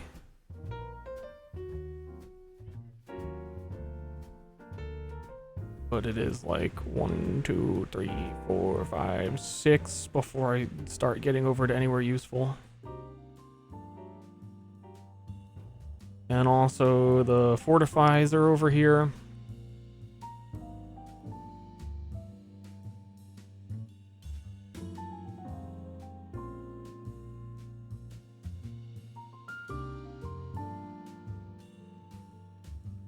Then ideally I wouldn't be using claws. Even though Nightblade is OP, OP, OP, OP. You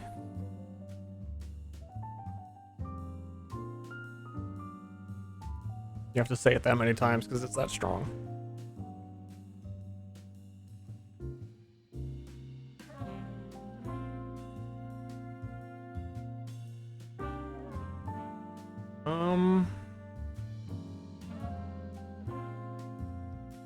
Though if you go this way, you kind of get generic melee crit.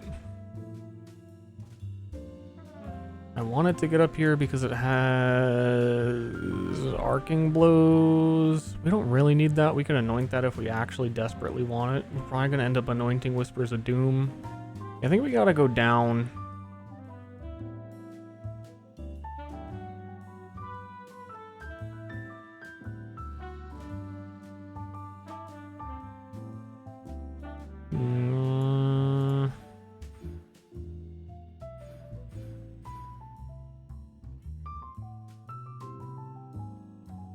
It feels so wasteful.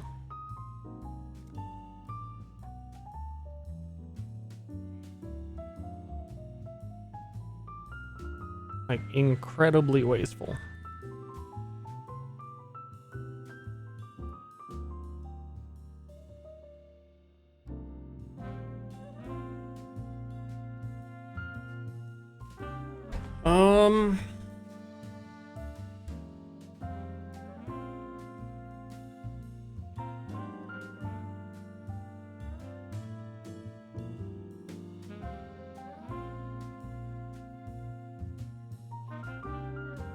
Maybe we can come through here and it feels less bad. I think it's still gonna feel pretty bad though.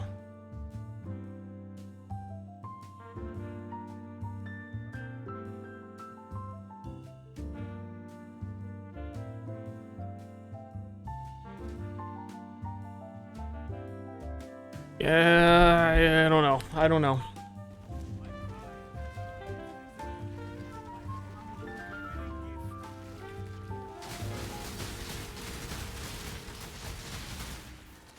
Because I think I always have to go up to get the Mark Mastery.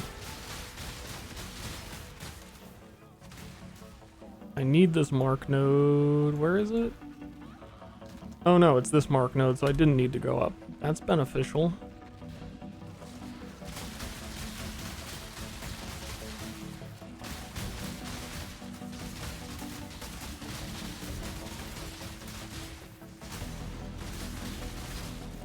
Assassin area for crit. What? I was thinking. Not acting.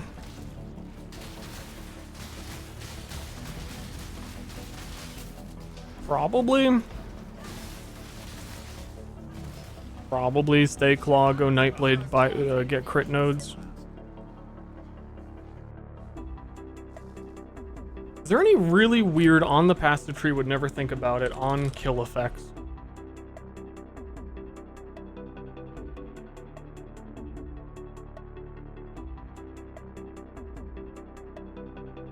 Why is it? Oh, it's highlighting everything? Oh, these are on kill. Phasing. There's onslaught on kill right here.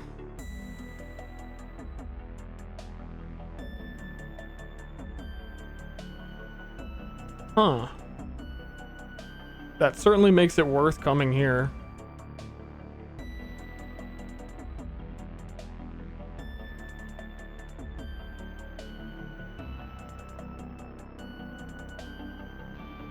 It's highlighting, yeah, it's highlighting anything that has skill. Can you do quotes in this? Kill? You can. No, you can't. These are still skill.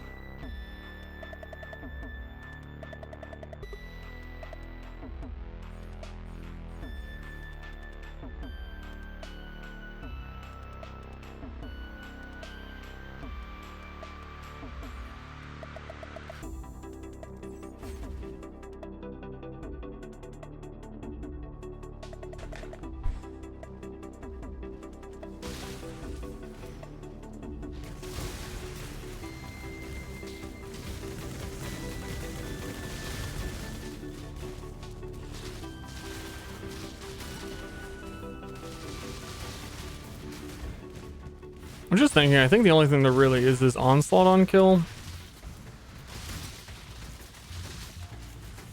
Which is really nice.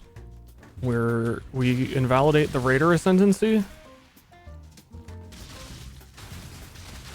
As everything does.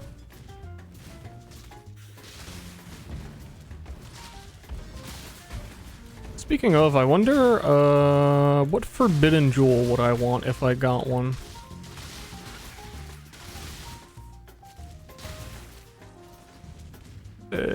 I could get an increased effective onslaught 100%. I don't think I need, because we're gonna have Soul Eater and boss fights is the plan. I feel like I'm gonna end up attacking too fast. If we did excessive amounts of attack speed stuff. Like I've already got attack speed covered.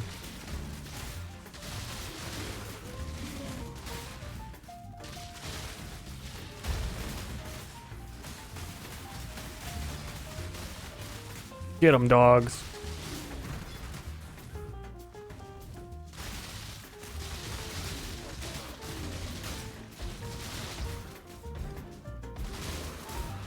What ascendancies would I want reworked?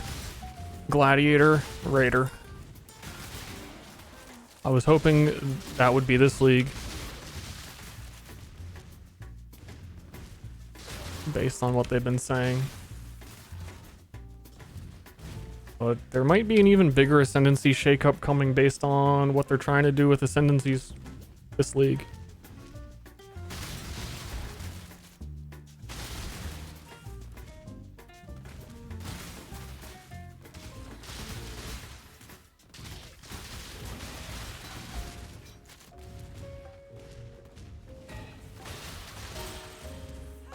Anything in particular?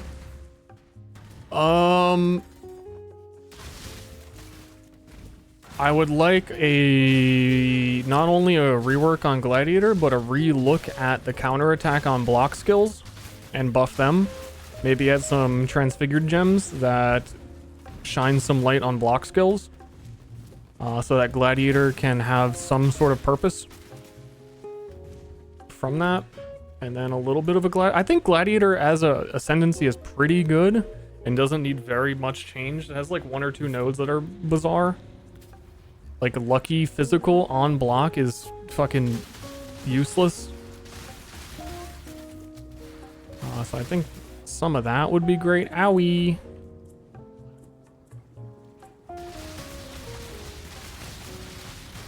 And Raider, I mean anything. Raider is like exceptionally bad at the moment.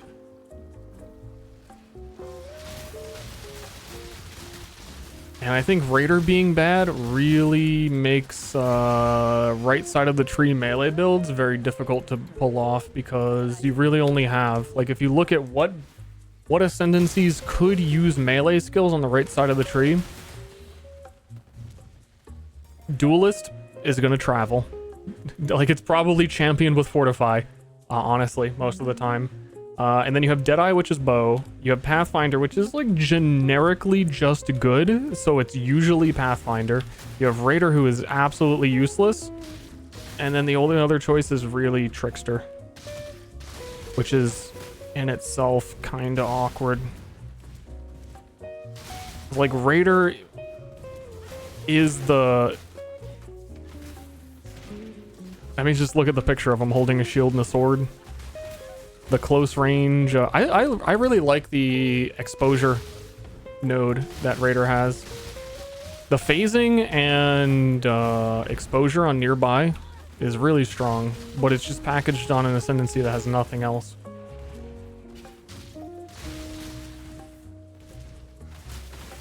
And then same thing for Raider, as I don't think it's just an ascendancy change. I think they would also need to make a prismatic attack skill that isn't trash.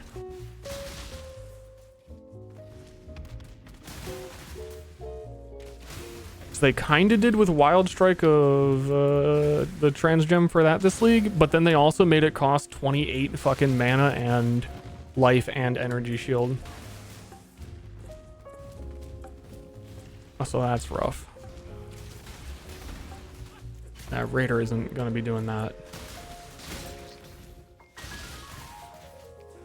Buff block in general. I think everyone talks about you have to get spell suppress, you have to get spell suppress. I think block is better.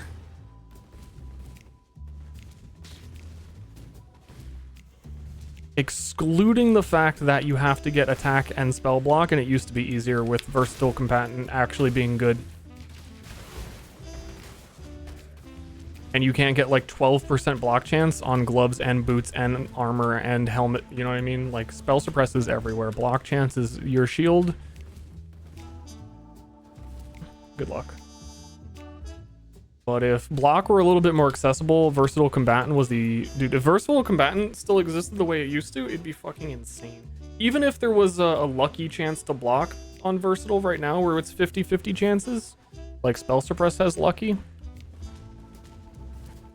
I don't think block is as bad as people say.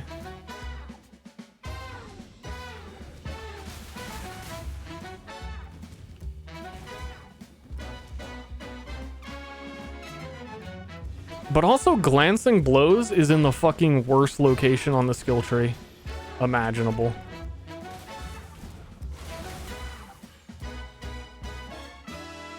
That's some shit that doesn't make any sense. Like, I don't know, put that in your gladiator.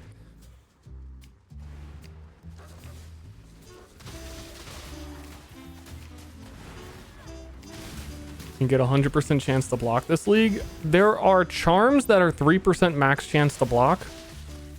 I believe block chance is hard capped at 90%. So while it may be technically possible with the Anvil Amulet and charms, I don't believe it allows you to get 100%.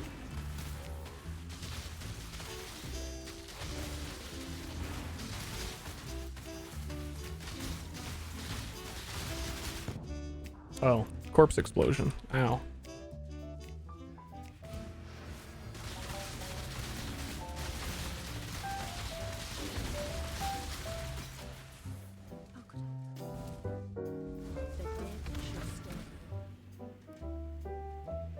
Still 90 though? Yeah.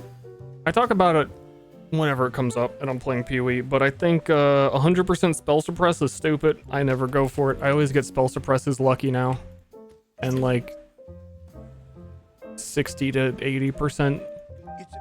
If I'm at 80%, I'd probably go all the way. Like 70, 75% lucky spell suppress, I'm good.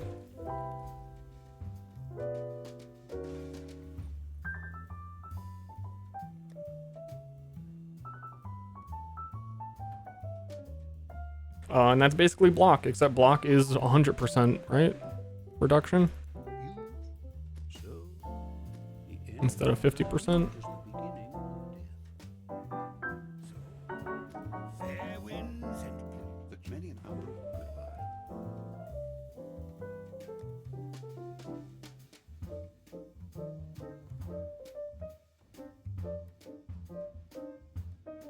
Oh yeah, I don't know. It's the things surrounding block and the things surrounding Raider.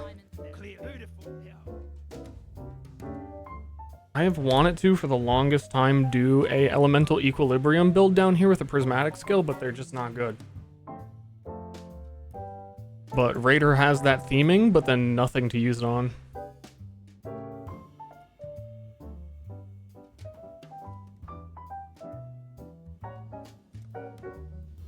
My skill points!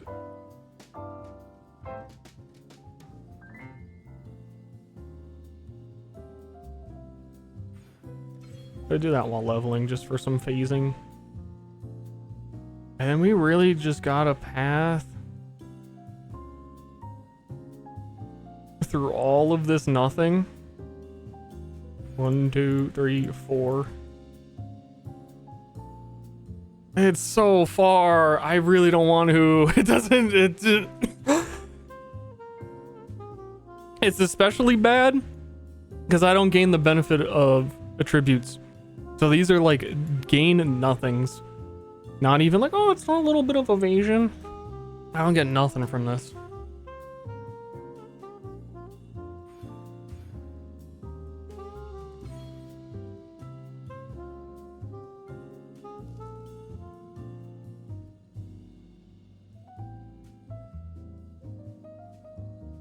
I'm surprised there hasn't been a Keystone rework in a long time.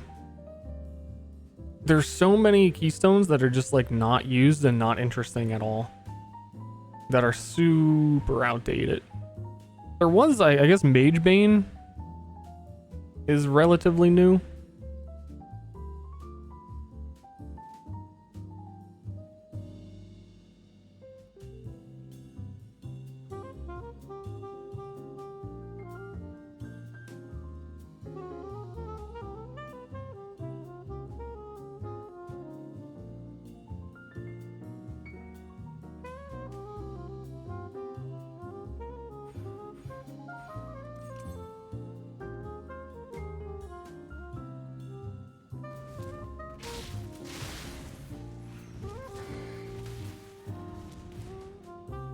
Is there a single thing I do like about this build? I'm currently, if you're hearing the things that I don't like, I am not talking about this build at all.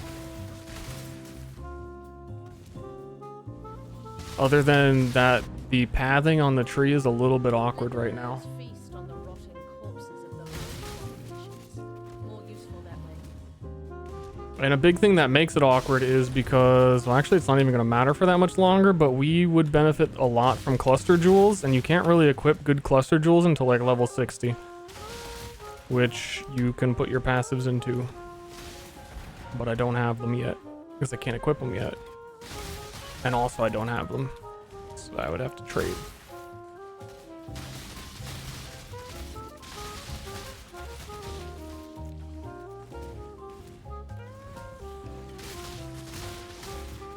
But I 100% need them because I need to reach the breakpoint on Penance MARK for +1 Phantasm summoned, as many as I could possibly get. Honestly, this build would probably use a Voices Jewel.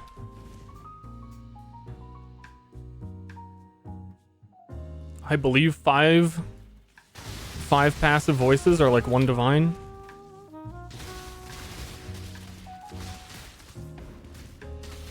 It's not that bad. That's less traveling than it would take to go over to Duelist in terms of passives that do absolutely nothing for me. And then we get a lot from clusters.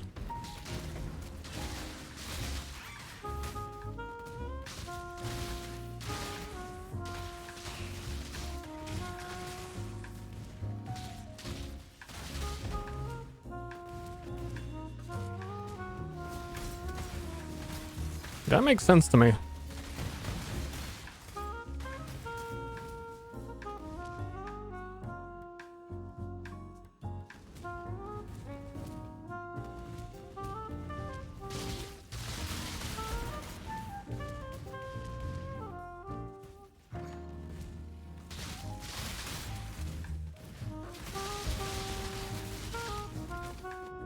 Huh? I don't know what my medium clusters would be. Probably I'm kind of considering heralds. It seems like a rare oh, there's an effigy there that they're hitting and stunning me.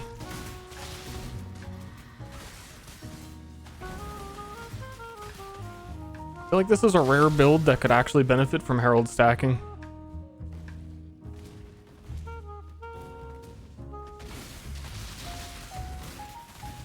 Or even just increased AoE on Herald Device, because we'll get all the explosions to overlap on the boss, and it's going to be like a super clear build. Did I get the waypoint up here? I feel like I didn't.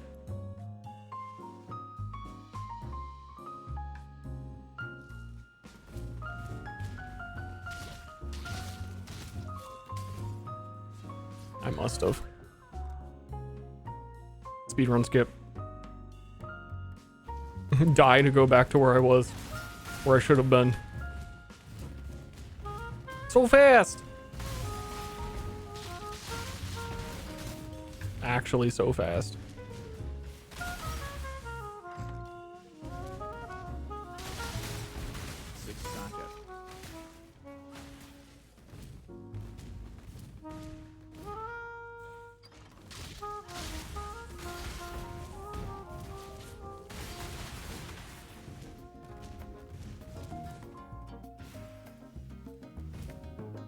Boop, boop.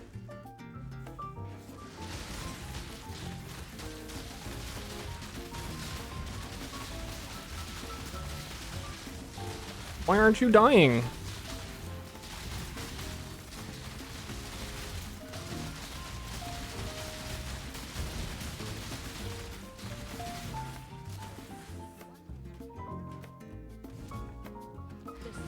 I almost wonder if they're gonna like add a 4th ascendancy to each class or something like that.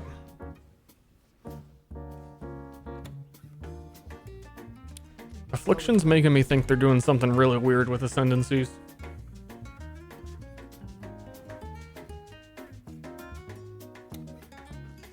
Penance MARK, given enough souls. If we can scale mark effect to get 7 phantasms every 1 second. So at 10 seconds of Soul Eater, we will have... Shit, it was 70? Soul Eater stacks?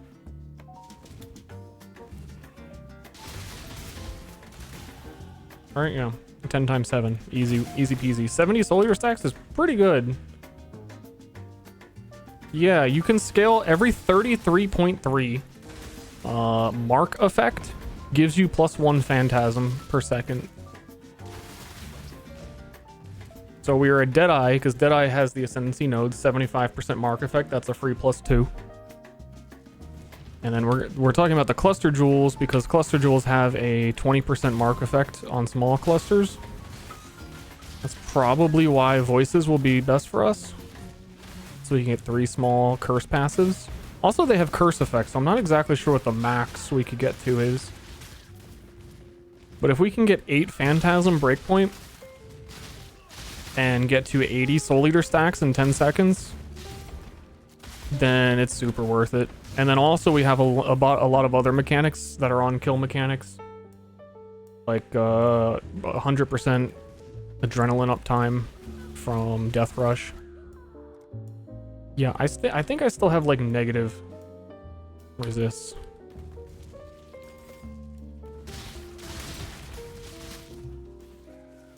And that's also what I was talking about, Herald of Ice overlap explosions. Because if we can get the Herald of Ice big enough, I doubt we can get it that big to overlap onto the boss consistently when we kill phantasms. I have an obliteration wand for sale for 20C. I love watching porn on Twitch. What the fuck? Fit Rampage in there somehow? I currently have it on my gloves, but I don't know how I'm gonna do it in endgame.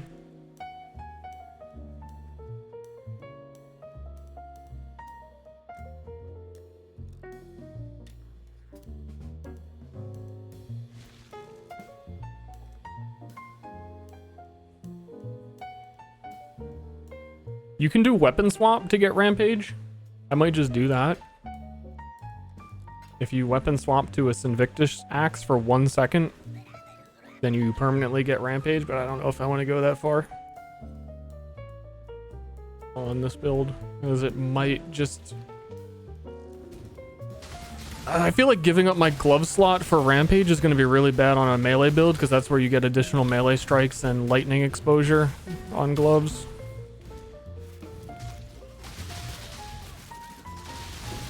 And also additional strikes is really good because we'll be additionally striking near a boss and then getting maybe melee overlaps and additional projectiles that can hit the boss because they're technically from a different source.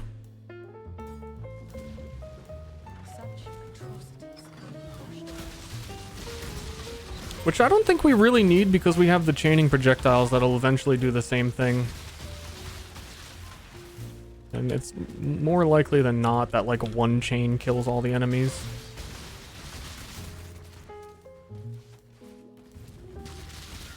So I haven't fully planned out the build, but I have a general idea of like all of these things sound pretty cool.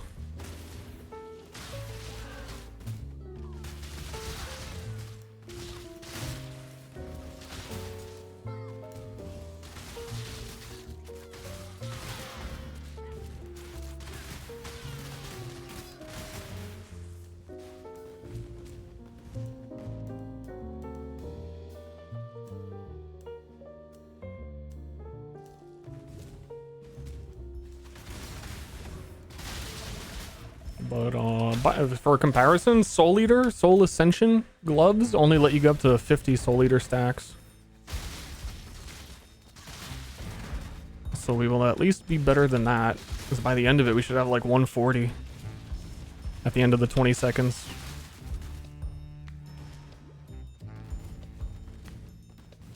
At least 140.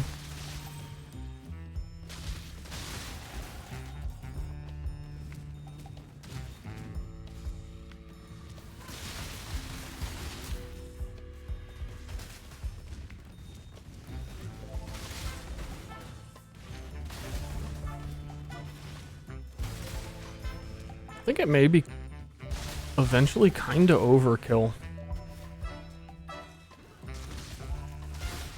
How many layers of added boss stuff there is. At least against non-Ubers.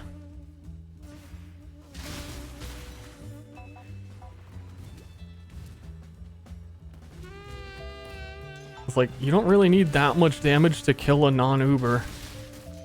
And we're doing a lot of boss fuckery. But then it also feels like a waste, because if your build... If you want to farm... No! Fucking fuck. If you want to farm Ubers,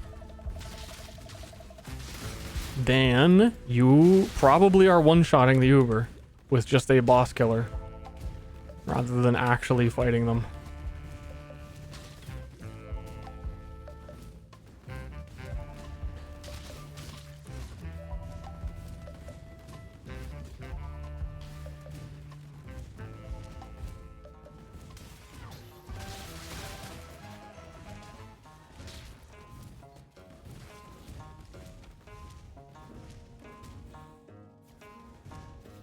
So I guess the reality of what I'm getting damage for is Wildwood juiced rares.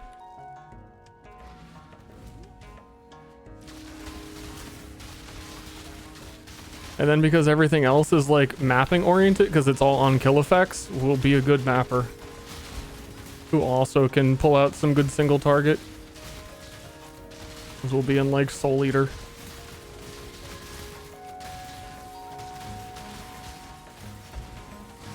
The one sad thing is I test it and cooldown reduction doesn't do anything for Penance Mark. So it's always a 1 second spawn time. Cold, like the night. That claw. Oh, yeah. I should probably upgrade this. What's that? Actually.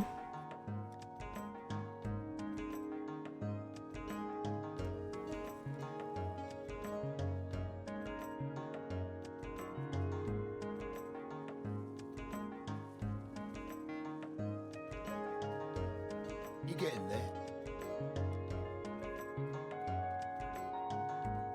Good luck to you.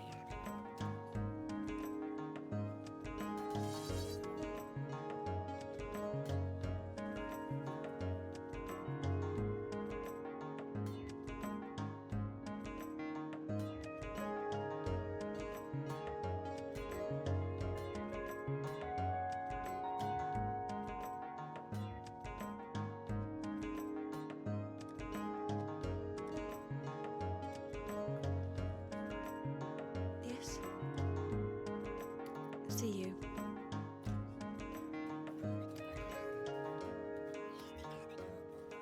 What is it? Bye.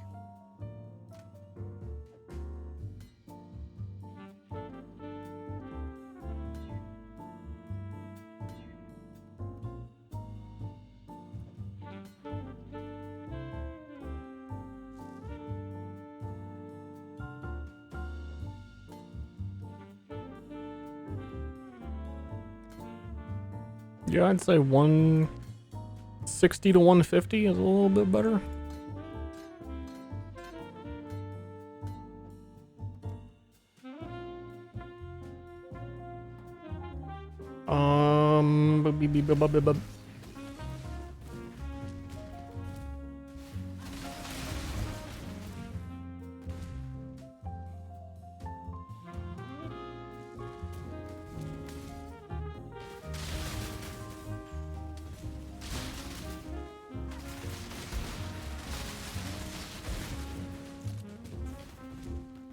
But what's my torchlight build gonna be?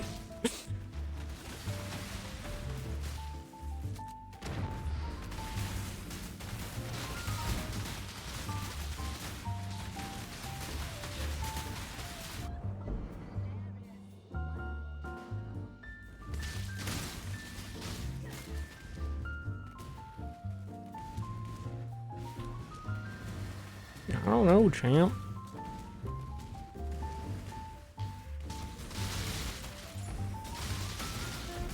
Their new character they added is their like block character. I feel like Torchlight Infinite is not really a worry about defenses kind of game.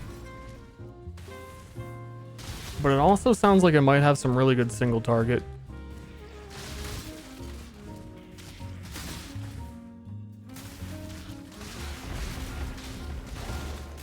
Diablo 4 Season 3, have they announced anything about it yet? I'm curious if it's the same mechanic, but like a red... No, they did red. Yellow map monsters?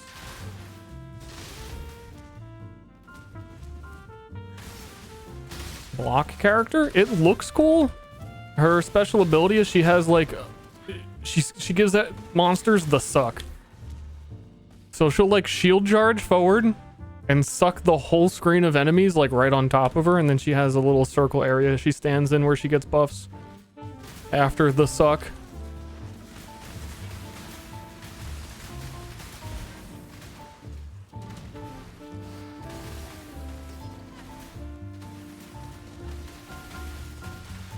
And then they reworked their ice character. They completely changed like what freeze even does. It's not actually a freeze anymore. And then the whole character changed. I was, for the last, like, I don't know, since the last league I was thinking that I was going to play her next league. And I had some ideas for it, and everything I wanted to do was, like, removed.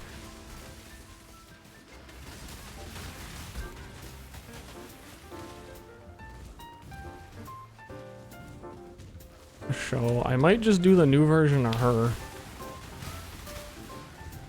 Though I am even more concerned, like I don't understand how it works anymore at all.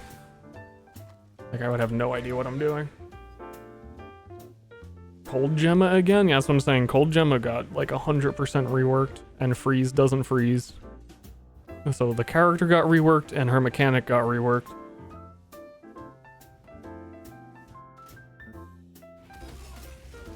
She could suck a monster through a hose pipe. It's true. You found them. Good luck to you. You're not wrong. Humanity needs us.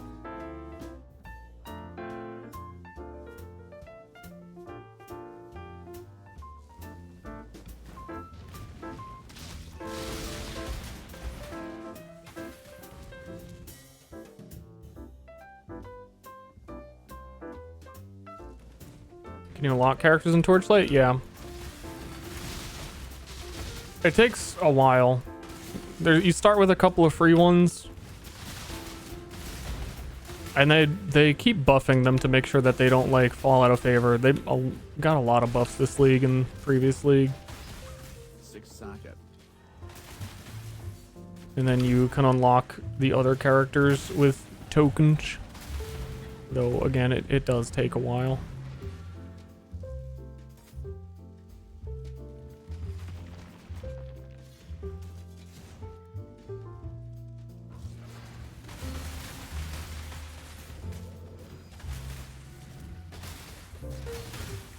Ah.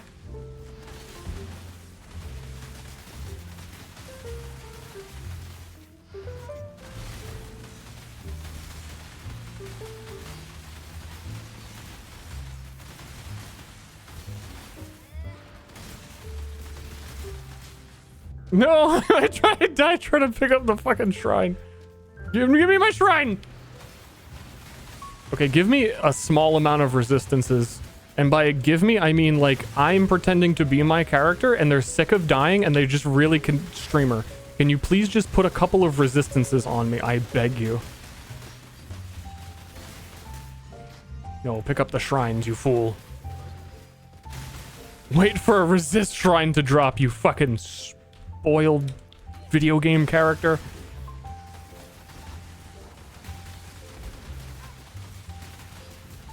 There it is. Woo! Okay, boss is over. It's a resist shrine.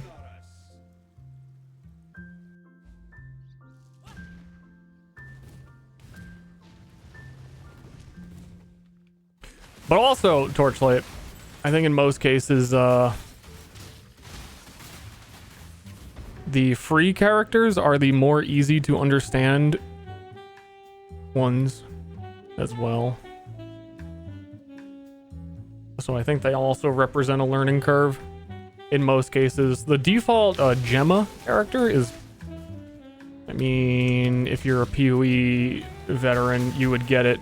But she's basically Band of the Brotherhood in a character, where she abuses the like double dipping cold fire lightning elemental damage nonsense. And she might not be that straightforward. Can I pick up a nice resistance jacket for me? You know what? You know what? I'll do that for you. What level am I? I'm level 58. Let me go into my stash and get my leveling jacket for you that I should have equipped at level 41. My Tabula Rasa 2.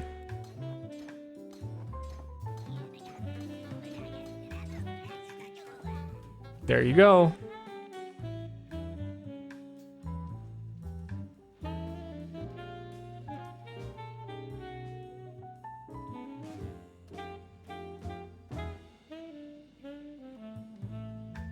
Six socket. Six socket. Six socket. Six socket. Six socket. Sick.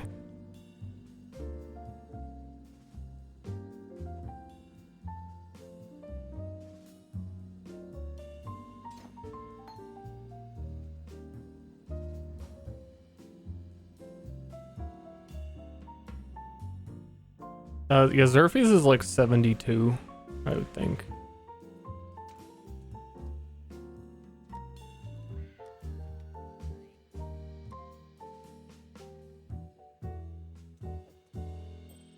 No more dogs.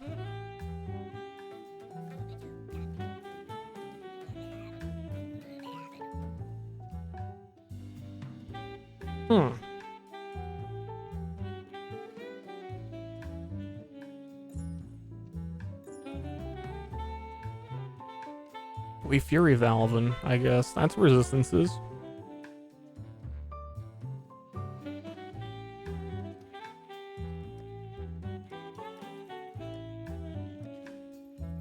Where is my Zerfs?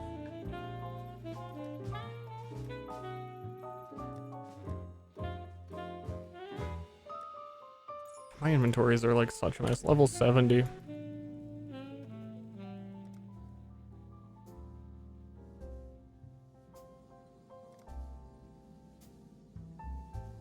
I should go do lab. Badooey. Baduh. I still don't know where I'm going on the skill tree.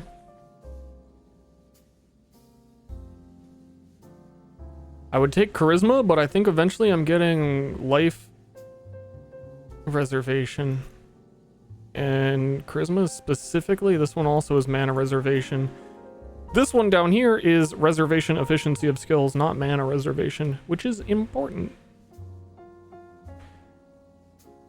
But I think we are not traveling there, because as we determined, that shit's a waste. I think I should buy a voices.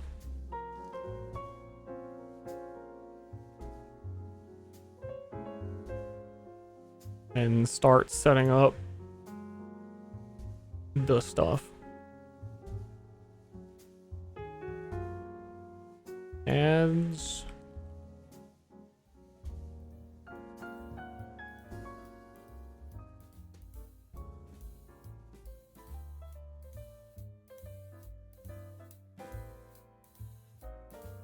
Two divines.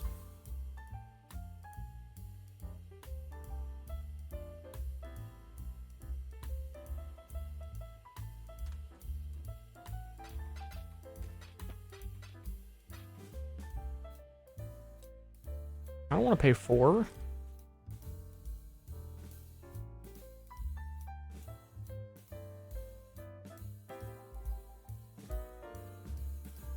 One of these offliners is gonna come on.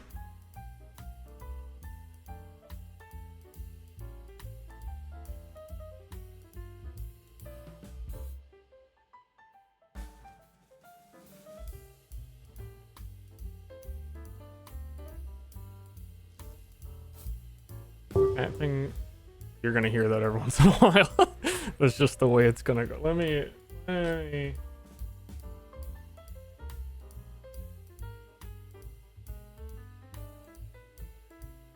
narrow it down. Pathing near swords instead of the jewel socket.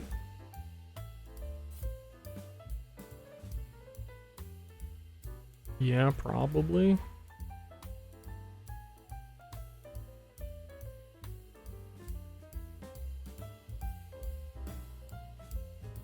But I want that.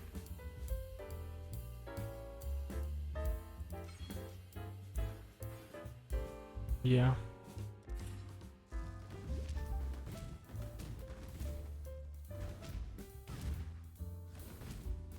Oh, I have 7 passives. I should probably put in 7 passives.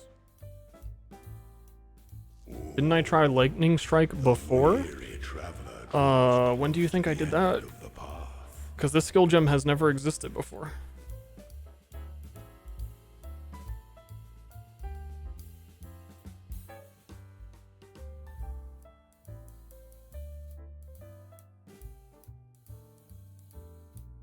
I was waiting until I got the cluster jewel. Normal, not transfigured. I don't think I've ever used it. Maybe I briefly used it in the build that eventually ended up being Spectral Helix. And briefly, I mean like for 20 minutes. Don't really like Lightning Strike because it clutters the screen with garbage. And is a melee skill that's not a melee skill. Kind of a hater.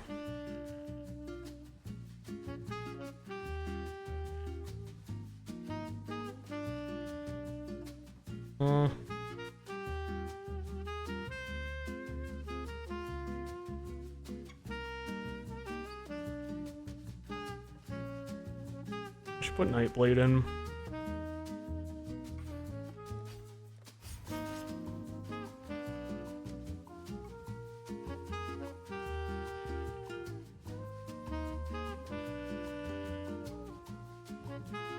But also, the reason I answer that way is like,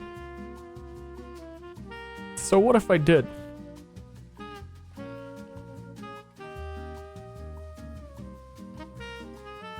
Like, you know what I mean? Like, so what? I have no idea what the fuck I'm doing. It is the sovereign who empowers the scepter, not the other way round.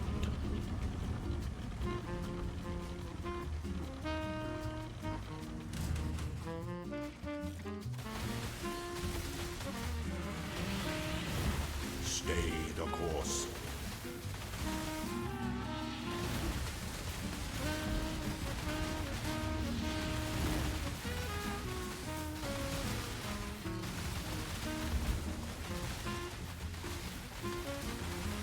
You were born for this. I'm feeling Fury Valve is screwing me over. Trappings of past emperors aside, make your empire anew. Past failures.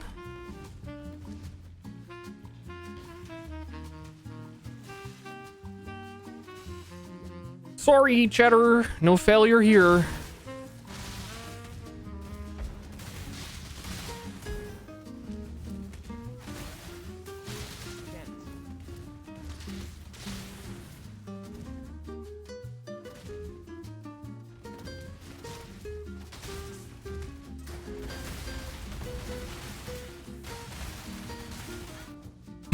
Except for him hitting me in that corner over here. It's a little bit of a failure. I should get resistances before I do lab, so that something random doesn't kill me. What do I get resistances on? No failures here, by the way.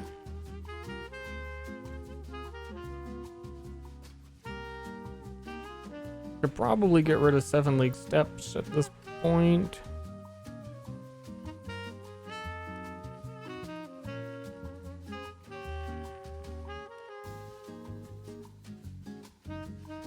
Or get a Giga Resist belt, which I probably wouldn't be able to equip until like level 60 anyway if I bought a good one.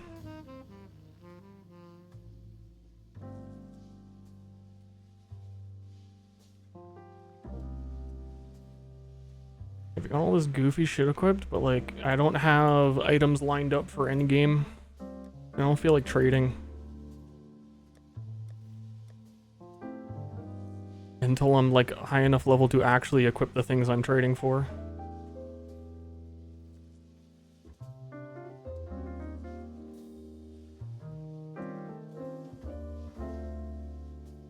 Which I am not.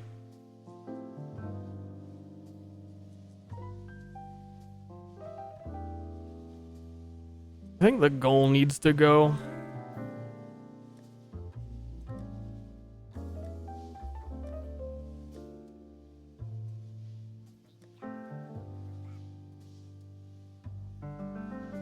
Like it would be better to use Gold Rim.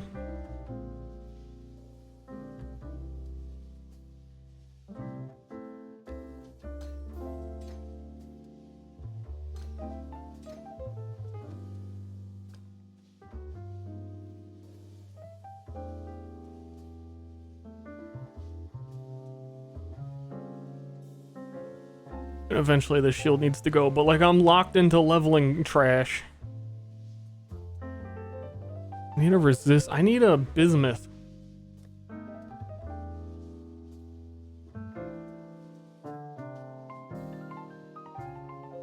I do not have a singular one. What?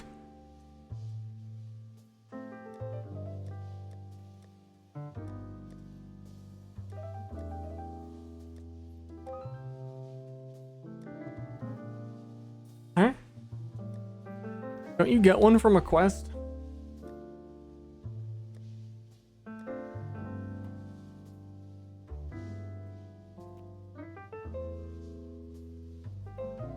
Greetings. Nope.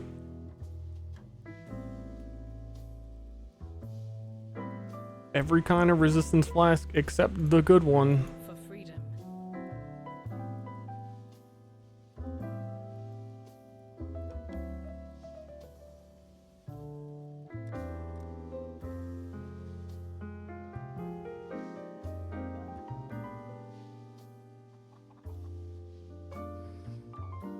What?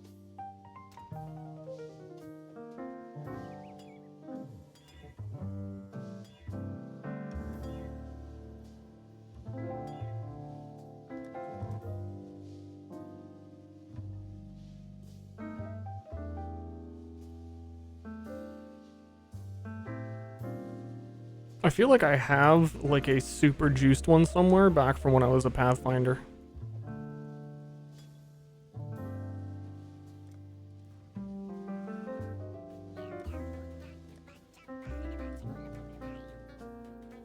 But I don't know where it is. And maybe not, because I think I used rubies and stuff. I think I saw them in my inventory, but I wasn't high enough level to use my flasks.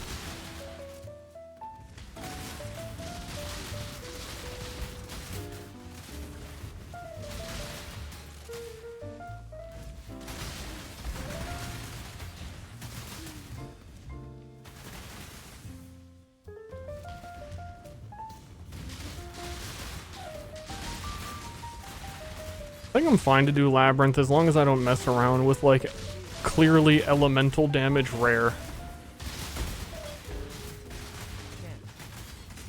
Though maybe I should drop my shield, get some accuracy, and then just wear a shield with resist on it.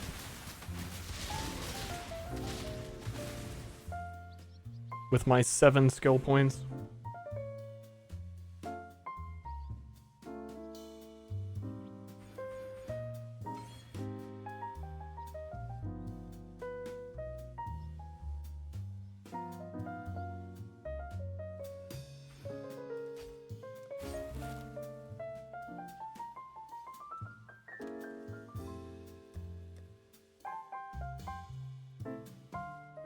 Requires level 67 for that good shield you have ready for yourself.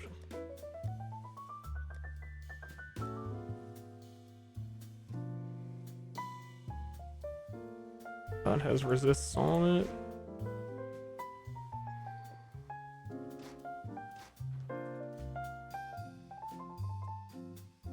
Good enough for me.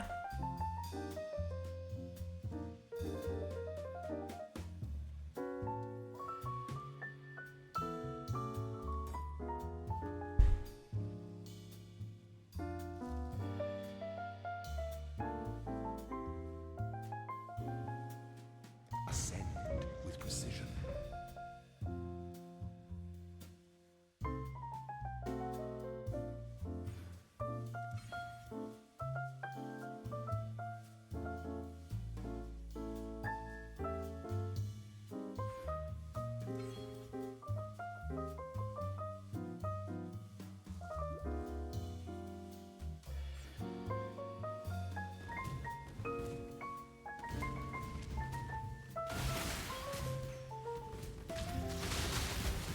Been falling in love with what is it? Eutala's Hunger armor. I finally got one and saw the light. The weary traveler. It is the sufferings with the end. It is 1,000 life plus 1,000 life if you have no other items with life on them.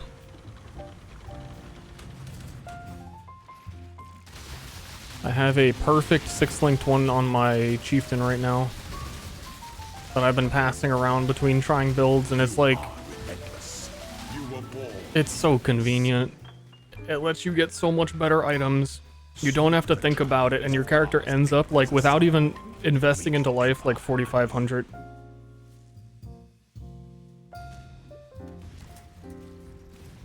Which would also be good on this character if I could use it, because you can't always use it. Sometimes the uniques that you need like have life on it and it screws you over.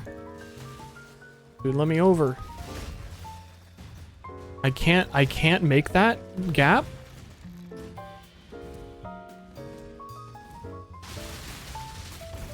Well, yeah, I don't know. I love it.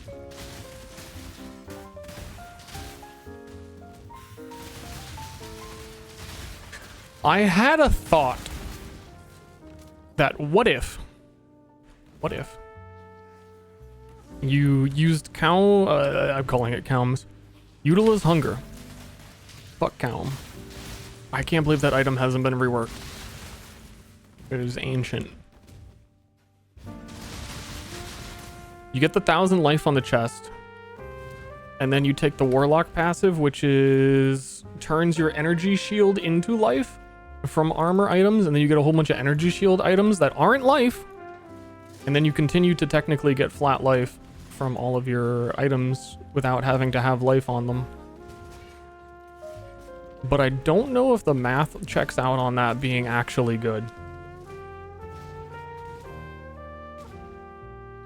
Because the Warlock passive still has a pretty huge downside on it. And then you're using a chest armor that doesn't have the largest source of energy shield you could get on an item. When the time comes to strike, an emperor strikes without hesitation. Slumber to entertain doubt. Which honestly, yeah, I think it would be better to not do that, because then your chest piece could have like 600 energy shield and also 100 life roll on it. And then you're losing out on all the life rolls on everything else. I don't think in the end it works out in your favor to do it that way.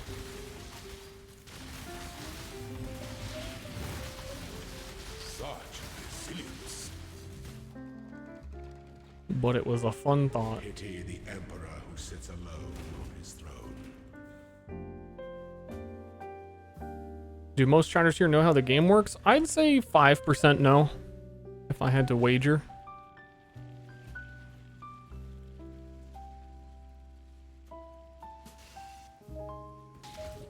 It's probably higher than that, but I don't really know. Slash poll, do you know how the game works? I think that would be super biased, because anyone who doesn't probably isn't. Like, doesn't, like, I'm on another tab, they wouldn't participate in the poll. They walked away an hour ago.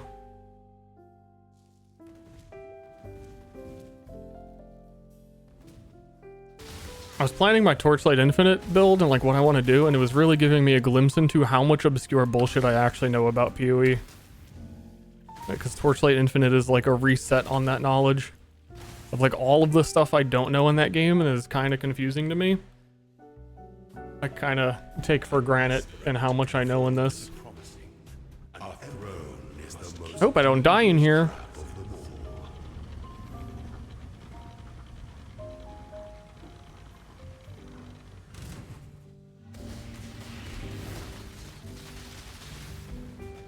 Finish this.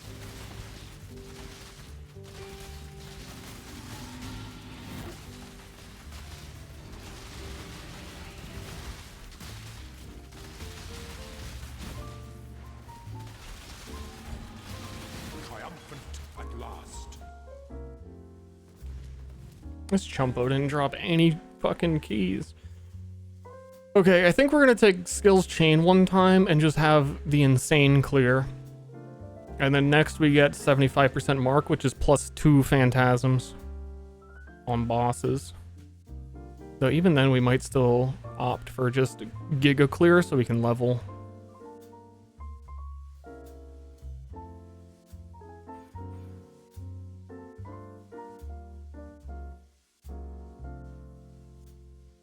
What happened to the Rupture Mans? I'm still... it turned into Tectonic Slam Ignite, honestly, is what happened to him. Everything that is good about Bleed, Ignite does better. Especially for melee. Like, I can see the argument for Bleed Bow. I cannot see the argument for Bleed Melee. It just has too much going against it. I feel like it'd be easier for a newbie to get into PoE than Torchlight. I, again, completely disagree. Like, one look at the crafting menu for Torchlight Infinite, as opposed to various orbs for PoE.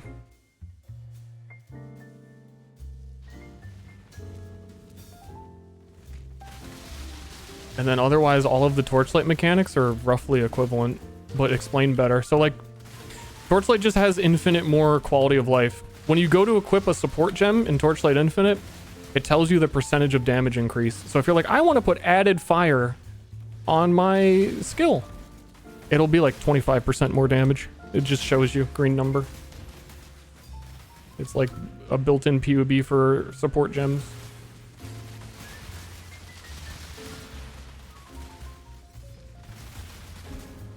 I don't know what was hard for you.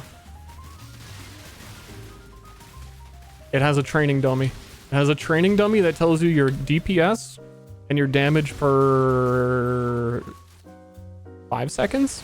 Your highest damage per 5 seconds. So anything that you're unsure of how it works, you can physically test. It has free respecs until level 80. It has a 1-button respec everything from your tree free respecs until level 80. It does have a death recap. What was harder?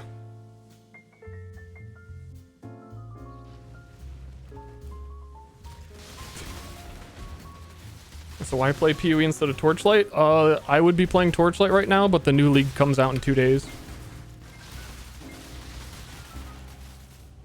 And I've still got a couple of PoE builds on the brain that I had to try, like this one.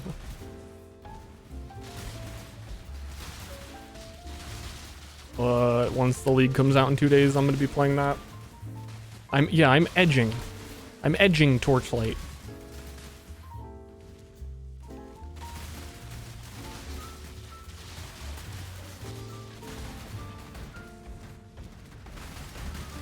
Can see how divinity slates might be confusing.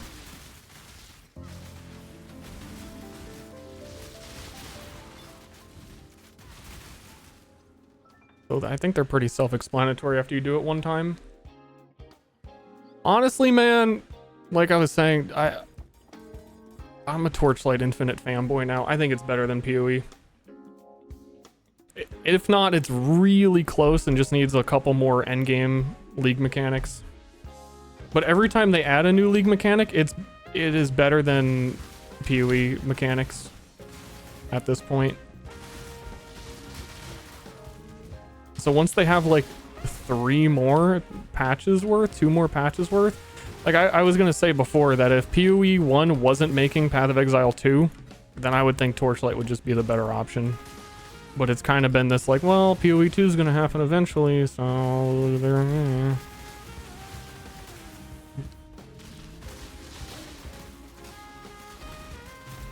With a better oh, it does have an in-game auction house.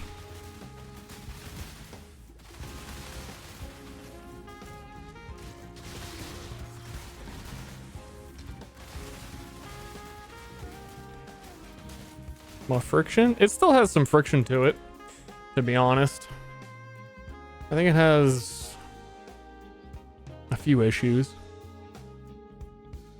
Some of them might be fixed this patch.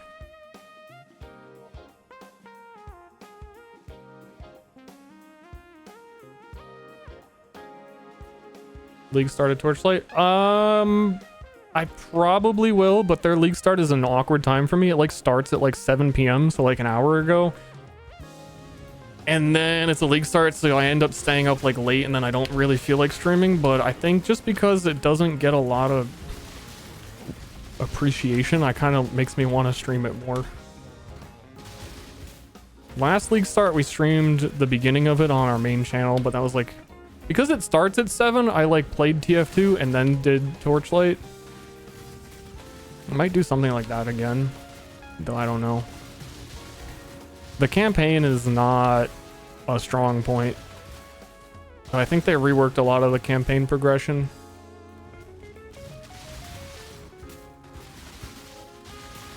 Also, I think I would end up doing the same thing again that I did last time, so it might be silly from a stream perspective. So they added a thing where if you get a character in a campaign to level 80, there is a purchasable cost money thing where you can just get another character that skips the campaign and is immediately level 60.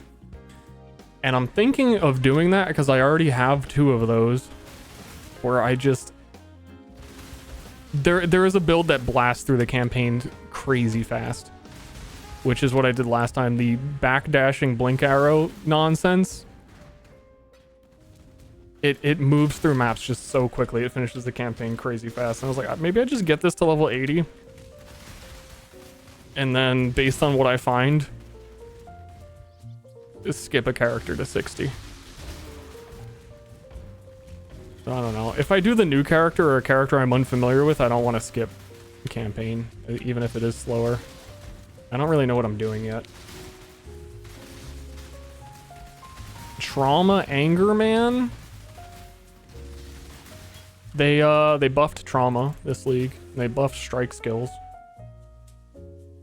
There is a crazy... I did a Bleed Slam build. Is probably my best build I've done yet in Torchlight.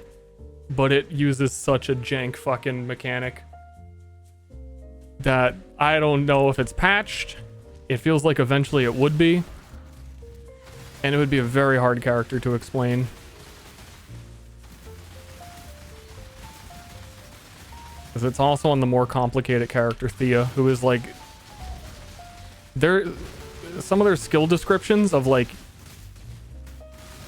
They use too many keywords. And they're always really long keywords. Like, oh, this character has Fortune Favors the Bold. When you have 5 stacks of Fortune Favors the Bold during March, you may find that infants welcome you more often. It's like, what the fuck are you talking about? And they all have tooltips. But it's like they go out of their way to be confusing. So there's a thing in Torchlight Infinite where you corrode, you basically like Val an item. But every single unique modifier in the whole game can be upgraded. So like if I have this gold rim, 33% elemental resistances, you corrode it and it changes that into a tier 0 version of that mod. It'd be like, oh, 50% elemental resistances on your unique now. But that applies to every single unique mod on every unique item in the whole game. And there's some that change completely. So there's a sword, I think it is, that has like some mod that does like nothing. It's like plus bleed damage, plus like 15% bleed damage or some nonsense. And then when you corrode it, it becomes 1,000 base trauma damage per endurance charge, basically. But also the tooltip for it is like, it's actually bugged. Like, it shows the HTML around it. It's totally fucked up. And it has been for 2 leagues. So I don't know when they're planning to get around to changing that. And it's like one of the only ones that does that. And you basically just like endurance charge stack and get 1,000 base bleed damage per endurance charge. Which is Thea. Is like a whole character based on stacking charges and getting buffs when you have the charges and a whole bunch of... It's like, she's a very hard character to understand, honestly. And yeah, so I stacked that and then did bleed slams, and it was really, really, really strong. For like almost no investment, because nobody... Just like PoE, no one does bleed. You want to hear this crazy stat I heard? From so they did like the dev interview the same way like Chris Wilson, dev interview for Path of Exile, the new league, check out Affliction. They do one of those with their devs. This fucker said, statistically, on the Asian servers, more than 50% of players play minion builds. There are 2 minion characters out of like 20 characters in Torchlight Infinite. More than 50% of players play minion builds. Because a player was asking, they made trade global before it was region locked, like American servers only trade it with Americans, but that had the economy kind of not so great. And they want it to stay alive a little bit longer, so they merged all of the trade houses. And a player was like, hey, do you think this is going to have like an impact on the trade economy? And he was like, yes, Asian players only play minion builds. If you want minion items, they are going to be expensive because they're going to fucking buy all of them. Which honestly makes so much sense. Even in PoE, minion items are insanely expensive. And I knew that like more people play minion builds, so they're expensive, but 50% to have like that actual data is... That's insane to me.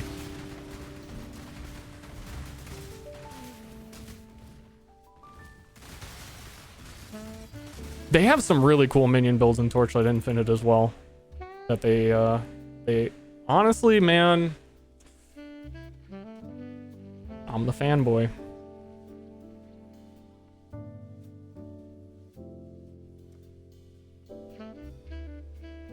Certainly like them a lot more than PoE, Animate Guardian shit. I've just been like totally spaced out doing Blood Aqueduct. I don't even like know what level I am or why I'm doing it anymore. But they added a really cool character last league. The Forsaken Iris or something.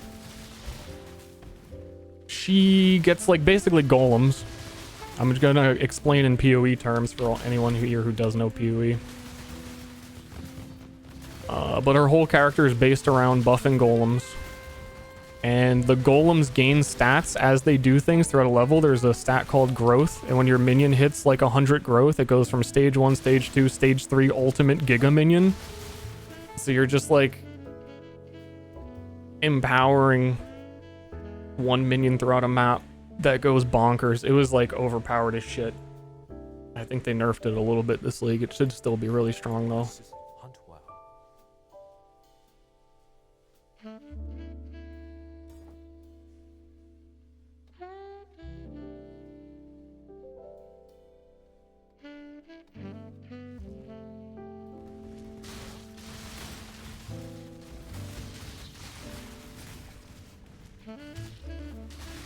I think I'm gonna do the block character. Either block character or Frost Gemma, because they changed her.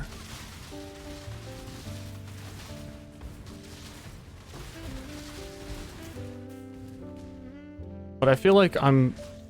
So in the preseason league, they have like a leaderboard for who the first person to kill certain bosses are.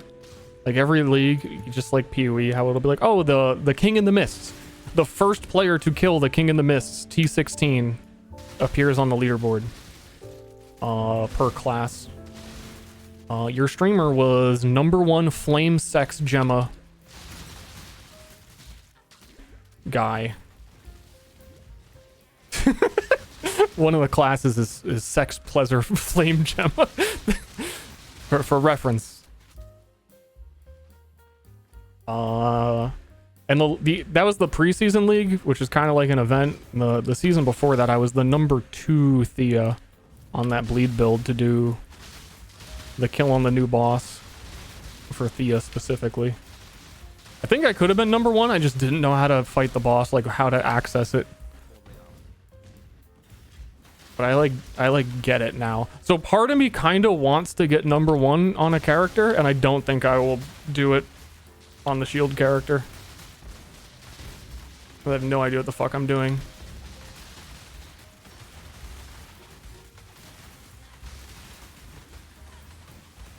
They also give like in-game rewards for it, like money equivalent for,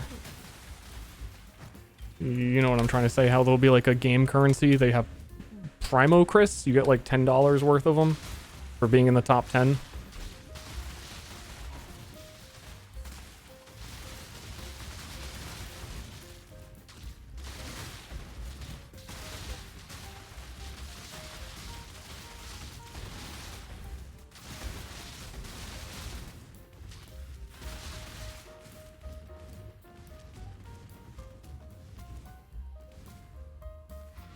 But also, Flame Sex Pleasure Gemma is a really cool character. I almost kind of want to do it again because they buffed Scorching Beam. I love channeling skills, and Flame Sex Pleasure Gemma is screen-wide AoE Herald of Ash, the character. Well, good luck.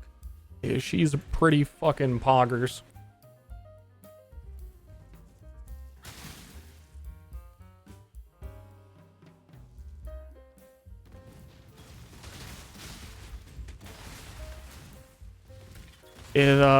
You have like a giant circle around you that you can scale to the AoE to be literally the size of the screen. And also the game is zoomed out more than PoE, so that's pretty big. And then anything that you damage with fire inside the circle, it records the damage and deals it to them in intervals. Like every 1 or 2 seconds, I think. I can't remember. It just repeats all of the fire damage recorded in that time. And then when they die, they explode.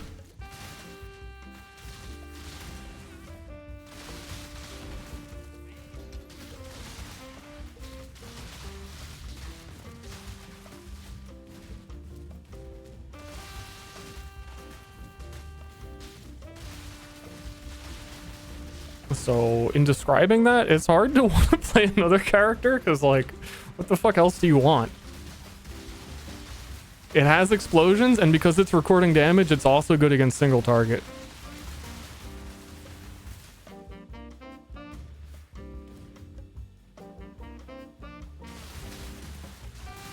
And they made it so there's like a fire beam skill.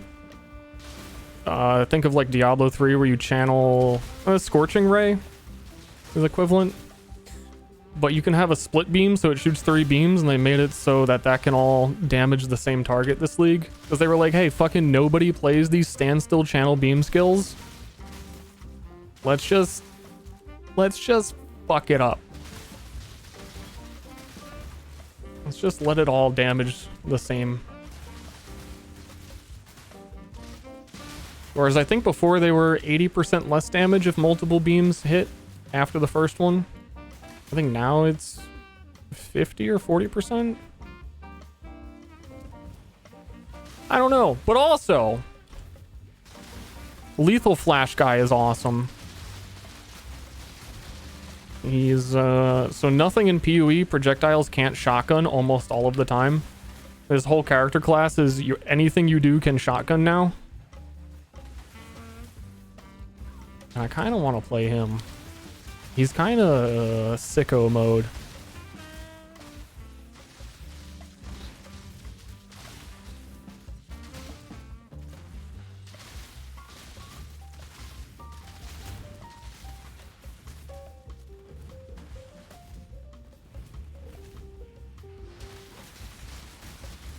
Super buff stuff that's underused. Well, they like Path of Exile players, every league say, can we please get a skill rebalance of all the skills that are bad? Please. Torchlight fucking, like, does gigantic sweeping skill buffs every league. So yeah, no, that's a good thing. They took, like, two of the worst archetypes of things, which were beams and... it's a really awkward term, parabolic split skills, and they just buffed the absolute shit out of them.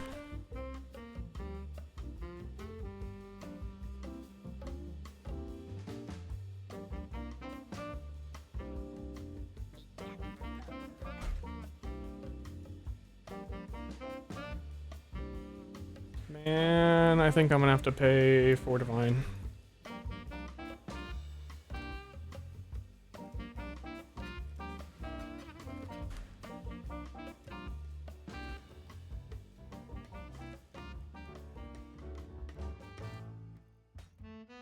Shoot many fireballs character. Yeah, she's really strong in the campaign. Honestly, all the characters are like pretty awesome, super juiced versions of what you would want to do, all like pre-packaged into a character.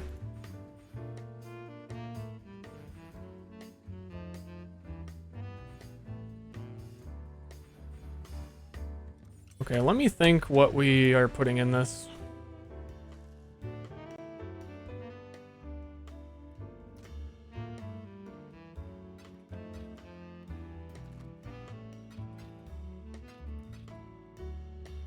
We need a large cluster. I guess we're doing claws. So we should get like a generic claw cluster with leech nodes on it probably.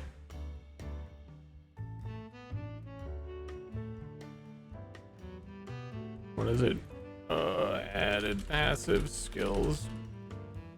Grant. Passive.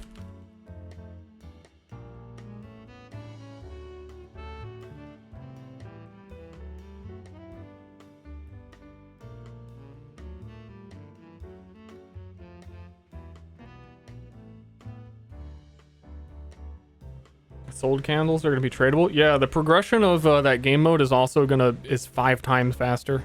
So before it get more difficult every time you completed a City of Eternia by +1, now it's a +5. It took forever before.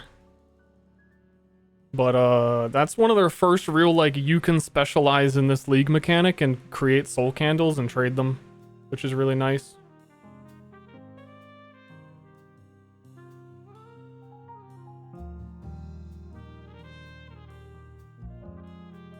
Not really the first, but I think the most in-depth, detailed, like, out-of-map kind of experience. Fuel the fight?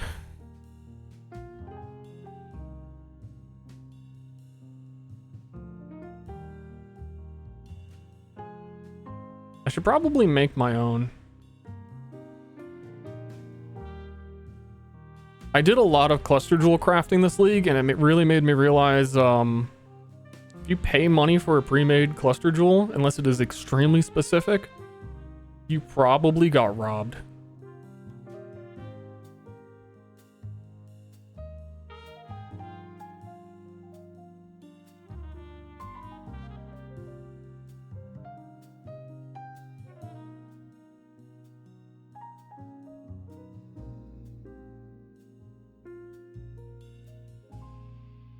Because I would just alt spam a few times and then sell it for a divine. Like pretty early in the league.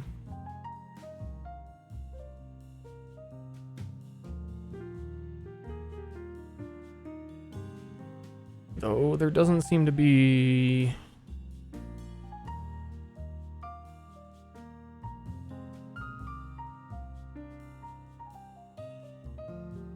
any like cheap bases with nothing on it right now. I mean 18 chaos is like nothing.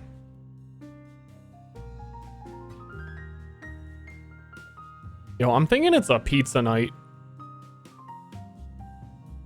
I think I'm gonna order pizza. and end stream when it gets here.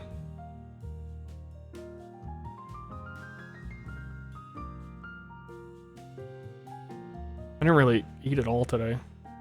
Like, barely. Pepperoni and chicken and...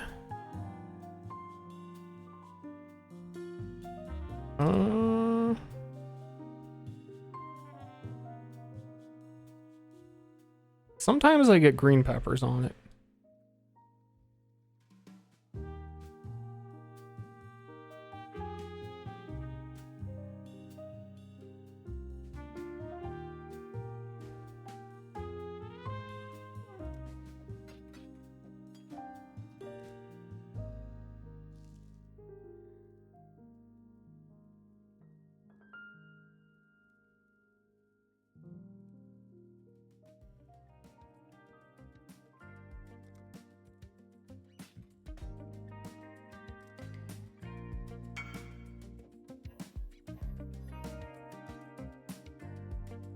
This is a fucking medium? What?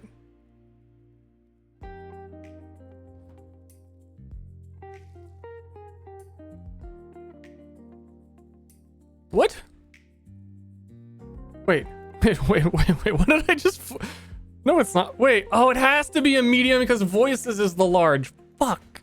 I've never used voices before. Okay, no, it's 20C, it doesn't matter. But...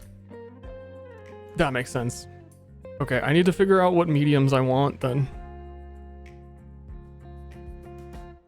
Or I just need to get the small clusters I want for now.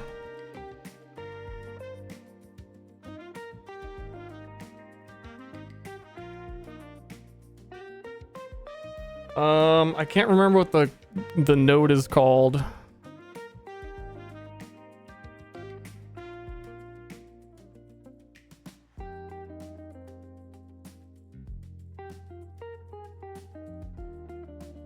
It's like, man,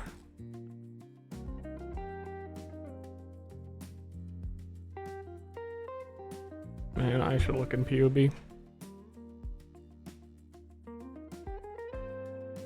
Let me order food. The Ultra Permadeath MV... I did play a Ultra Death mode map on my Ball Lightning character. For a Nimbus. It was like a 40 divine map. No, it was like a... I think it was like a 25 divine map. And then Nimbus sold for like 45 divines. And it was a Void Death character map that I completed. I didn't do it on stream. It was honestly way more stressful than I thought it was going to be. And then there's the one Mageblood map I was going to do. But I don't know. It's been more annoying to... plan when I would stream it than actually doing it isn't the issue. It's feeling like it has to be this big thing I do on stream now. And also someone else has it, so I don't know if they still have it. Because it's not mine.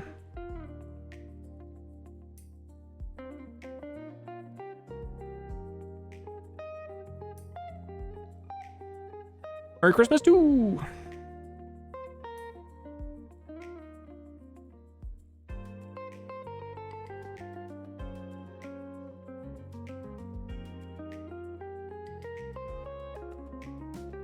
But yeah, my Ball Lightning character is really strong. And... I don't know, I kind of feel like I beat the league and I have so much money I like more than I would normally even spend.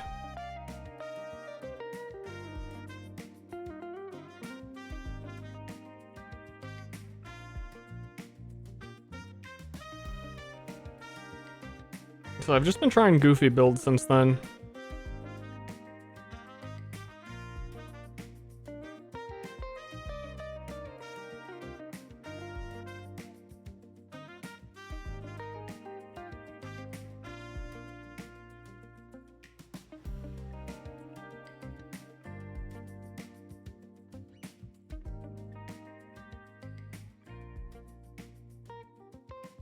Pizza ordered. Stress bad, goof good. I mean, I still want to do it, Because I really don't even care if the character gets deleted. It's like, has so much valuable shit on it, but I still, again, have just... I feel like I don't need a lot of money to make a build. I don't like go to the super min-max level of crazy bullshit. I feel like those characters are kind of boring. And I've got 30 divines and 3 of these. And I still have a whole bunch of, like, I've got like mirror shard cards I bought early that I've just been selling as I need money, but I haven't been selling them. I don't... Honest, I had 70 divines. I don't know where they went. I've been spending them on just the most random bullshit for builds. Like my chieftain. I was making a chieftain. I was like, I don't know, I need a fucking weapon. It's a 5 divine, well, okay, I don't know. A lot of the stuff I've been buying, I was like, I'm gonna make a bleed bow. This happened 3 times. I'm gonna make a bleed bow character. So I'd go through trade, find a cool bleed bow. I was like, oh man, this thing's like pretty good. It's like 50 chaos. It's pretty cheap. I'm gonna buy that and think about the build and put it in my sell tab for 3 divine while I think about it. All 3 of the bows I bought like that sold. So there is no bleed bow character.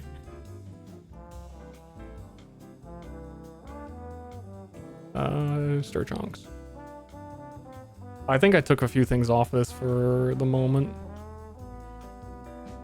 But this is a pretty good cool mock.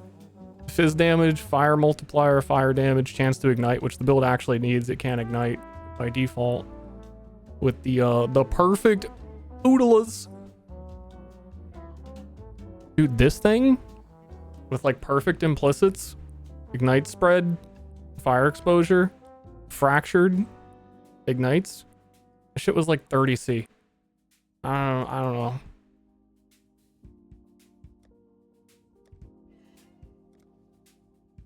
It's not even like crafted on yet because I don't know. I don't know what I'm gonna do with this guy. I kind of want to see if melee ignite can be a thing or not.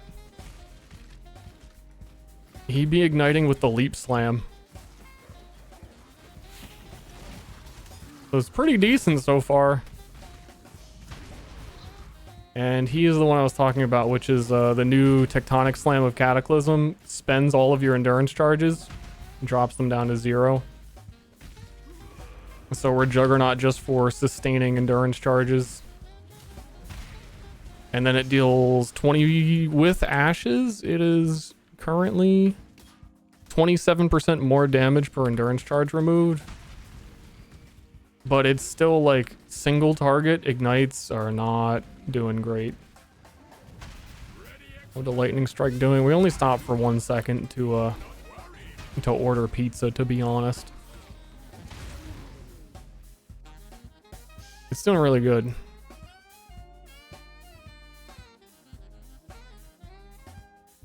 Kinda pizza. Papa John's pepperoni chicken. I'm a Papa John's enjoyer. I apologize. I'm sorry. Oh yeah, we were in the middle of buying passives, which I need building to figure out the name of the thing.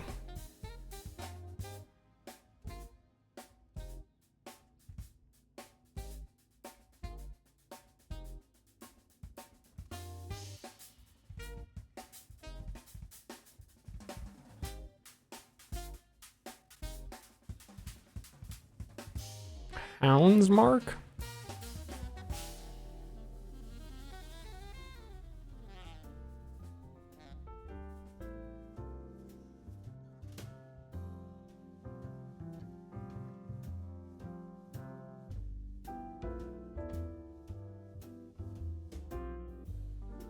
I don't really care about the particulars too much.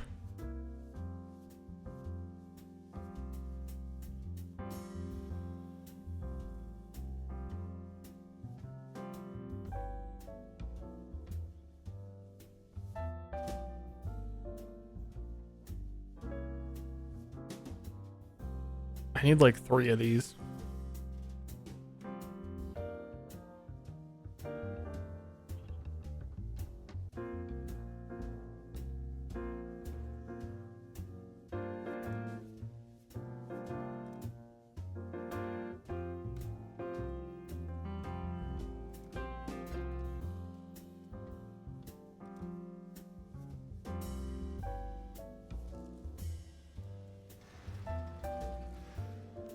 Dominoes is the GOAT.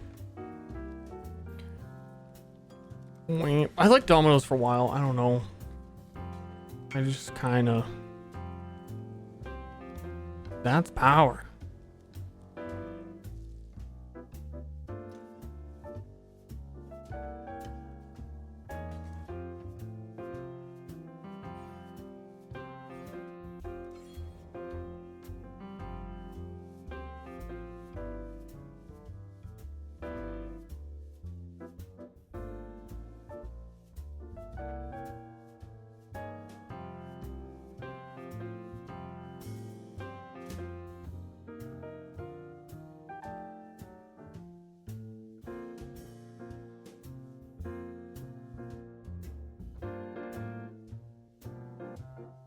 What is 35% of 2?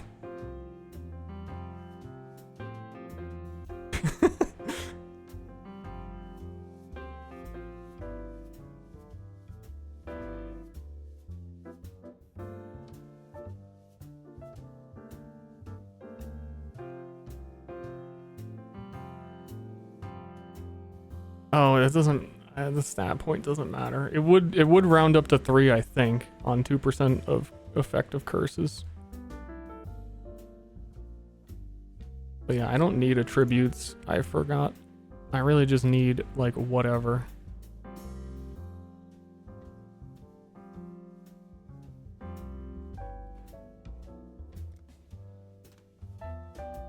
For now. Everything rounds down. True.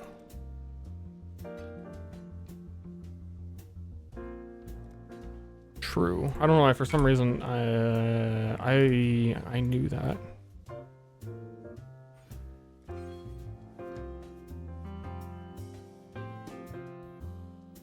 I'm not sure I actually need 3 of these. In the end, I might end up like selling back the voices. Difference if I use DD of Chain Reaction instead of classic DD? I don't think there's that much of a difference. I kind of forget what the gems do. I would assume both work because I saw people playing Chain.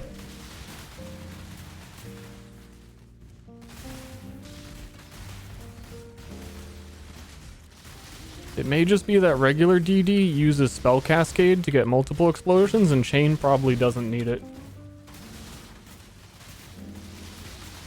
Yeah, what Link says sounds right. Linkle.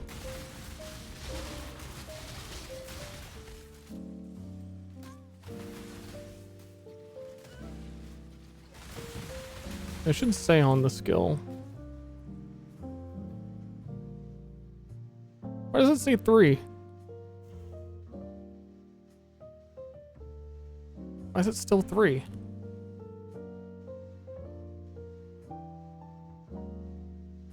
We have 20% effective marks here, 20% effective marks here, and this one also has 8 and an 8. It should be at least 4.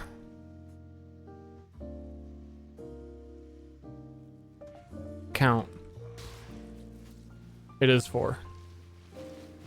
Lamau.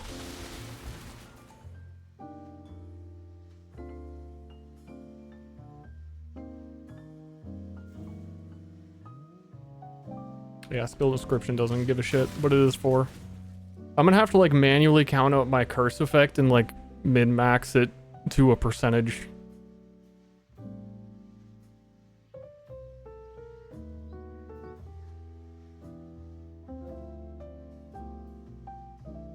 Oh no, I ran all the way down to the desert and we did the boss and I never got the waypoint. And then we got sidetracked with 30 different things and there's no waypoint or no portal open. That's power.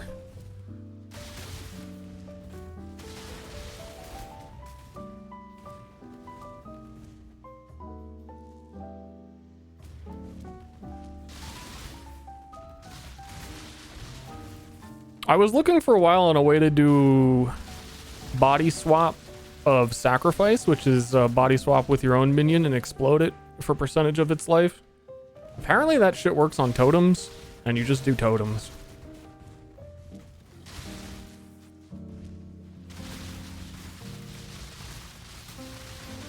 Big surprise. I kept trying to do like flame golems, but they have cooldowns. The flame golem and the meteor are shattering. Shattering doesn't work on the ice golem. I don't know. Awkward skill.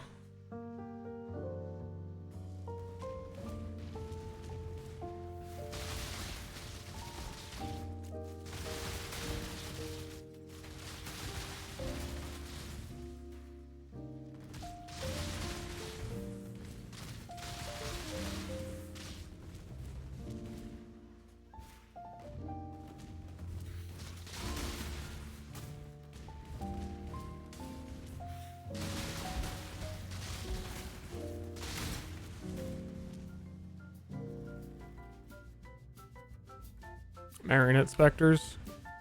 Yes, yes, yes. I think they probably follow you a little bit too closely. So my idea was I wanted to like summon a flame golem at the corner of my screen and then teleport to it. But it's super trash. You know what, Tujin?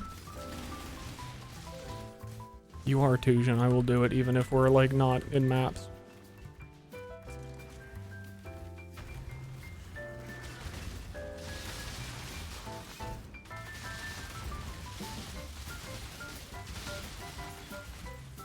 Funny thing about Deadeye with this mark, Penance Mark as well, is that you have the modifier on your ascendancy that is enemies near your marked target deal less damage.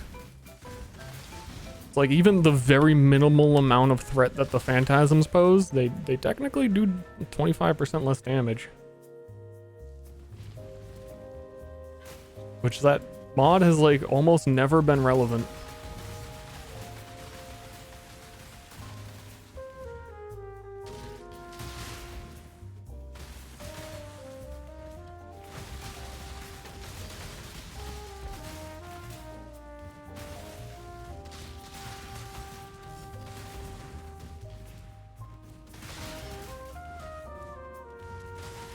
I got the +1 chains, yeah, I did. I can see him bouncing off walls.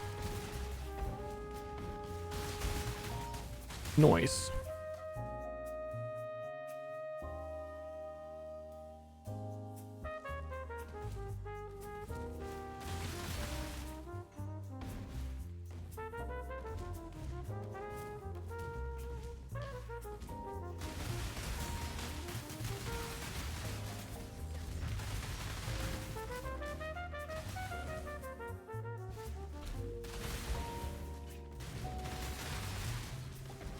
And I just want to get to like level, I would like to before the stream ends, though the food will probably be here first for sure.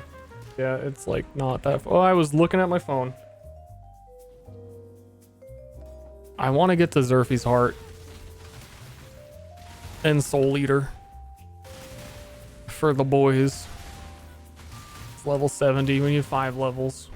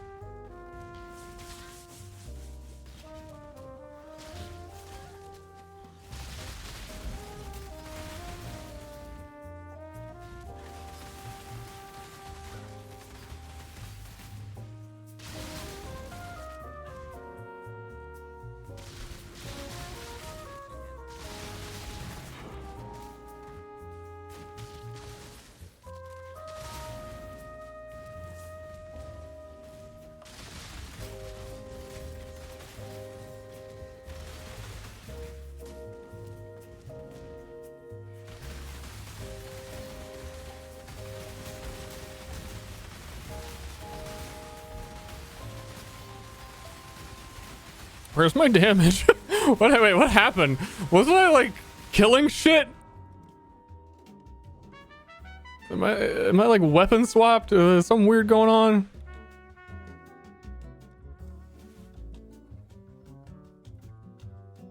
I thought I like beat up Azaro pretty hard.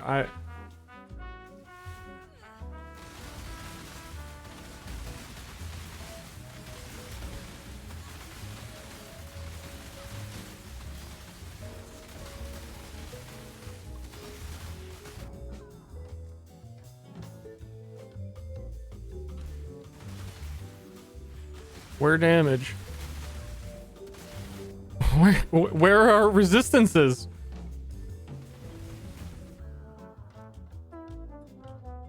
Highlight. Actually, he might have really high lightning arisen. We don't really have penetration or exposure or anything.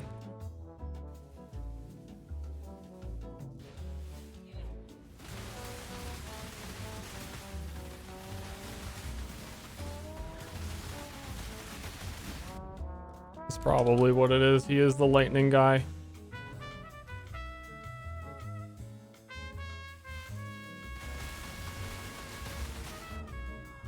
Yeah, what is my lightning resistance? 27?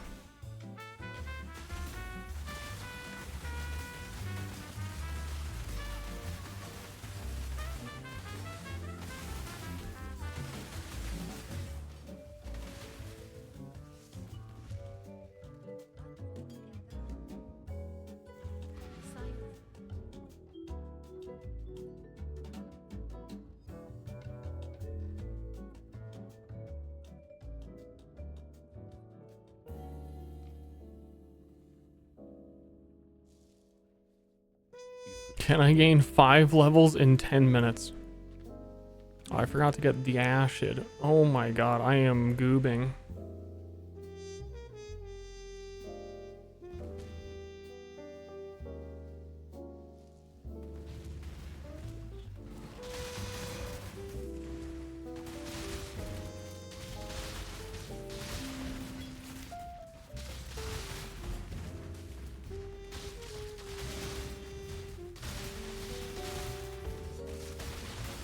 I also need to get my other wildwood points.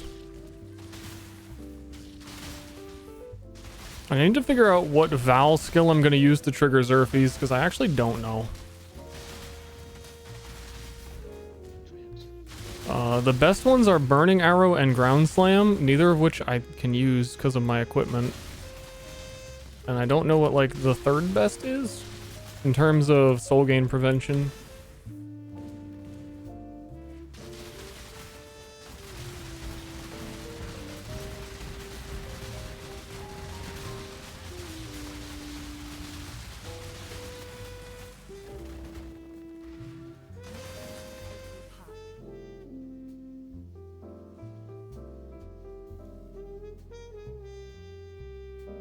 Val Arc?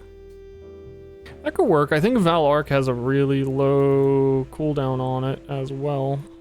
Or soul gain prevention. It'd be like 1 or 2 seconds.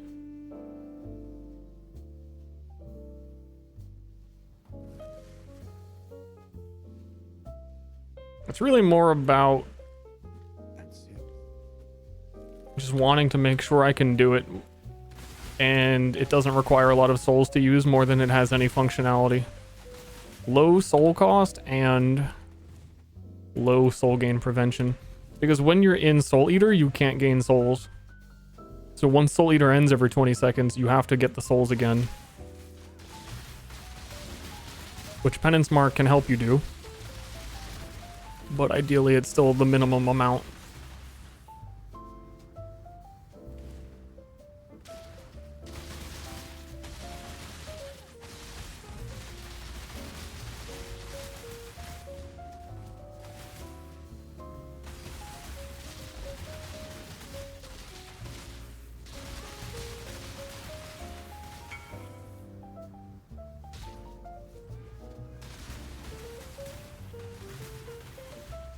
Yeah, I think it's gonna be Arc. There's also, if something can store more than one use, that's really helpful. Which is why Burning Arrow is so good, because I think, unless they changed it, it could store 3 uses. Yeah, my damage all of a sudden just feels poopy. It was feeling good. I mean, it's really good on clear. Single target has fallen apart in the span of 2 seconds.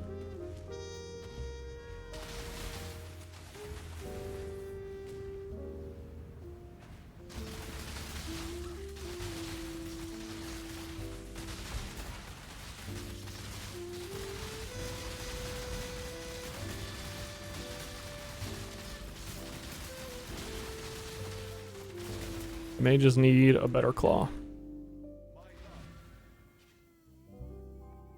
Val Power Siphon? Yeah, I can't use that either because I don't have a wand. Not since.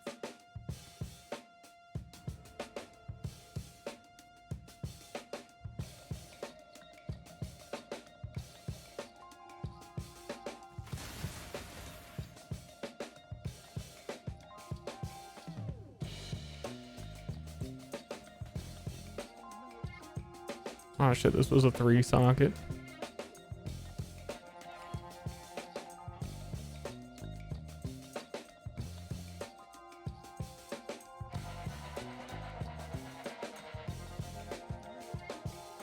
I did change something for multi-strike.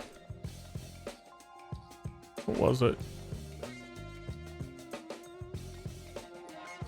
Might have been Fizz to Lightning. I mean, multi-strike shouldn't be a damage down. That would be weird.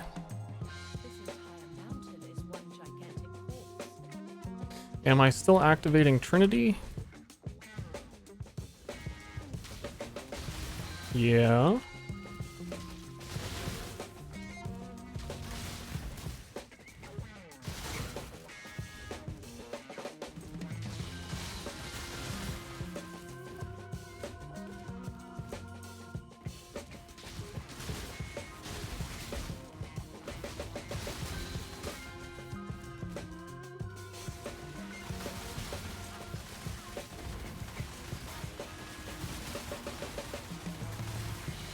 Stinky, stinky, stinky doo-doo. The whole point is it's supposed to be good at single target. It's kind of ending up being the opposite right now.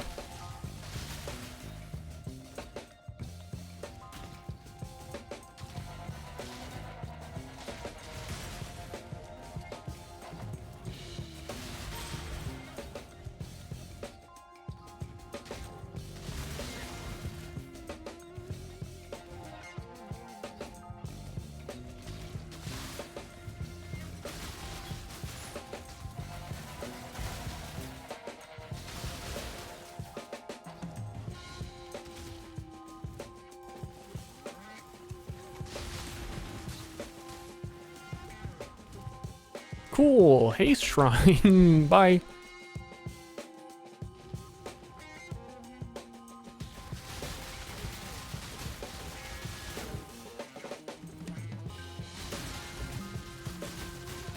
I mean, the clear is actually insane because these things chain fucking... Is it 10 times because of Ascendancy? I'm blind.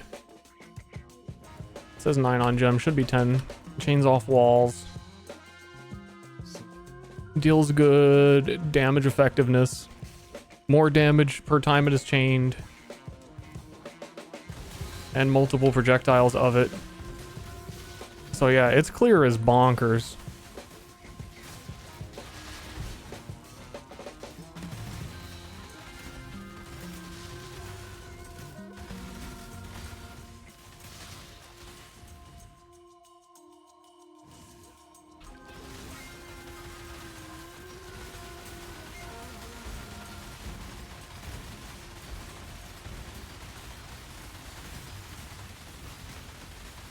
It's single target. May get better once we actually have Soul Eater.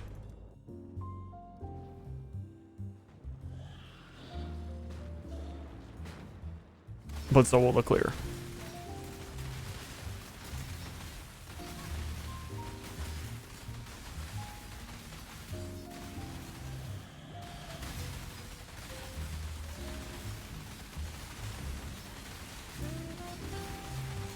I'm not even shocking. I didn't shock until like the very end. I don't know if she has damage reduction during her scream or something.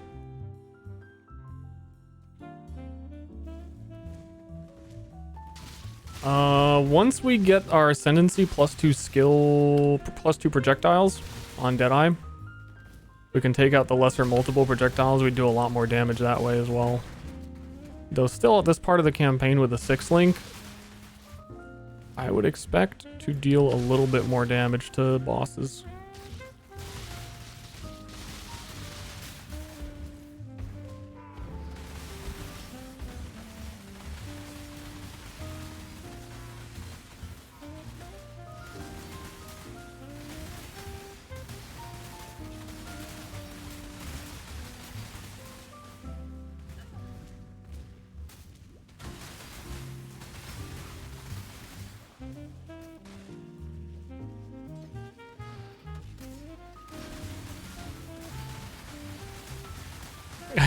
think Poacher's Mark is more damage. Guess what? It's pizza time! It's pizza time! Oh, chat, that Oh means my god, it's pizza! that means the stream's over, chat. What?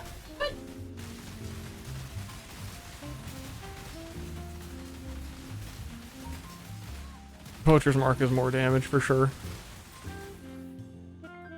It's kind of comedy. I'm gonna finish the boss because I think it will continue to be more damage until we actually have a reason for scaling the phantasms, which was Soul Eater. Is like the whole point.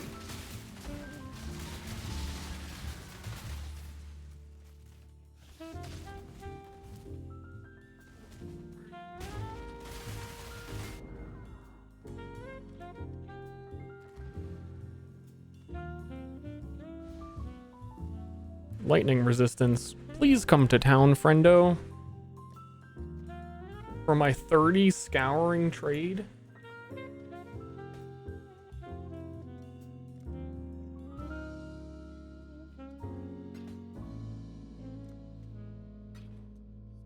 Yeah, I list items for 30 scouring. Okay, let's go die to Shav like 6 times because we have no lightning resist. This pizza smells good though.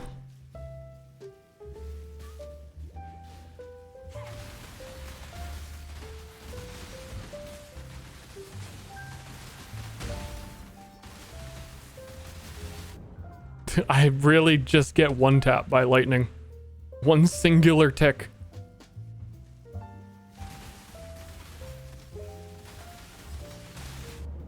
What is... Dude, it has to be... 27 isn't that bad. That's fine.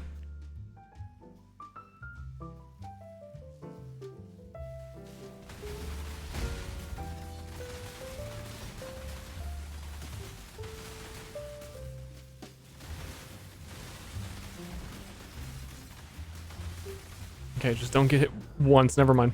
We got hit once.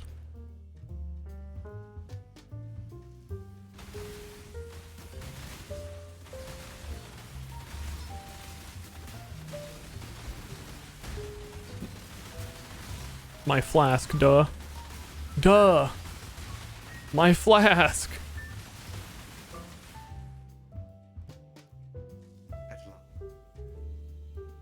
That's why I have you.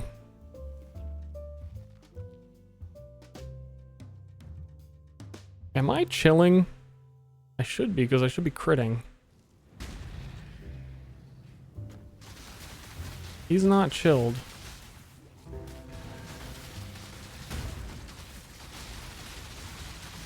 Perhaps I need to be frost blinking on bosses then for the flat damage from the ring. For the moment.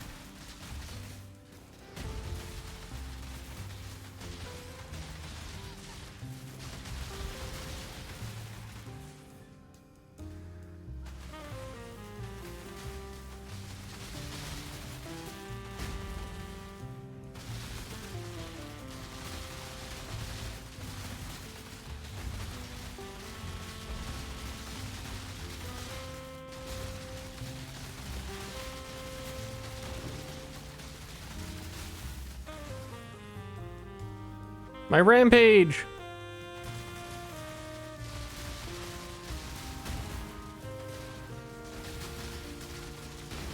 I could probably take off Ancestral Call as well.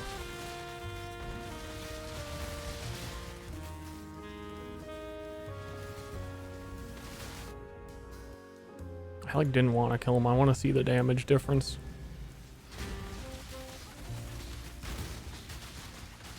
Not that melee fizz is a great support. Actually, this seems worse. Because it's not targeting the phantasms that spawn near me and creating more projectiles, though it might just feel that way.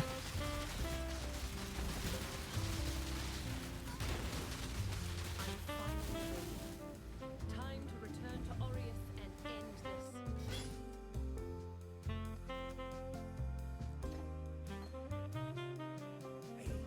Your quest well. Ready to I'll do one more thing before pizza.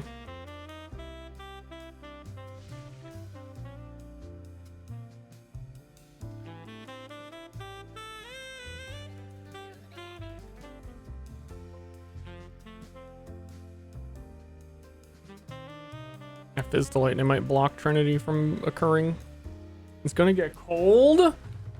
Don't worry, I will eat it so fast. I still get Trinity.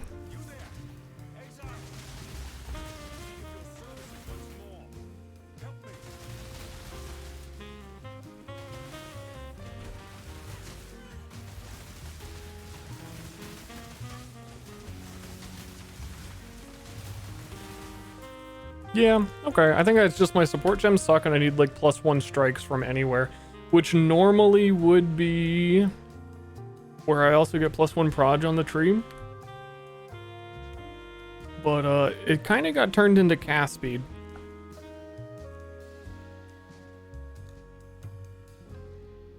Which I don't really need. Anyway, guys, thanks for hanging out. Stream's over. Appreciate it. Oh, I'm gonna eat this pizza.